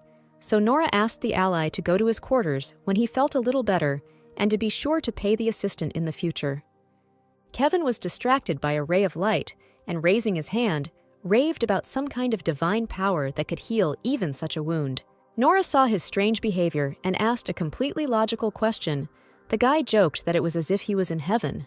The girl in bloody clothes, with a completely casual look, answered him that this definitely couldn't be heaven because she was here. After she took him away, he thought about how much time had passed since someone had looked at him directly, without fear or contempt. At first, Kevin thought Nora was just a funny girl with a perverted personality, no different from other subordinates, but he felt an energy that was hard to resist.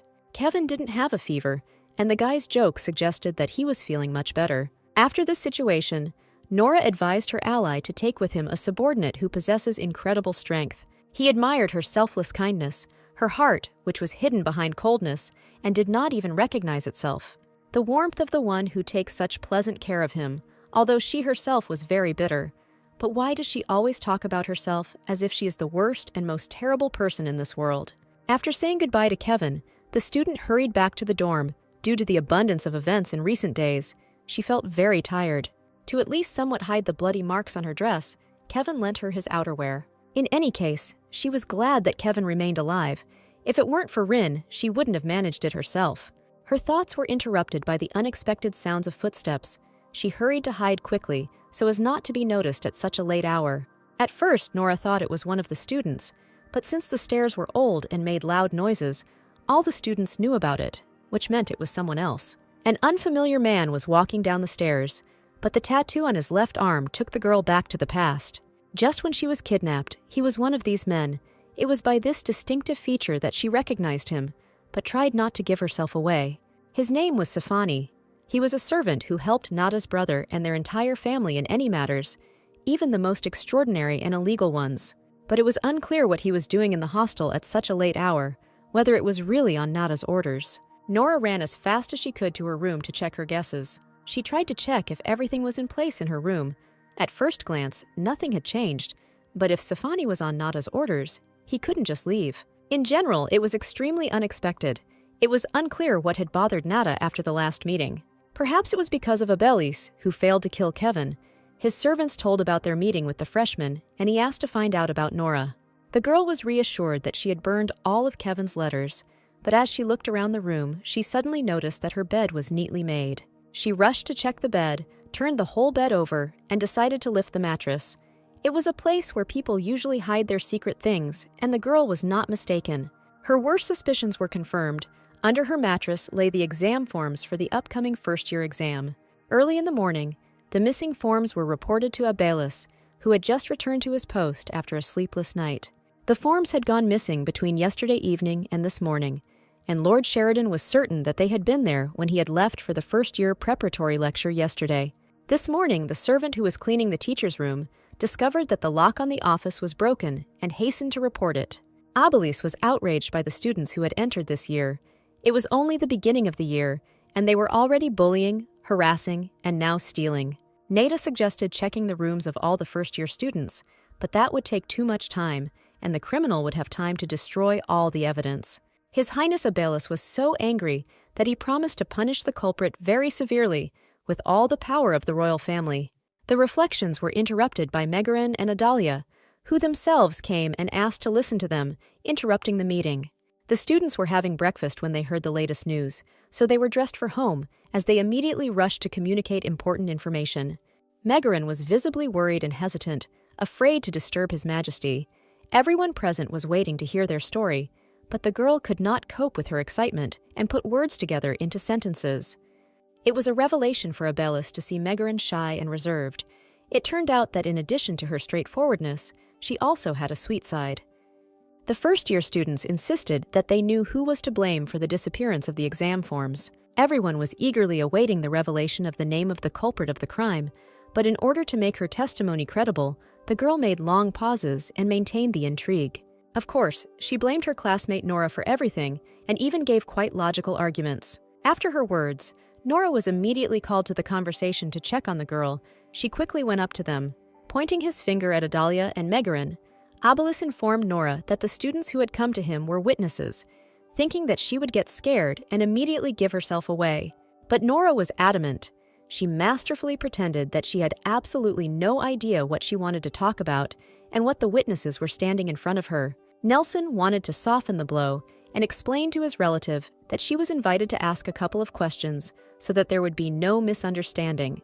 Megaran smirked that Nelson wanted to protect his family, thinking that everything was going according to plan for her. Right now, the man sent by His Highness must find the stolen examination forms in Nora's room. Last difficult evening turned out to be not at all useless. As Nora thought, thanks to Mahrad, she had an excellent opportunity to change everything. According to Mahrad, Nora came close to the classes, but for some reason was unable to come to the lecture. The one Megaran sent to check on the dorm noticed that she only returned late in the evening after curfew, so the classmate ordered the servant to quickly steal the exam forms and hide them in Nora's room. Moreover, she used someone else's servant, to be precise. In her past life, it was a servant of Nada's family. At first glance, the plan was flawless, but looking at Nora, Megaran was suddenly visited by doubt. The girl stood absolutely calmly, as if she was confident of impunity. But Nora had other thoughts. She didn't understand for what purposes Nada had colluded with Megaran and even participated in the setup. Nada has no reason to harm the best girl in the course by lending her servant and taking such risks. Even if it were true that they were on the same page, Nada would have dumped everything on Megaran and, if necessary, would have cut off all the strings to herself. It is quite possible that Siphone's visit and the hiding of the examination papers were different events. In any case, Nora now had to clarify all the misunderstandings to His Majesty and Nelson, who were already expecting an explanation. If she made a slight mistake, they would find out about helping Kevin. The interrogation began straight away. Abelis asked questions about where she had been the previous night, from what time until what time she had been absent. Nada was more interested in why the first-year student missed the preparatory lecture. Nora couldn't think of anything better to say than that she started feeling unwell and returned to the dorm room. Naturally, Abelis wanted confirmation of her words, but no witnesses were presented. Megaran's face changed to malicious joy. She thought that the girl had finally been caught and would now be punished to the full extent of the law. She expected that she would now start crying and making a fuss about how unfair it all was towards her, and would put on a whole circus to save herself. His Majesty suddenly ordered everyone to leave the office except Nada, Nelson, and Nora. While Adalia was upset that Nelson still hadn't paid attention to her, a man approached her and called her to leave the room quickly. Nora couldn't believe her eyes. The guy who called Adalia turned out to be that same Sifani. It turns out he was her servant and not Nada's. It turns out that it was not the jealous Nada who organized the kidnapping and wanted to get rid of Nora in her past life. Adalia planned it all. The owner of that kidnapper, and the one who hid the exam papers in Nora's room, was Adalia Kendall. She always seemed the most harmless of this crowd of jackals. The sweet, kind girl turned out to be a real cunning snake. In fact, Adalia was never in the shadows. She was so actively trying to cause harm, both in her past life and now. Abelis recalled that yesterday evening, when his servant had foolishly let Kevin go, he had come across this girl. He thought about the possible collusion between Nelson and his relative, who could have ordered him to help Kevin, especially since during the assessment of the competence of the first-year students, suspicions of a connection between them also arose. When all the strangers left the room, Abelis began to put pressure on the girl, saying that he was looking for a criminal and she was the only suspect. If the student cannot confirm where she actually was yesterday, he will be forced to take extreme measures. The girl understood that most likely the servant had told Abelis about the meeting with her, so she had to quickly figure out how to get out of it. Perhaps he suspects her not only as the one who stole the exam papers, but also as the one who helped Kevin, which is why he interrogates her so fiercely. If he suspects Nelson of betrayal, then if the girl cannot get out of it, then her relative will also be in trouble. Despite the fact that yesterday all the students of the course were in class, except Nora, she denied her guilt and insisted that she had not even come close to the teacher's room. Judging by the state of the student council members, it looks like they gathered in a hurry this morning, meaning they only found out about the theft this morning. Lord Sheridan was in his office until last night's lecture, so the student council assumed that the crime had been committed between last night and early this morning. Given that Nelson specifically mentioned evening time, it would seem that there are no other charges against her other than missing the evening class. Most likely, he decided to dispel Abelis' suspicions about Alandia and himself. This was his original goal in order to fulfill his plan. Since the missing item was intended only for first-year students, it meant that first-year students stole it, and Nora was the only one who was absent from classes. Of course, she denied her involvement. Then she was asked to tell in detail where she had been and why she had been absent from the lecture. The girl once again explained that she had not been feeling well that ill-fated evening. It was as if they were repeating the same thing over and over again, but this was how Abelis wanted to confuse the girl and force her to tell the truth. But Nora confused him and began to ask him where he got the information that she was near the place where the classes were held. Nelson turned attention to himself and suddenly decided to clarify whether the student had gone to the infirmary because she felt unwell. This question made the situation a little worse. Naturally, she did not go to the doctor, which she reported to the council. The student's answer completely angered His Majesty, and he began to threaten her with expulsion from the academy and serious punishment if she did not tell the truth. Nora quickly realized, and covering her face in embarrassment, was forced to say that her period had started yesterday. Of course, this confused the council a little, but they still wanted proof of the truth of her words. Nora covered her face with her hands in shame and offered to show them her bloody underwear, which was lying in the trash in her room, and promised to leave school of her own free will if the charges were not dropped. Nelusan shouted that the girl should under no circumstances bring her underwear, and Abelis was outraged by the phrase about school. It was done perfectly. Abelis had already begun to think that Nora had accidentally ended up at the place where Kevin had disappeared. All that was left was to wait for the results of the search for her room. Just at that moment, a breathless servant ran into the office and reported that Nora's room was empty, and the only unusual thing was a bloody napkin that the girl had prepared in advance. Abelis ordered the girl to be released, but before leaving, she asked why Megarin and Adalia had come to the council. She assumed that His Majesty had called them to clarify the number of people present at yesterday's preparations. Since they came themselves and no one invited them, the guy began to understand a little bit about everything. The girl gave him good food for thought. After permission was granted, Nora declined and politely said goodbye to the council members. She walked out with a completely calm expression on her face, as if nothing had happened. Megarin was worried about her classmates' calmness. Apparently, Sifany had hidden the exam papers too deep, or the fox had already found them and gotten rid of them because someone had let it slip. Meeting the girls in the corridor, Nora made fun of their appearance and the fact that they were giving important testimony to the council at such an early hour. Megarin, as if nothing had happened, joked that she had only told about what she knew, like an exemplary and caring student. Peering out from behind her friend, Adalia excitedly asked how everything went, and if everything was okay with her classmate. Nora smiled and replied that everything was fine, and thanks to Adalia the whole situation was resolved. His Majesty Abeli opened the door in a fury and called the entire student council to enter his office. Adalia and Megarin were also unexpectedly invited to the conversation. Nora saw the girls off and gloated, throwing all sorts of barbs at them with a smile on her face. Abelis informed the students that nothing had been found in the suspect's room, and he was interested in when and where they had heard about yesterday's theft. One of Megarin's servants, who was a friend of the teacher's room cleaner, told his mistress about the crime that had been committed. That's why she decided that she had to report what had happened as soon as possible, for the sake of all her friends who were innocent of anything. Listening to this, Nada was simply furious at the insolent behavior of the first-year student. She decided to teach the arrogant daughter of the Marquis a lesson. She clarified how the girl found out that it was Lord Sheridan's examination papers that had disappeared. After all, the servant was the first to report the loss to the student council, but he did not know what exactly was missing. It was obvious that this girl was from the highest aristocracy, and news at school could be found out quickly, but Abelis wanted to let it go unpunished since the Marquis was involved. But he didn't want to help a fool who fell into a trap he had set himself. It was convincing that everyone had fallen for the story. But still, the man was disappointed with Megarin. The student's hands were already shaking from worry and fear, but she continued to justify herself, saying that during the exam period, it was difficult not to guess what had been stolen. Realizing that her friend had dragged her into a dangerous situation, Adalia regretted lending Megarin her servant. She had only asked that Nora be expelled from school. She intervened with the suggestion that Nora, who had a phenomenal memory, might have memorized all the questions and thrown away the exam papers. Nada was very outraged that the students were trying to deceive their elders with such a banal lie. If the accused was as smart as they said, then she simply had no reason to steal the sheets.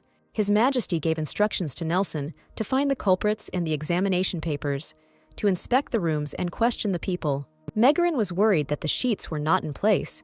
It suddenly dawned on her that Nora could not have guessed and found them in her room on her own, only if someone told her. She suddenly remembered the recent words of a classmate who thanked Adalia, and all the pieces of the puzzle came together in her head.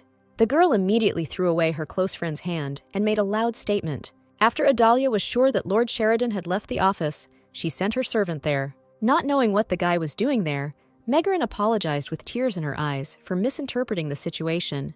She also apologized to His Highness for her childish behavior and her senseless, unnecessary visit. Naturally, Adalia began to blame everything on her friend, who had borrowed her servant to commit the crime. But they no longer wanted to listen to her, so Abelis wanted to first talk to Miss Kendall and make a decision after carefully studying the case, and sent the first-year girls outside to wait for the results. Adalia understood what a difficult situation she found herself in, but she could no longer do anything. She was shaking all over from hopelessness. But even though Megarin tried to cry in public, it was hard not to notice her gloating smile. Closer to lunch, the children went to the cafeteria. Megarin and her classmates were already condemning Adalia's actions, although her friend was supposedly trying to shield her and avoid the conversation. Nora and Days were having lunch at the next table, and the girl was inquiring about her friend's absence from the preparatory lecture. She was also concerned about the situation in the council office and expressed dissatisfaction with Adalia's wild desire to be in first place and meanly set up others. Of course, it was expected that Megaran would get out of the situation. Even in the past, she behaved like a princess and arrogantly interfered in state affairs, which she later blamed on Nora. Even when she was in danger, she must have remembered Nora's words and quickly blamed her friend for everything. Adalia entered the dining room. Her face was completely blank.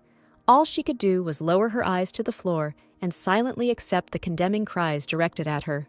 Despite the fact that she sat with her back to all the guys, this did not stop them from laughing at her and sending her unpleasant insults. Some of the students were also watching Nora, wanting to see her reaction to the girl who wanted to set her up so harshly. If Nora had not met Adalia's servant, then all the condemnation and punishment would have been directed at her. But as it is, the punishment will only serve for one person for now. As much as I would like to get rid of Adalia and Megaran at once, it would be better to remove them one by one. In the evening, Nora met with Kevin in their secret place. He was already aware of the successes of his subordinate. The girl recommended that the future successor of the Archduke read more books and not be interested in gossip. The person who inherits the title must be good at gathering information, so Kevin always took this matter seriously. But the first-year student had no time for his chatter. After the midterm exams, assignments for the summer holidays were pouring in like buckets. While she was thinking about studying hard to attend classes with seniors next year, Kevin was attracting attention with his walking. She always wondered why the guy kept coming to the library, and it turned out that it was his secret meeting place. The reason he came here despite the fact that they had not agreed to meet today was to reveal this secret. Because the young man tried in every way to distract Nora from her studies, she lost all concentration. This was exactly what he needed now. He sat down on the next chair and handed her the envelope, waiting for her to open it. It was a joyful and unexpected piece of news that Nora's mother had become Viscountess Perisher's maid.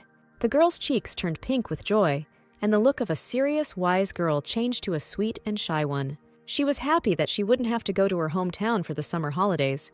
Even though the Baron had promised not to do anything, he wouldn't be able to ignore them completely, and Ida would continue to pester her. Thanks to this news, Nora will be able to leave with her mother to another city for service, so as not to meet this family. It was clear that Kevin had helped with this, but it turned out that Mom herself had sent a letter for the position of maid. To apply for this position as a maid who handles the personal affairs of a nobleman, a letter of recommendation is required. It must be from a famous nobleman. Kevin passed on the job posting to his mother and asked one of his subordinates to send a letter of recommendation. The girl felt a strange feeling. On the one hand, she made a deal to achieve common affairs, but did not trust him completely. And on the other hand, they needed confidence from each other that they could do their job, and not human trust. It turns out that he deliberately showed Nora the secret meeting place and even provided him and his mother with a place to stay during the summer. In fact, Kevin decided to give his subordinate a birthday present that she had completely forgotten about. Of course, it was strange to forget about your birthday, but it was understandable. For a long time, it had been a meaningless day. Sometimes it was just a day that no one knew about, and sometimes it was an excuse to get closer to the Crown Prince through gifts and attention to his wife. In fact, no one had congratulated her since her mother died, so she completely forgot about this day. So Kevin chose the gift specifically for the girl, so that she would like it and bring the most positive emotions. Nora once saved his life, and since he is the employer, he needs to pay compensation. Since she did not ask for it first, he chose the reward himself. He gave her the gift as if by chance, fearing that she would be wary, but he did not expect such a joyful and sweet expression on her face. The face is smiling and surprisingly bright, like a wild flower breaking through the rock. With gratitude and a warm feeling in her soul, she accepted this gift and was glad that she would finally have a pleasant summer vacation in the company of her beloved mother. Nora wanted to continue to keep in touch with Kevin during the summer holidays. The young man promised to send a letter when she had already left for Perisher. The freshman stayed in the library to study for her final exams, while Kevin went about his business. A few months later, after successfully passing all the exams, the children went on summer holidays. Nora was relaxing on the shore of the lake in Perisher, in complete peace and quiet, reading a very interesting book. The wonderful time spent and reconnection with nature was interrupted by one of the maids, who asked to urgently return to the mansion.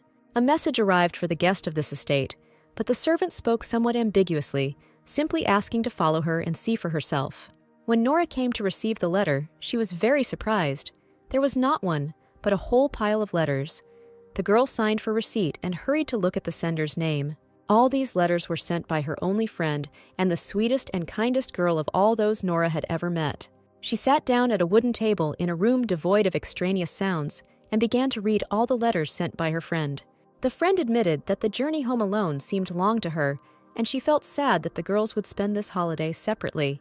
The McKeon family expected the girls to arrive together, and their mother prepared a bunch of pies and various tasty treats for the guest.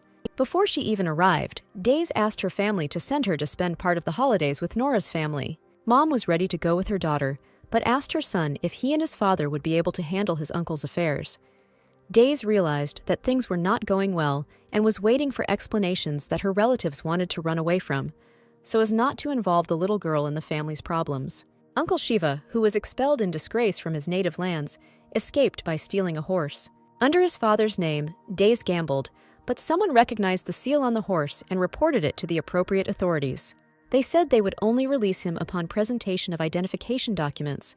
Chief McKeon said he did not know him, so he will now remain in prison. Shiva himself, according to the latest information received, seems to have been sent to an illegal mine as a simple worker. When he was working in the family shop, Shiva was very sociable and managed the work instead of his uncle, and then he borrowed a lot of money, even from some suspicious people. These loan sharks got to the head and made a fuss, saying that they were lending money in order to meet with the head of the McKeon family. The whole family had to deal with the consequences of his antics, but they had already resolved almost everything and placed talented people in the departments that Shiva managed. Their choice of manager, who will now be responsible for all departments, fell on the very intelligent and talented Marie Morier. They have been in frequent contact with Betty lately. They have many younger brothers and sisters, so they send home the money they earn, so they get along well on common topics. Betty is worried that the wedge-shaped pockets she grew in her hometown have become infected and are drying up. Everyone hopes for the best, but Betty's younger brother, who worked there, said that they stopped paying him and he lost his income. Marie believes that it will be very difficult to restore the growth of wedge-shaped pockets in large numbers. Even if there are many pockets again, the villagers will be cautious for a while, so they will work only as a family, without hiring workers. This will strengthen the economy, but will reduce jobs. Betty asked Days to talk about this with a friend, who just asked to be introduced to someone who knew how to grow herbs. If he is fed and given a place to sleep, the salary at least will not have much significance. Days also wrote about an interesting story she heard about their mutual friends from the academy. Adelia and Megarin's fathers, both of whom are marquises, had a huge fight over their daughters after the story with the exam papers. Even though Nora had visited Days last weekend, the house without her friend seemed empty and boring to her, and she wanted to be there as soon as possible. Knowing her friend very well, she joked so that Nora would have fun and not sit with her nose buried in her favorite books. In front of Nora lay a whole pile of equally heart-wrenching and interesting letters that she had to reread. The love and warmth of her friend really touched Nora. She even cried from happiness at having such a person next to her. After reading, she quickly began to write her a letter back. She wrote that she was now almost free and devoted most of her time to reading books in the castle library, which the Viscountess had kindly allowed her to visit. Also, Nora enjoys walking around the area and enjoying the nature of Perisher. It is the middle of summer now, and it was very hot there. Not long ago, the Viscountess invited the girl to go for a ride on a boat. The lake was so clear that you could see every grain of sand. The Viscountess turned out to be a very nice person. She took care of the mother, who had no experience as a maid, and provided her with a nice room. Some of the guests had met at Day's house before. They were very kind and nice, and even brought treats. Nora asked me to tell Betty that the offer was still open, and that she would consider the salary and accommodation in more detail and let her know later. The girl was very pleased with the appointment and success of Marie's affairs, as well as Days' arrival in Perisher, and looked forward to the soon meeting. Among the pile of letters from her friend, Nora noticed one letter that was very different from the others. It was written in a very strange manner and informed about the property that the girl was looking for. While the girl was writing the letter, the maid informed her that the postman had arrived, and she needed to hand over the letter quickly. The next time he would come only in a week. Fortunately, she had just finished. Regarding the letter in the blue envelope, of course, Nora understood that it was sent from her employer, Kevin, and answered him in the same manner. Kevin asked his assistant to write a polite message.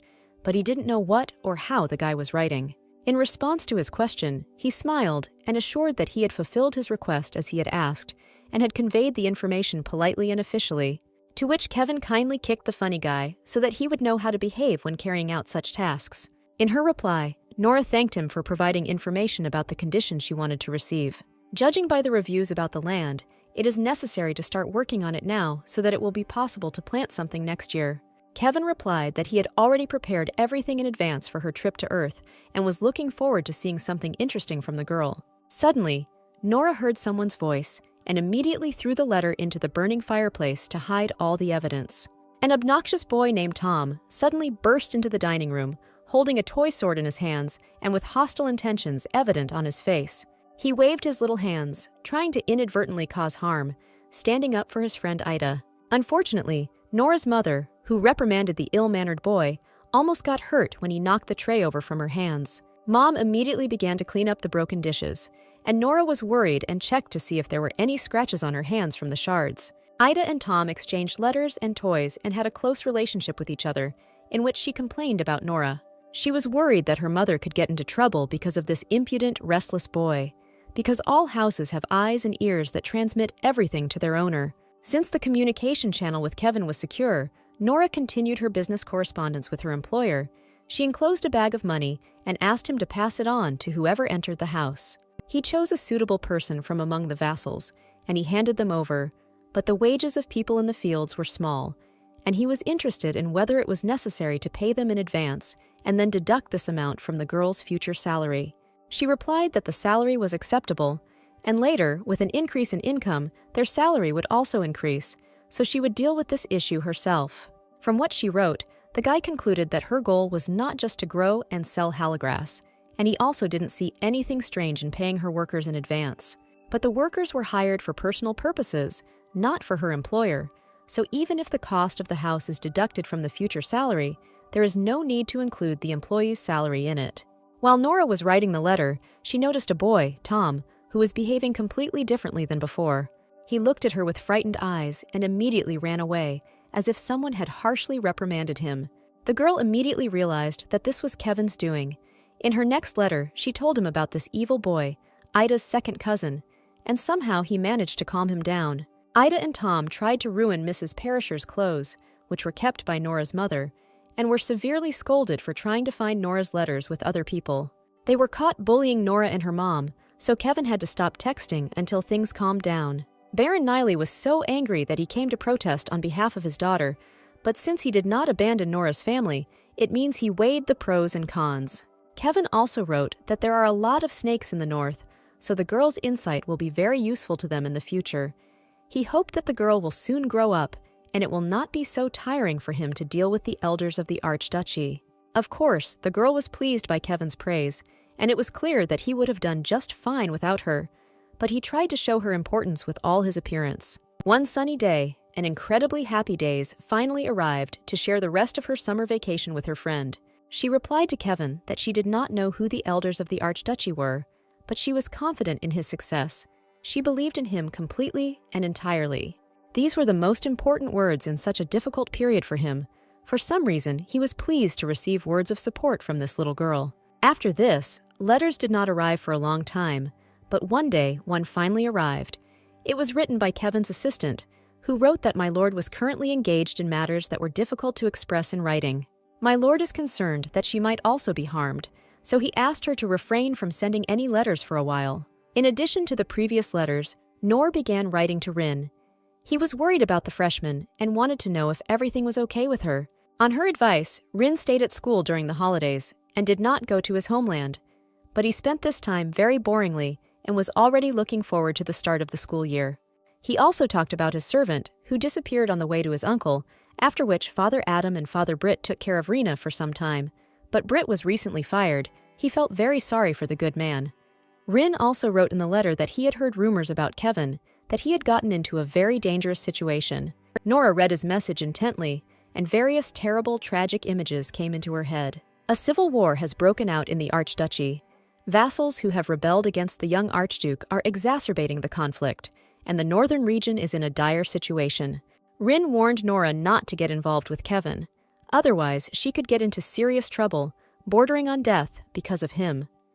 He understood that the girl was worried about the fate of her lord, since she had not heard any news about him for a long time. There was definitely no need to worry about a strong man like him. Even when he was on the verge of death, seeing his look, it was clear that he would not say goodbye to life so easily.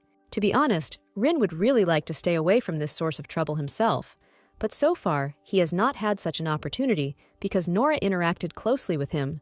He thought for a long time about what to write at the end of the letter and decided to wish her to have fun, eat well, and have a good rest. The young man's format of communication with Nora was ridiculously childish, although he was an 18-year-old conscious man. After reading each letter, Nora burned what she had written in order to avoid prying eyes, which were always trying to find out something interesting and secret. Although Nora insisted that she didn't care about Kevin's fate and that he was just a knight on a chessboard that she could move as she pleased, she still felt a distant sense of anxiety and worry. The action took place in the capital of the empire, in the townhouse of the Eland family, which was located in the heart of the city. A large number of wooden boxes were unloaded from the carriage.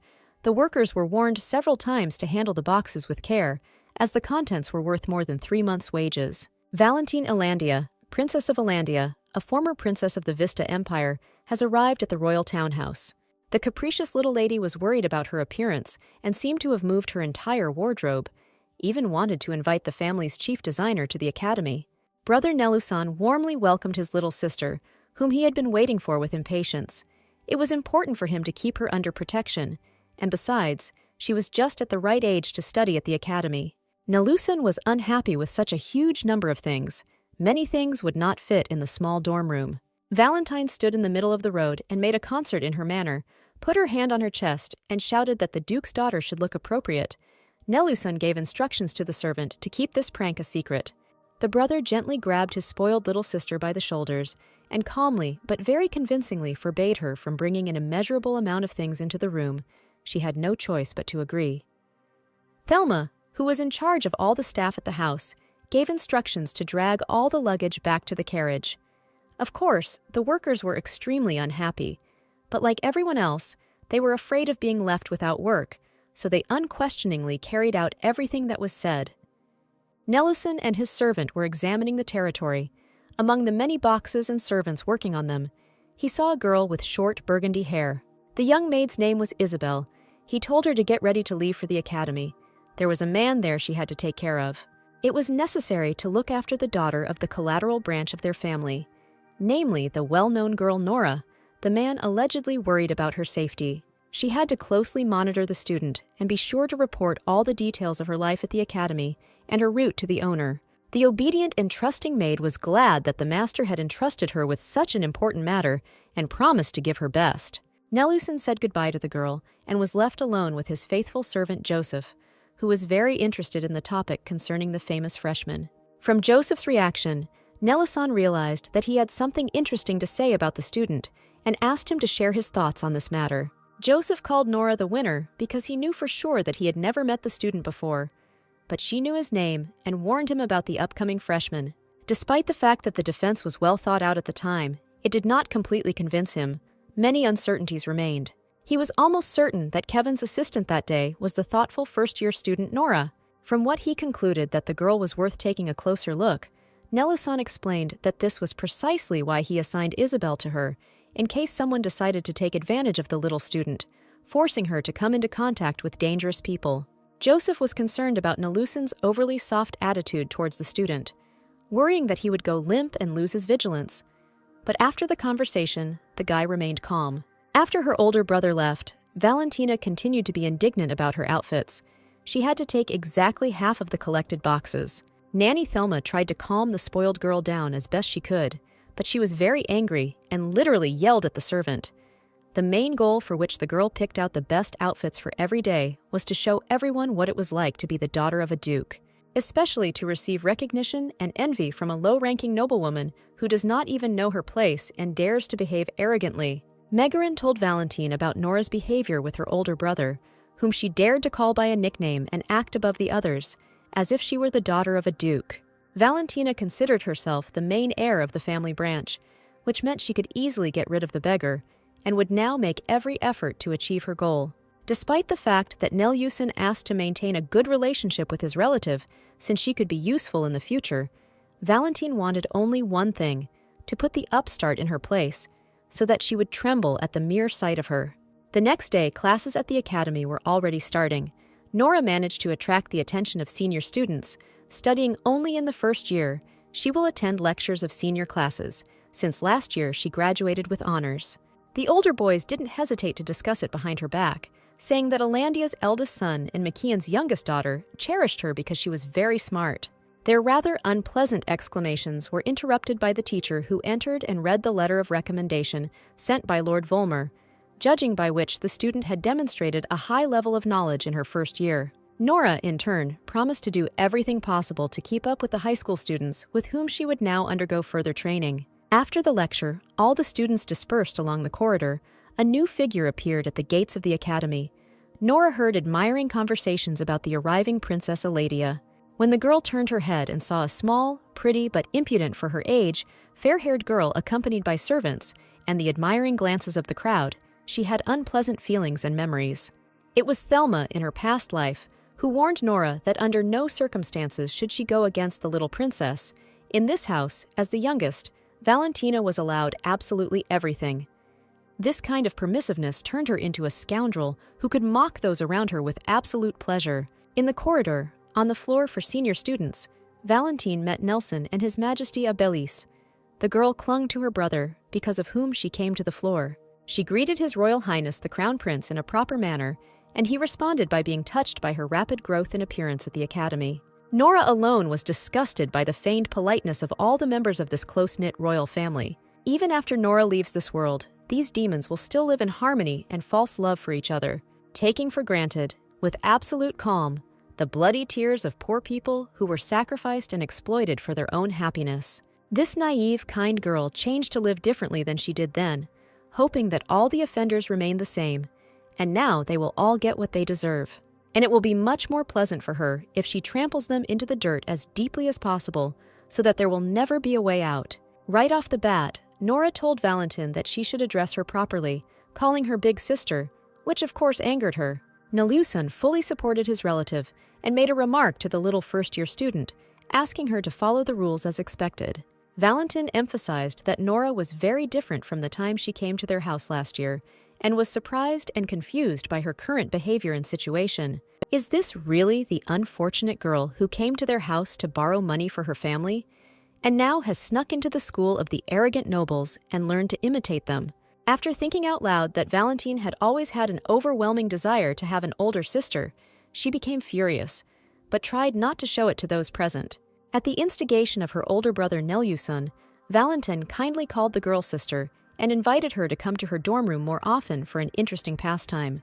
Abelis was about to go to the next lesson, wishing them success in their studies. He bowed and left his relatives. Having met just in time, Nelson informed Nora that he had assigned her a maid to look after her and help her, thereby making her difficult training easier. The girl did not really want to see a stranger in her small room, but Nelyusin insisted that she take care of her from morning to evening, and at night the girl could come to her relative's bedroom and sleep there. Valentine realized that this was a great idea for spying on her and supported her brother, saying that an Alandian could not live even a single day without a servant.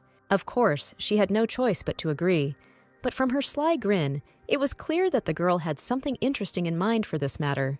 The day came to meet Isabel, who was clearly pretending to please her new owner. She immediately looked around the room, judging by the appearance of which, the girl seemed like a country bumpkin. But the appearance contradicted the general environment.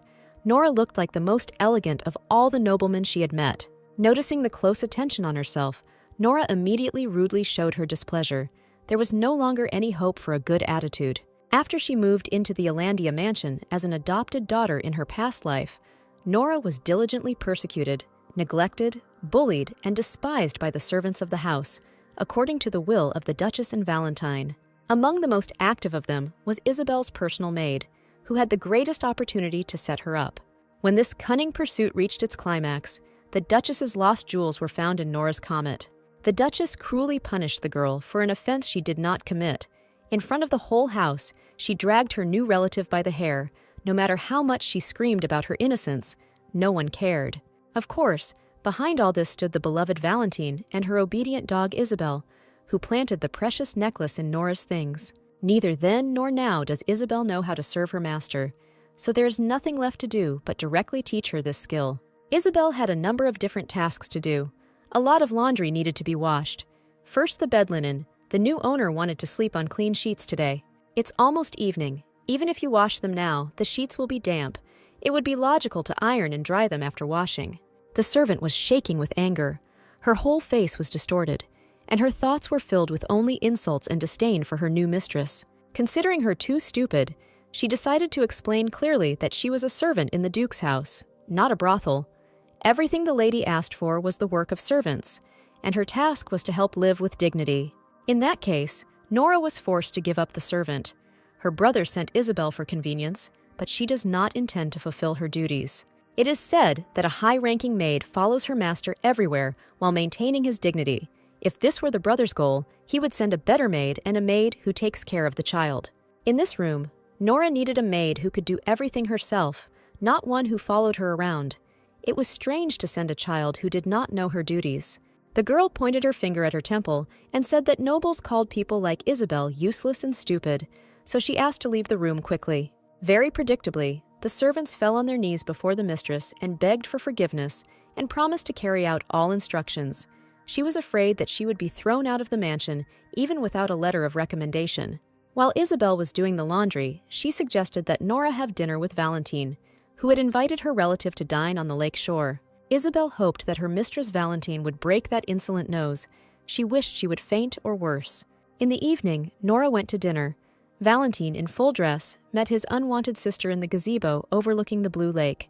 Valentine thanked her for the meeting and apologized for her inappropriate behavior towards her, to which Nora called her a child who behaved exactly the same as at home. She continued to compliment the invited guest on her excellent progress in her studies, and Nora, in turn, said that the princess would also cope well with everything. After such a sickeningly sweet reception, the girl began to see horrible images from her past life associated with this vile princess. Since the lake is not very visible from the hostel, Valentine rented a small house for dinner with a beautiful view. This place is famous for its view of the blue lake and the beautiful, eye-catching landscape on the other side. The Duke's hungry daughter invited her guest into the house to taste the dishes she had prepared especially for this evening. It felt like the princess was treating the beggar like a beggar. Whether now or in the past, this was a rare opportunity to taste delicious dishes, just as she presented. But as soon as Nora crossed the threshold of the house, she felt Valentine's leg near hers, and in a moment, she was already flying to the floor. After the fall, before she could recover from the shock, she saw the front door suddenly close in front of her face. The girl screamed and begged to let her go, to stop joking, while the little rascal ran away from the house with a happy face. All night she was locked in a dark warehouse and thought about why the princess tortured her, always considering her worthless, unworthy of a family, a slob. The princess was one of those people who had to completely get rid of anything that bothered them in the slightest way in order to feel better. If this time, Nora did not want to be wounded again, she had to prepare carefully, especially knowing the outcome in advance.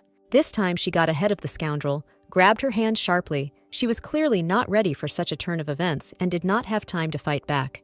Nora threw Valentina to the floor with a straight turn, gathering all her strength so that she would feel the strongest resistance to her power, and she closed the door to the screams of an enraged, spoiled girl, exactly the same way they did to her in her past life. As she left, Nora emphasized that it was Valentine who started the prank and planned everything well, even leaving Thelma at home so that no one would know where she was. When a person has bad thoughts, they eventually come back to him like a merciless boomerang.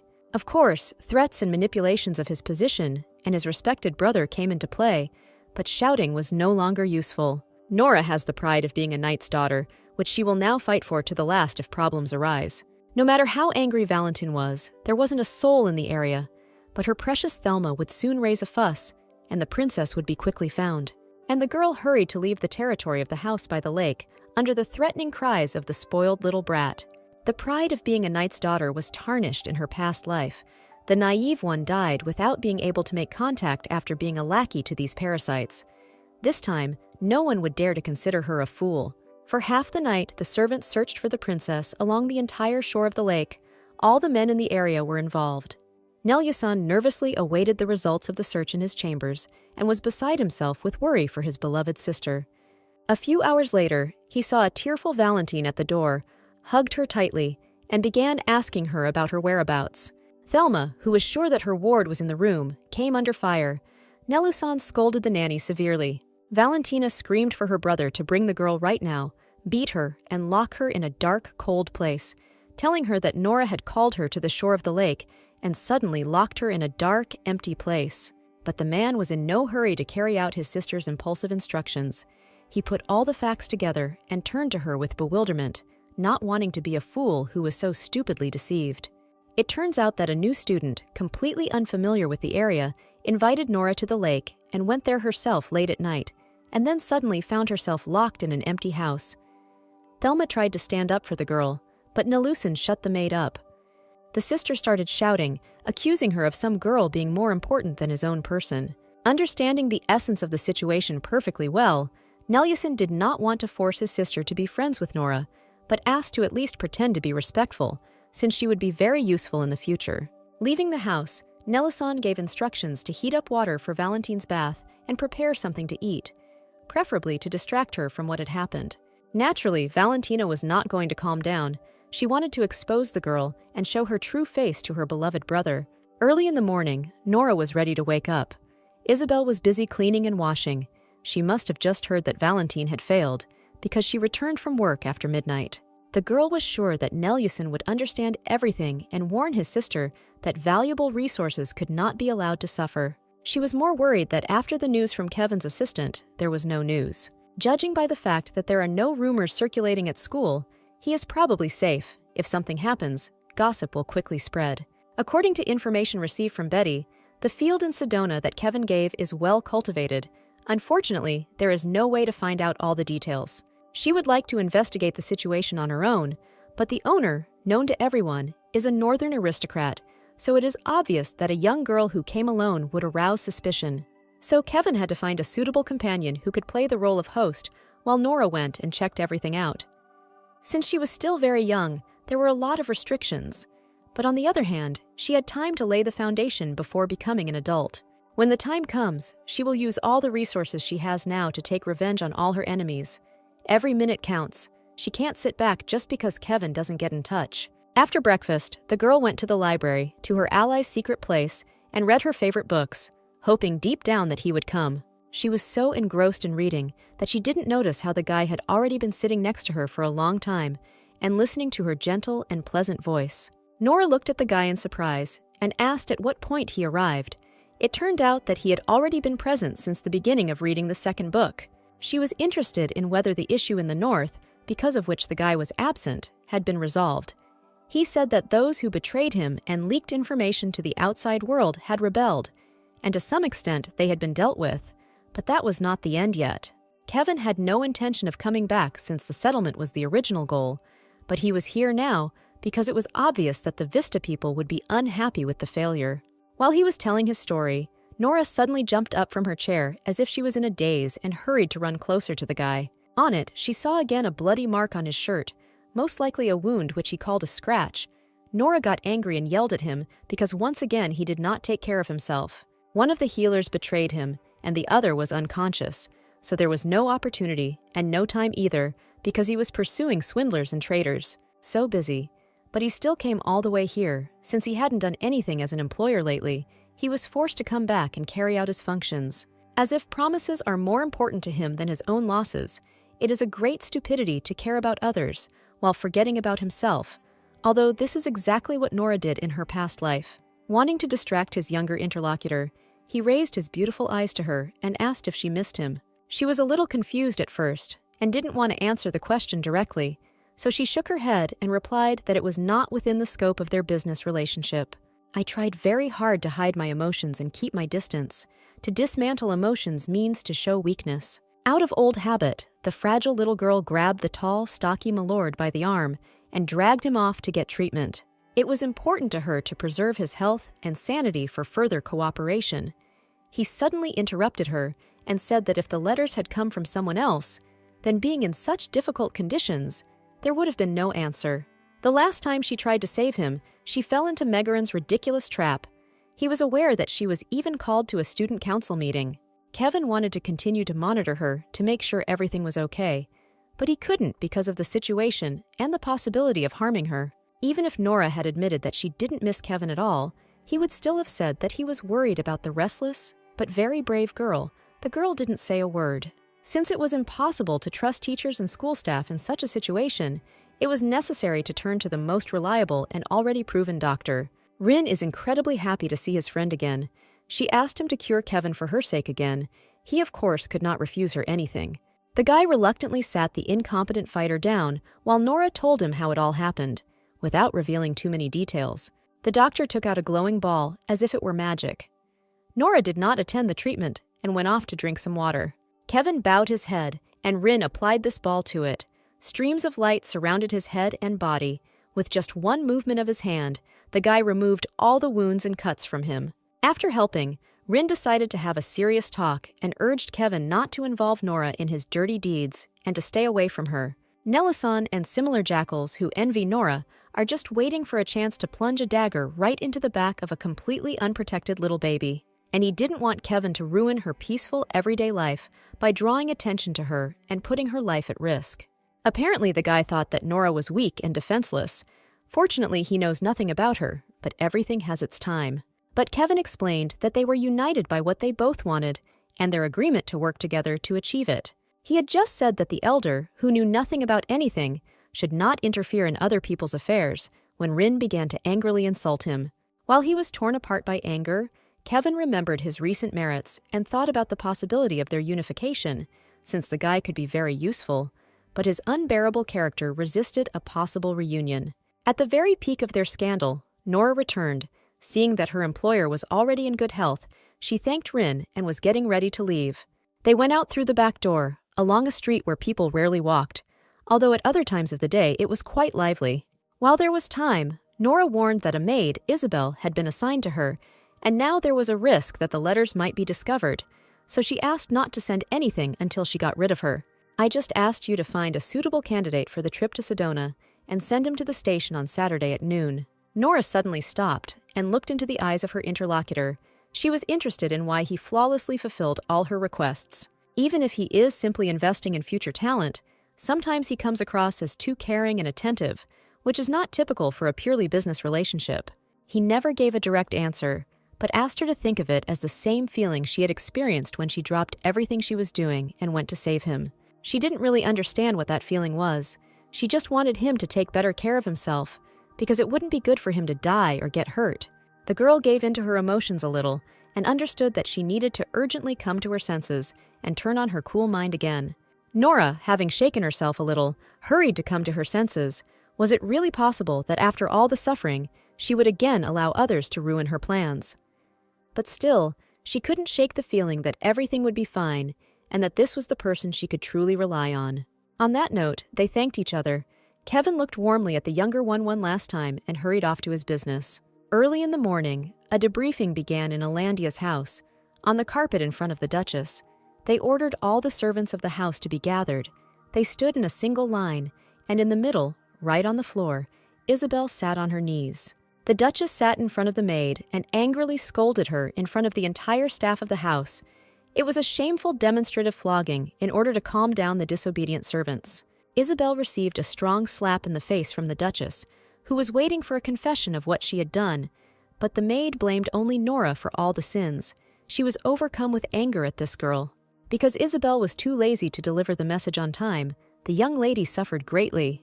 The Duchess was concerned about her condition when the princess was locked in this cold and dark place. Moreover, Mr. Nelison was furious. All this might not have happened if the stupid maid had conveyed the information in time. Holding a crystal glass with red wine inside, the high-ranking madam beckoned Isabel to her by moving her index finger. When the servant sat down closer, the Duchess poured the entire contents of the glass directly onto her cherry-colored hair, after which she kicked the girl in the leg with all her might. From that moment on, she was told not to miss a single word or action from this dirty girl and to report to the Duchess every day. Sedona is 2 hours from Catena, where the academy is located.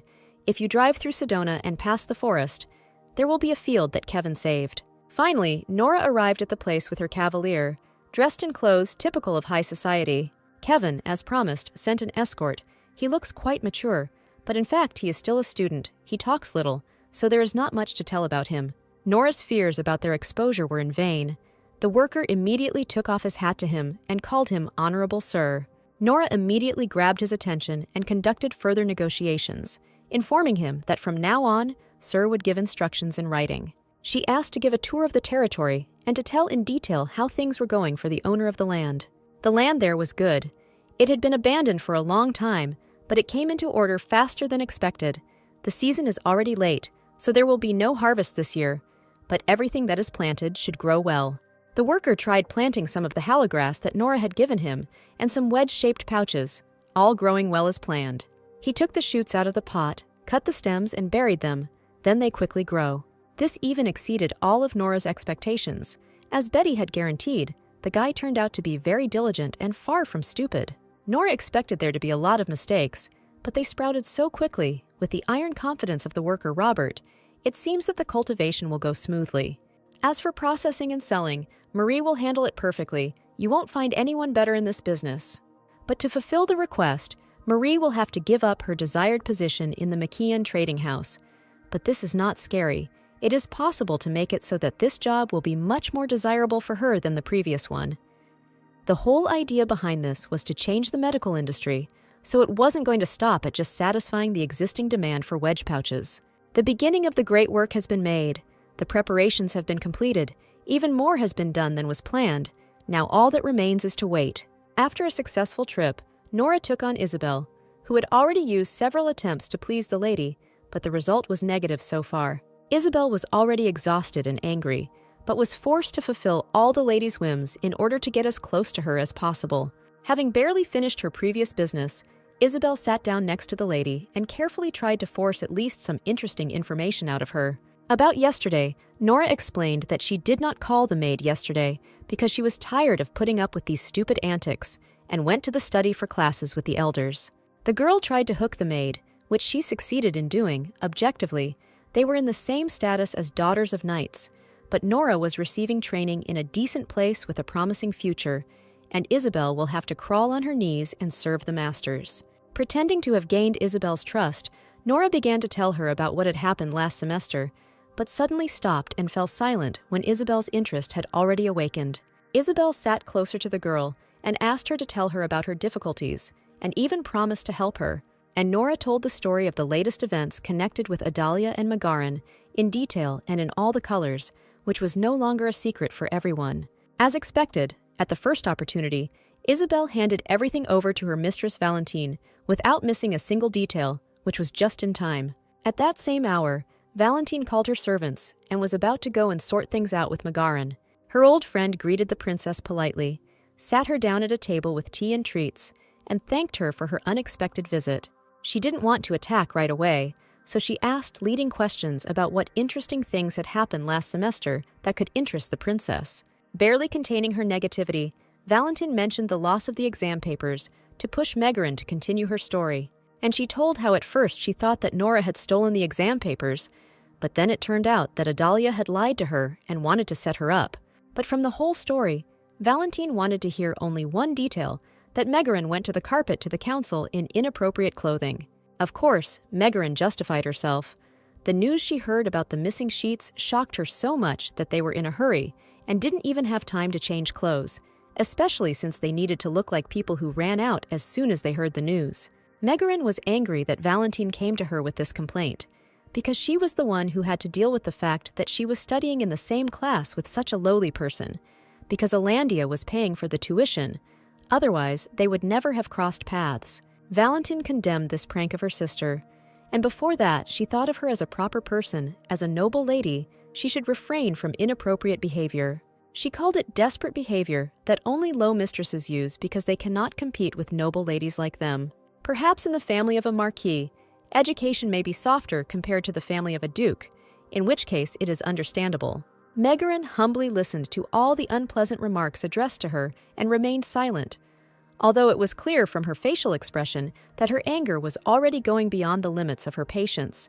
The guest was already getting ready to leave, but in the end, she told the girl to be more careful in the future and to maintain at least a minimum of dignity in front of her and His Highness, the Crown Prince. Of course, she agreed with everything Valentine said, but her trembling hands spoke of her friend's tense state. After the princess left, Megarin, without even changing her shoes, went about her urgent business and thought about this difficult conversation. She was angry that the princess acted as if she had already become the crown princess, although the crown prince already had a lover. To be honest, the girl definitely did not expect such a turn of events, and thought that the stupid and impulsive Valentine would torment Nora, and they would destroy each other by fighting among themselves. But if Valentine is going to point his weapon at her, then he shouldn't sit idly by, he needs to strike back. After some thought, she secretly met Alex in the corridor, with whom she wanted to reconcile for a common cause. As soon as she received confirmation of the renewal of their friendship, she immediately asked for a small favor, so that she would arrange a simple childish prank. And Megarin whispered something in Alex's ear, having first checked that there were no other students nearby. Early in the morning, students and their servants gathered in the corridor, waiting for the teacher, when suddenly a loud noise came from the first-year class, frightening even the most indifferent. Nora sent Isabel to check out what the scream was about and generally scout out the situation to make sure no one was in danger. She pushed her way through the crowd of curious students, and from the office came the jarring phrases that had recently been said to her by the Duchess when she failed to fulfill her duties. Freshman Valentine stood in a dress covered in blood, looking at her hands and unable to come to her senses. Thelma stood next to her, scolding the servants for not looking after the princess's personal belongings. The servants were already running to their mistress, and Valentine was only concerned with one question: who had put a bag of animal blood in her bag? But Isabel insisted that she had been closely watching Nora all this time and had not noticed any involvement in this incident. Nora had not even glanced once in the direction of the first-year student's office. Valentine immediately thought of Nora, but now suspicion fell on only one person. No one else would have dared. At the door, she noticed Megarin and Alex watching her, who were clearly in cahoots and knew about this situation. Megarin didn't even try to hide her joy at the successfully completed task from her, in the form of a prank with blood in the backpack.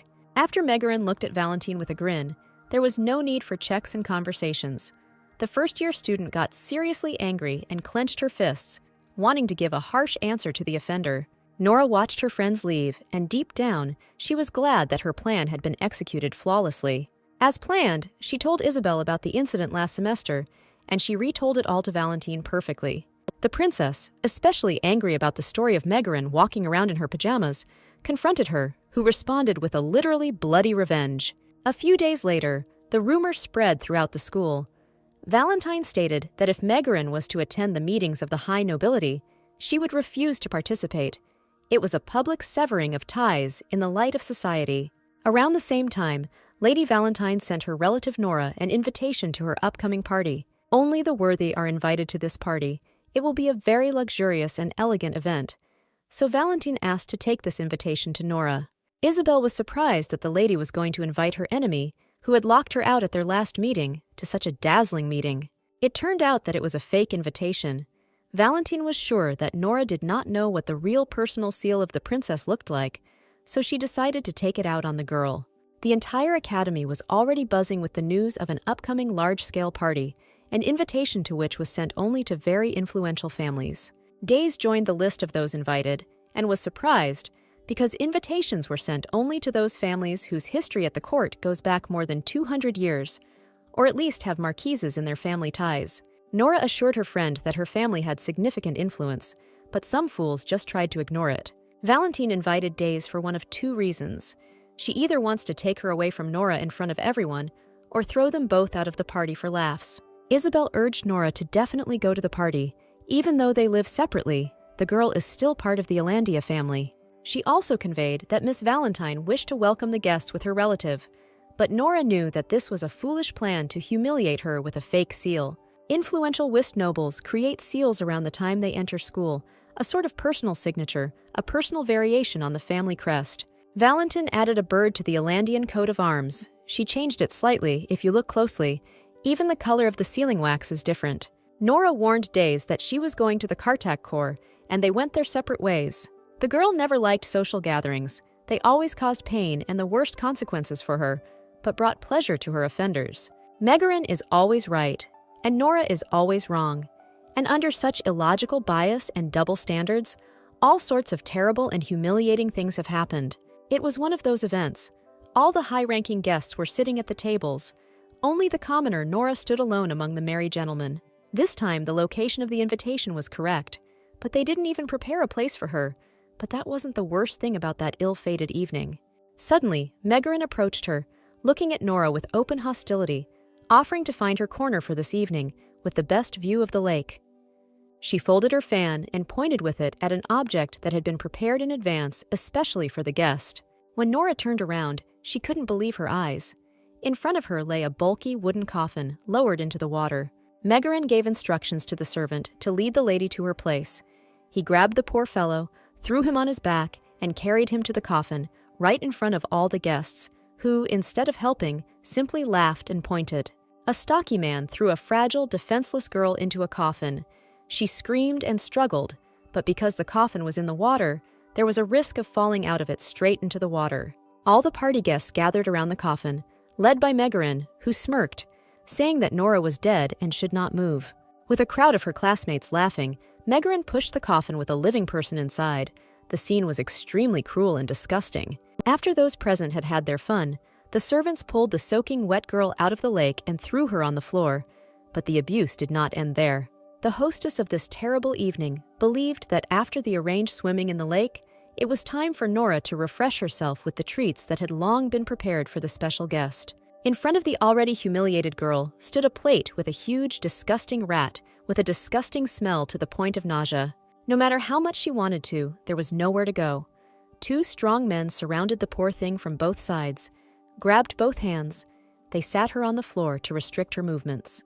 To the laughter of the crowd, in front of the joyful main person of the evening, the maid helped these two foreheads, shoving a dirty, stinking rat into the mouth of an innocent little girl. Nora remembered everything that happened at that party, down to the last second, the brutal bullying that happened just because she wasn't like them. Not only Megaran, but Valentine also often did this in her past life. It seemed like they were competing to see who could send out more fake invitations. They must be so excited to laugh her out of this party too, but it's a shame it won't happen again. On the way to the Kartak building, Nora met her beloved relative Nelison with a red folder in his hands. He decided to talk to Nora about the situation with his younger sister, having learned that Valentine had been too rude to her. Nora said that she was very scared that day and simply left Valentine, without even offering help or asking if everything was okay with her. Nelison wanted to apologize for his spoiled little sister and asked to tell Nora how it all happened, but she did not want to go into details, wanting to leave it in the past. She pretended that it was very unpleasant for her to remember this moment, but at the same time, she considered it stupid to hold a grudge against a spoiled child. The girl delighted him with the news that Valentine had decided to apologize to her relative first, which greatly surprised Nelison. This was not at all typical behavior for this child. Nora showed the invitation sent by Valentine and the offer conveyed through Isabel to greet the guests together with the hostess of the evening. With her feigned, joyful expression, she tried to show her truly good intentions towards Valentine and her desire to reconcile. It was obvious from Nelson that he was not happy with this turn of events, and knowing his sister, he sensed a catch and was going to figure it out.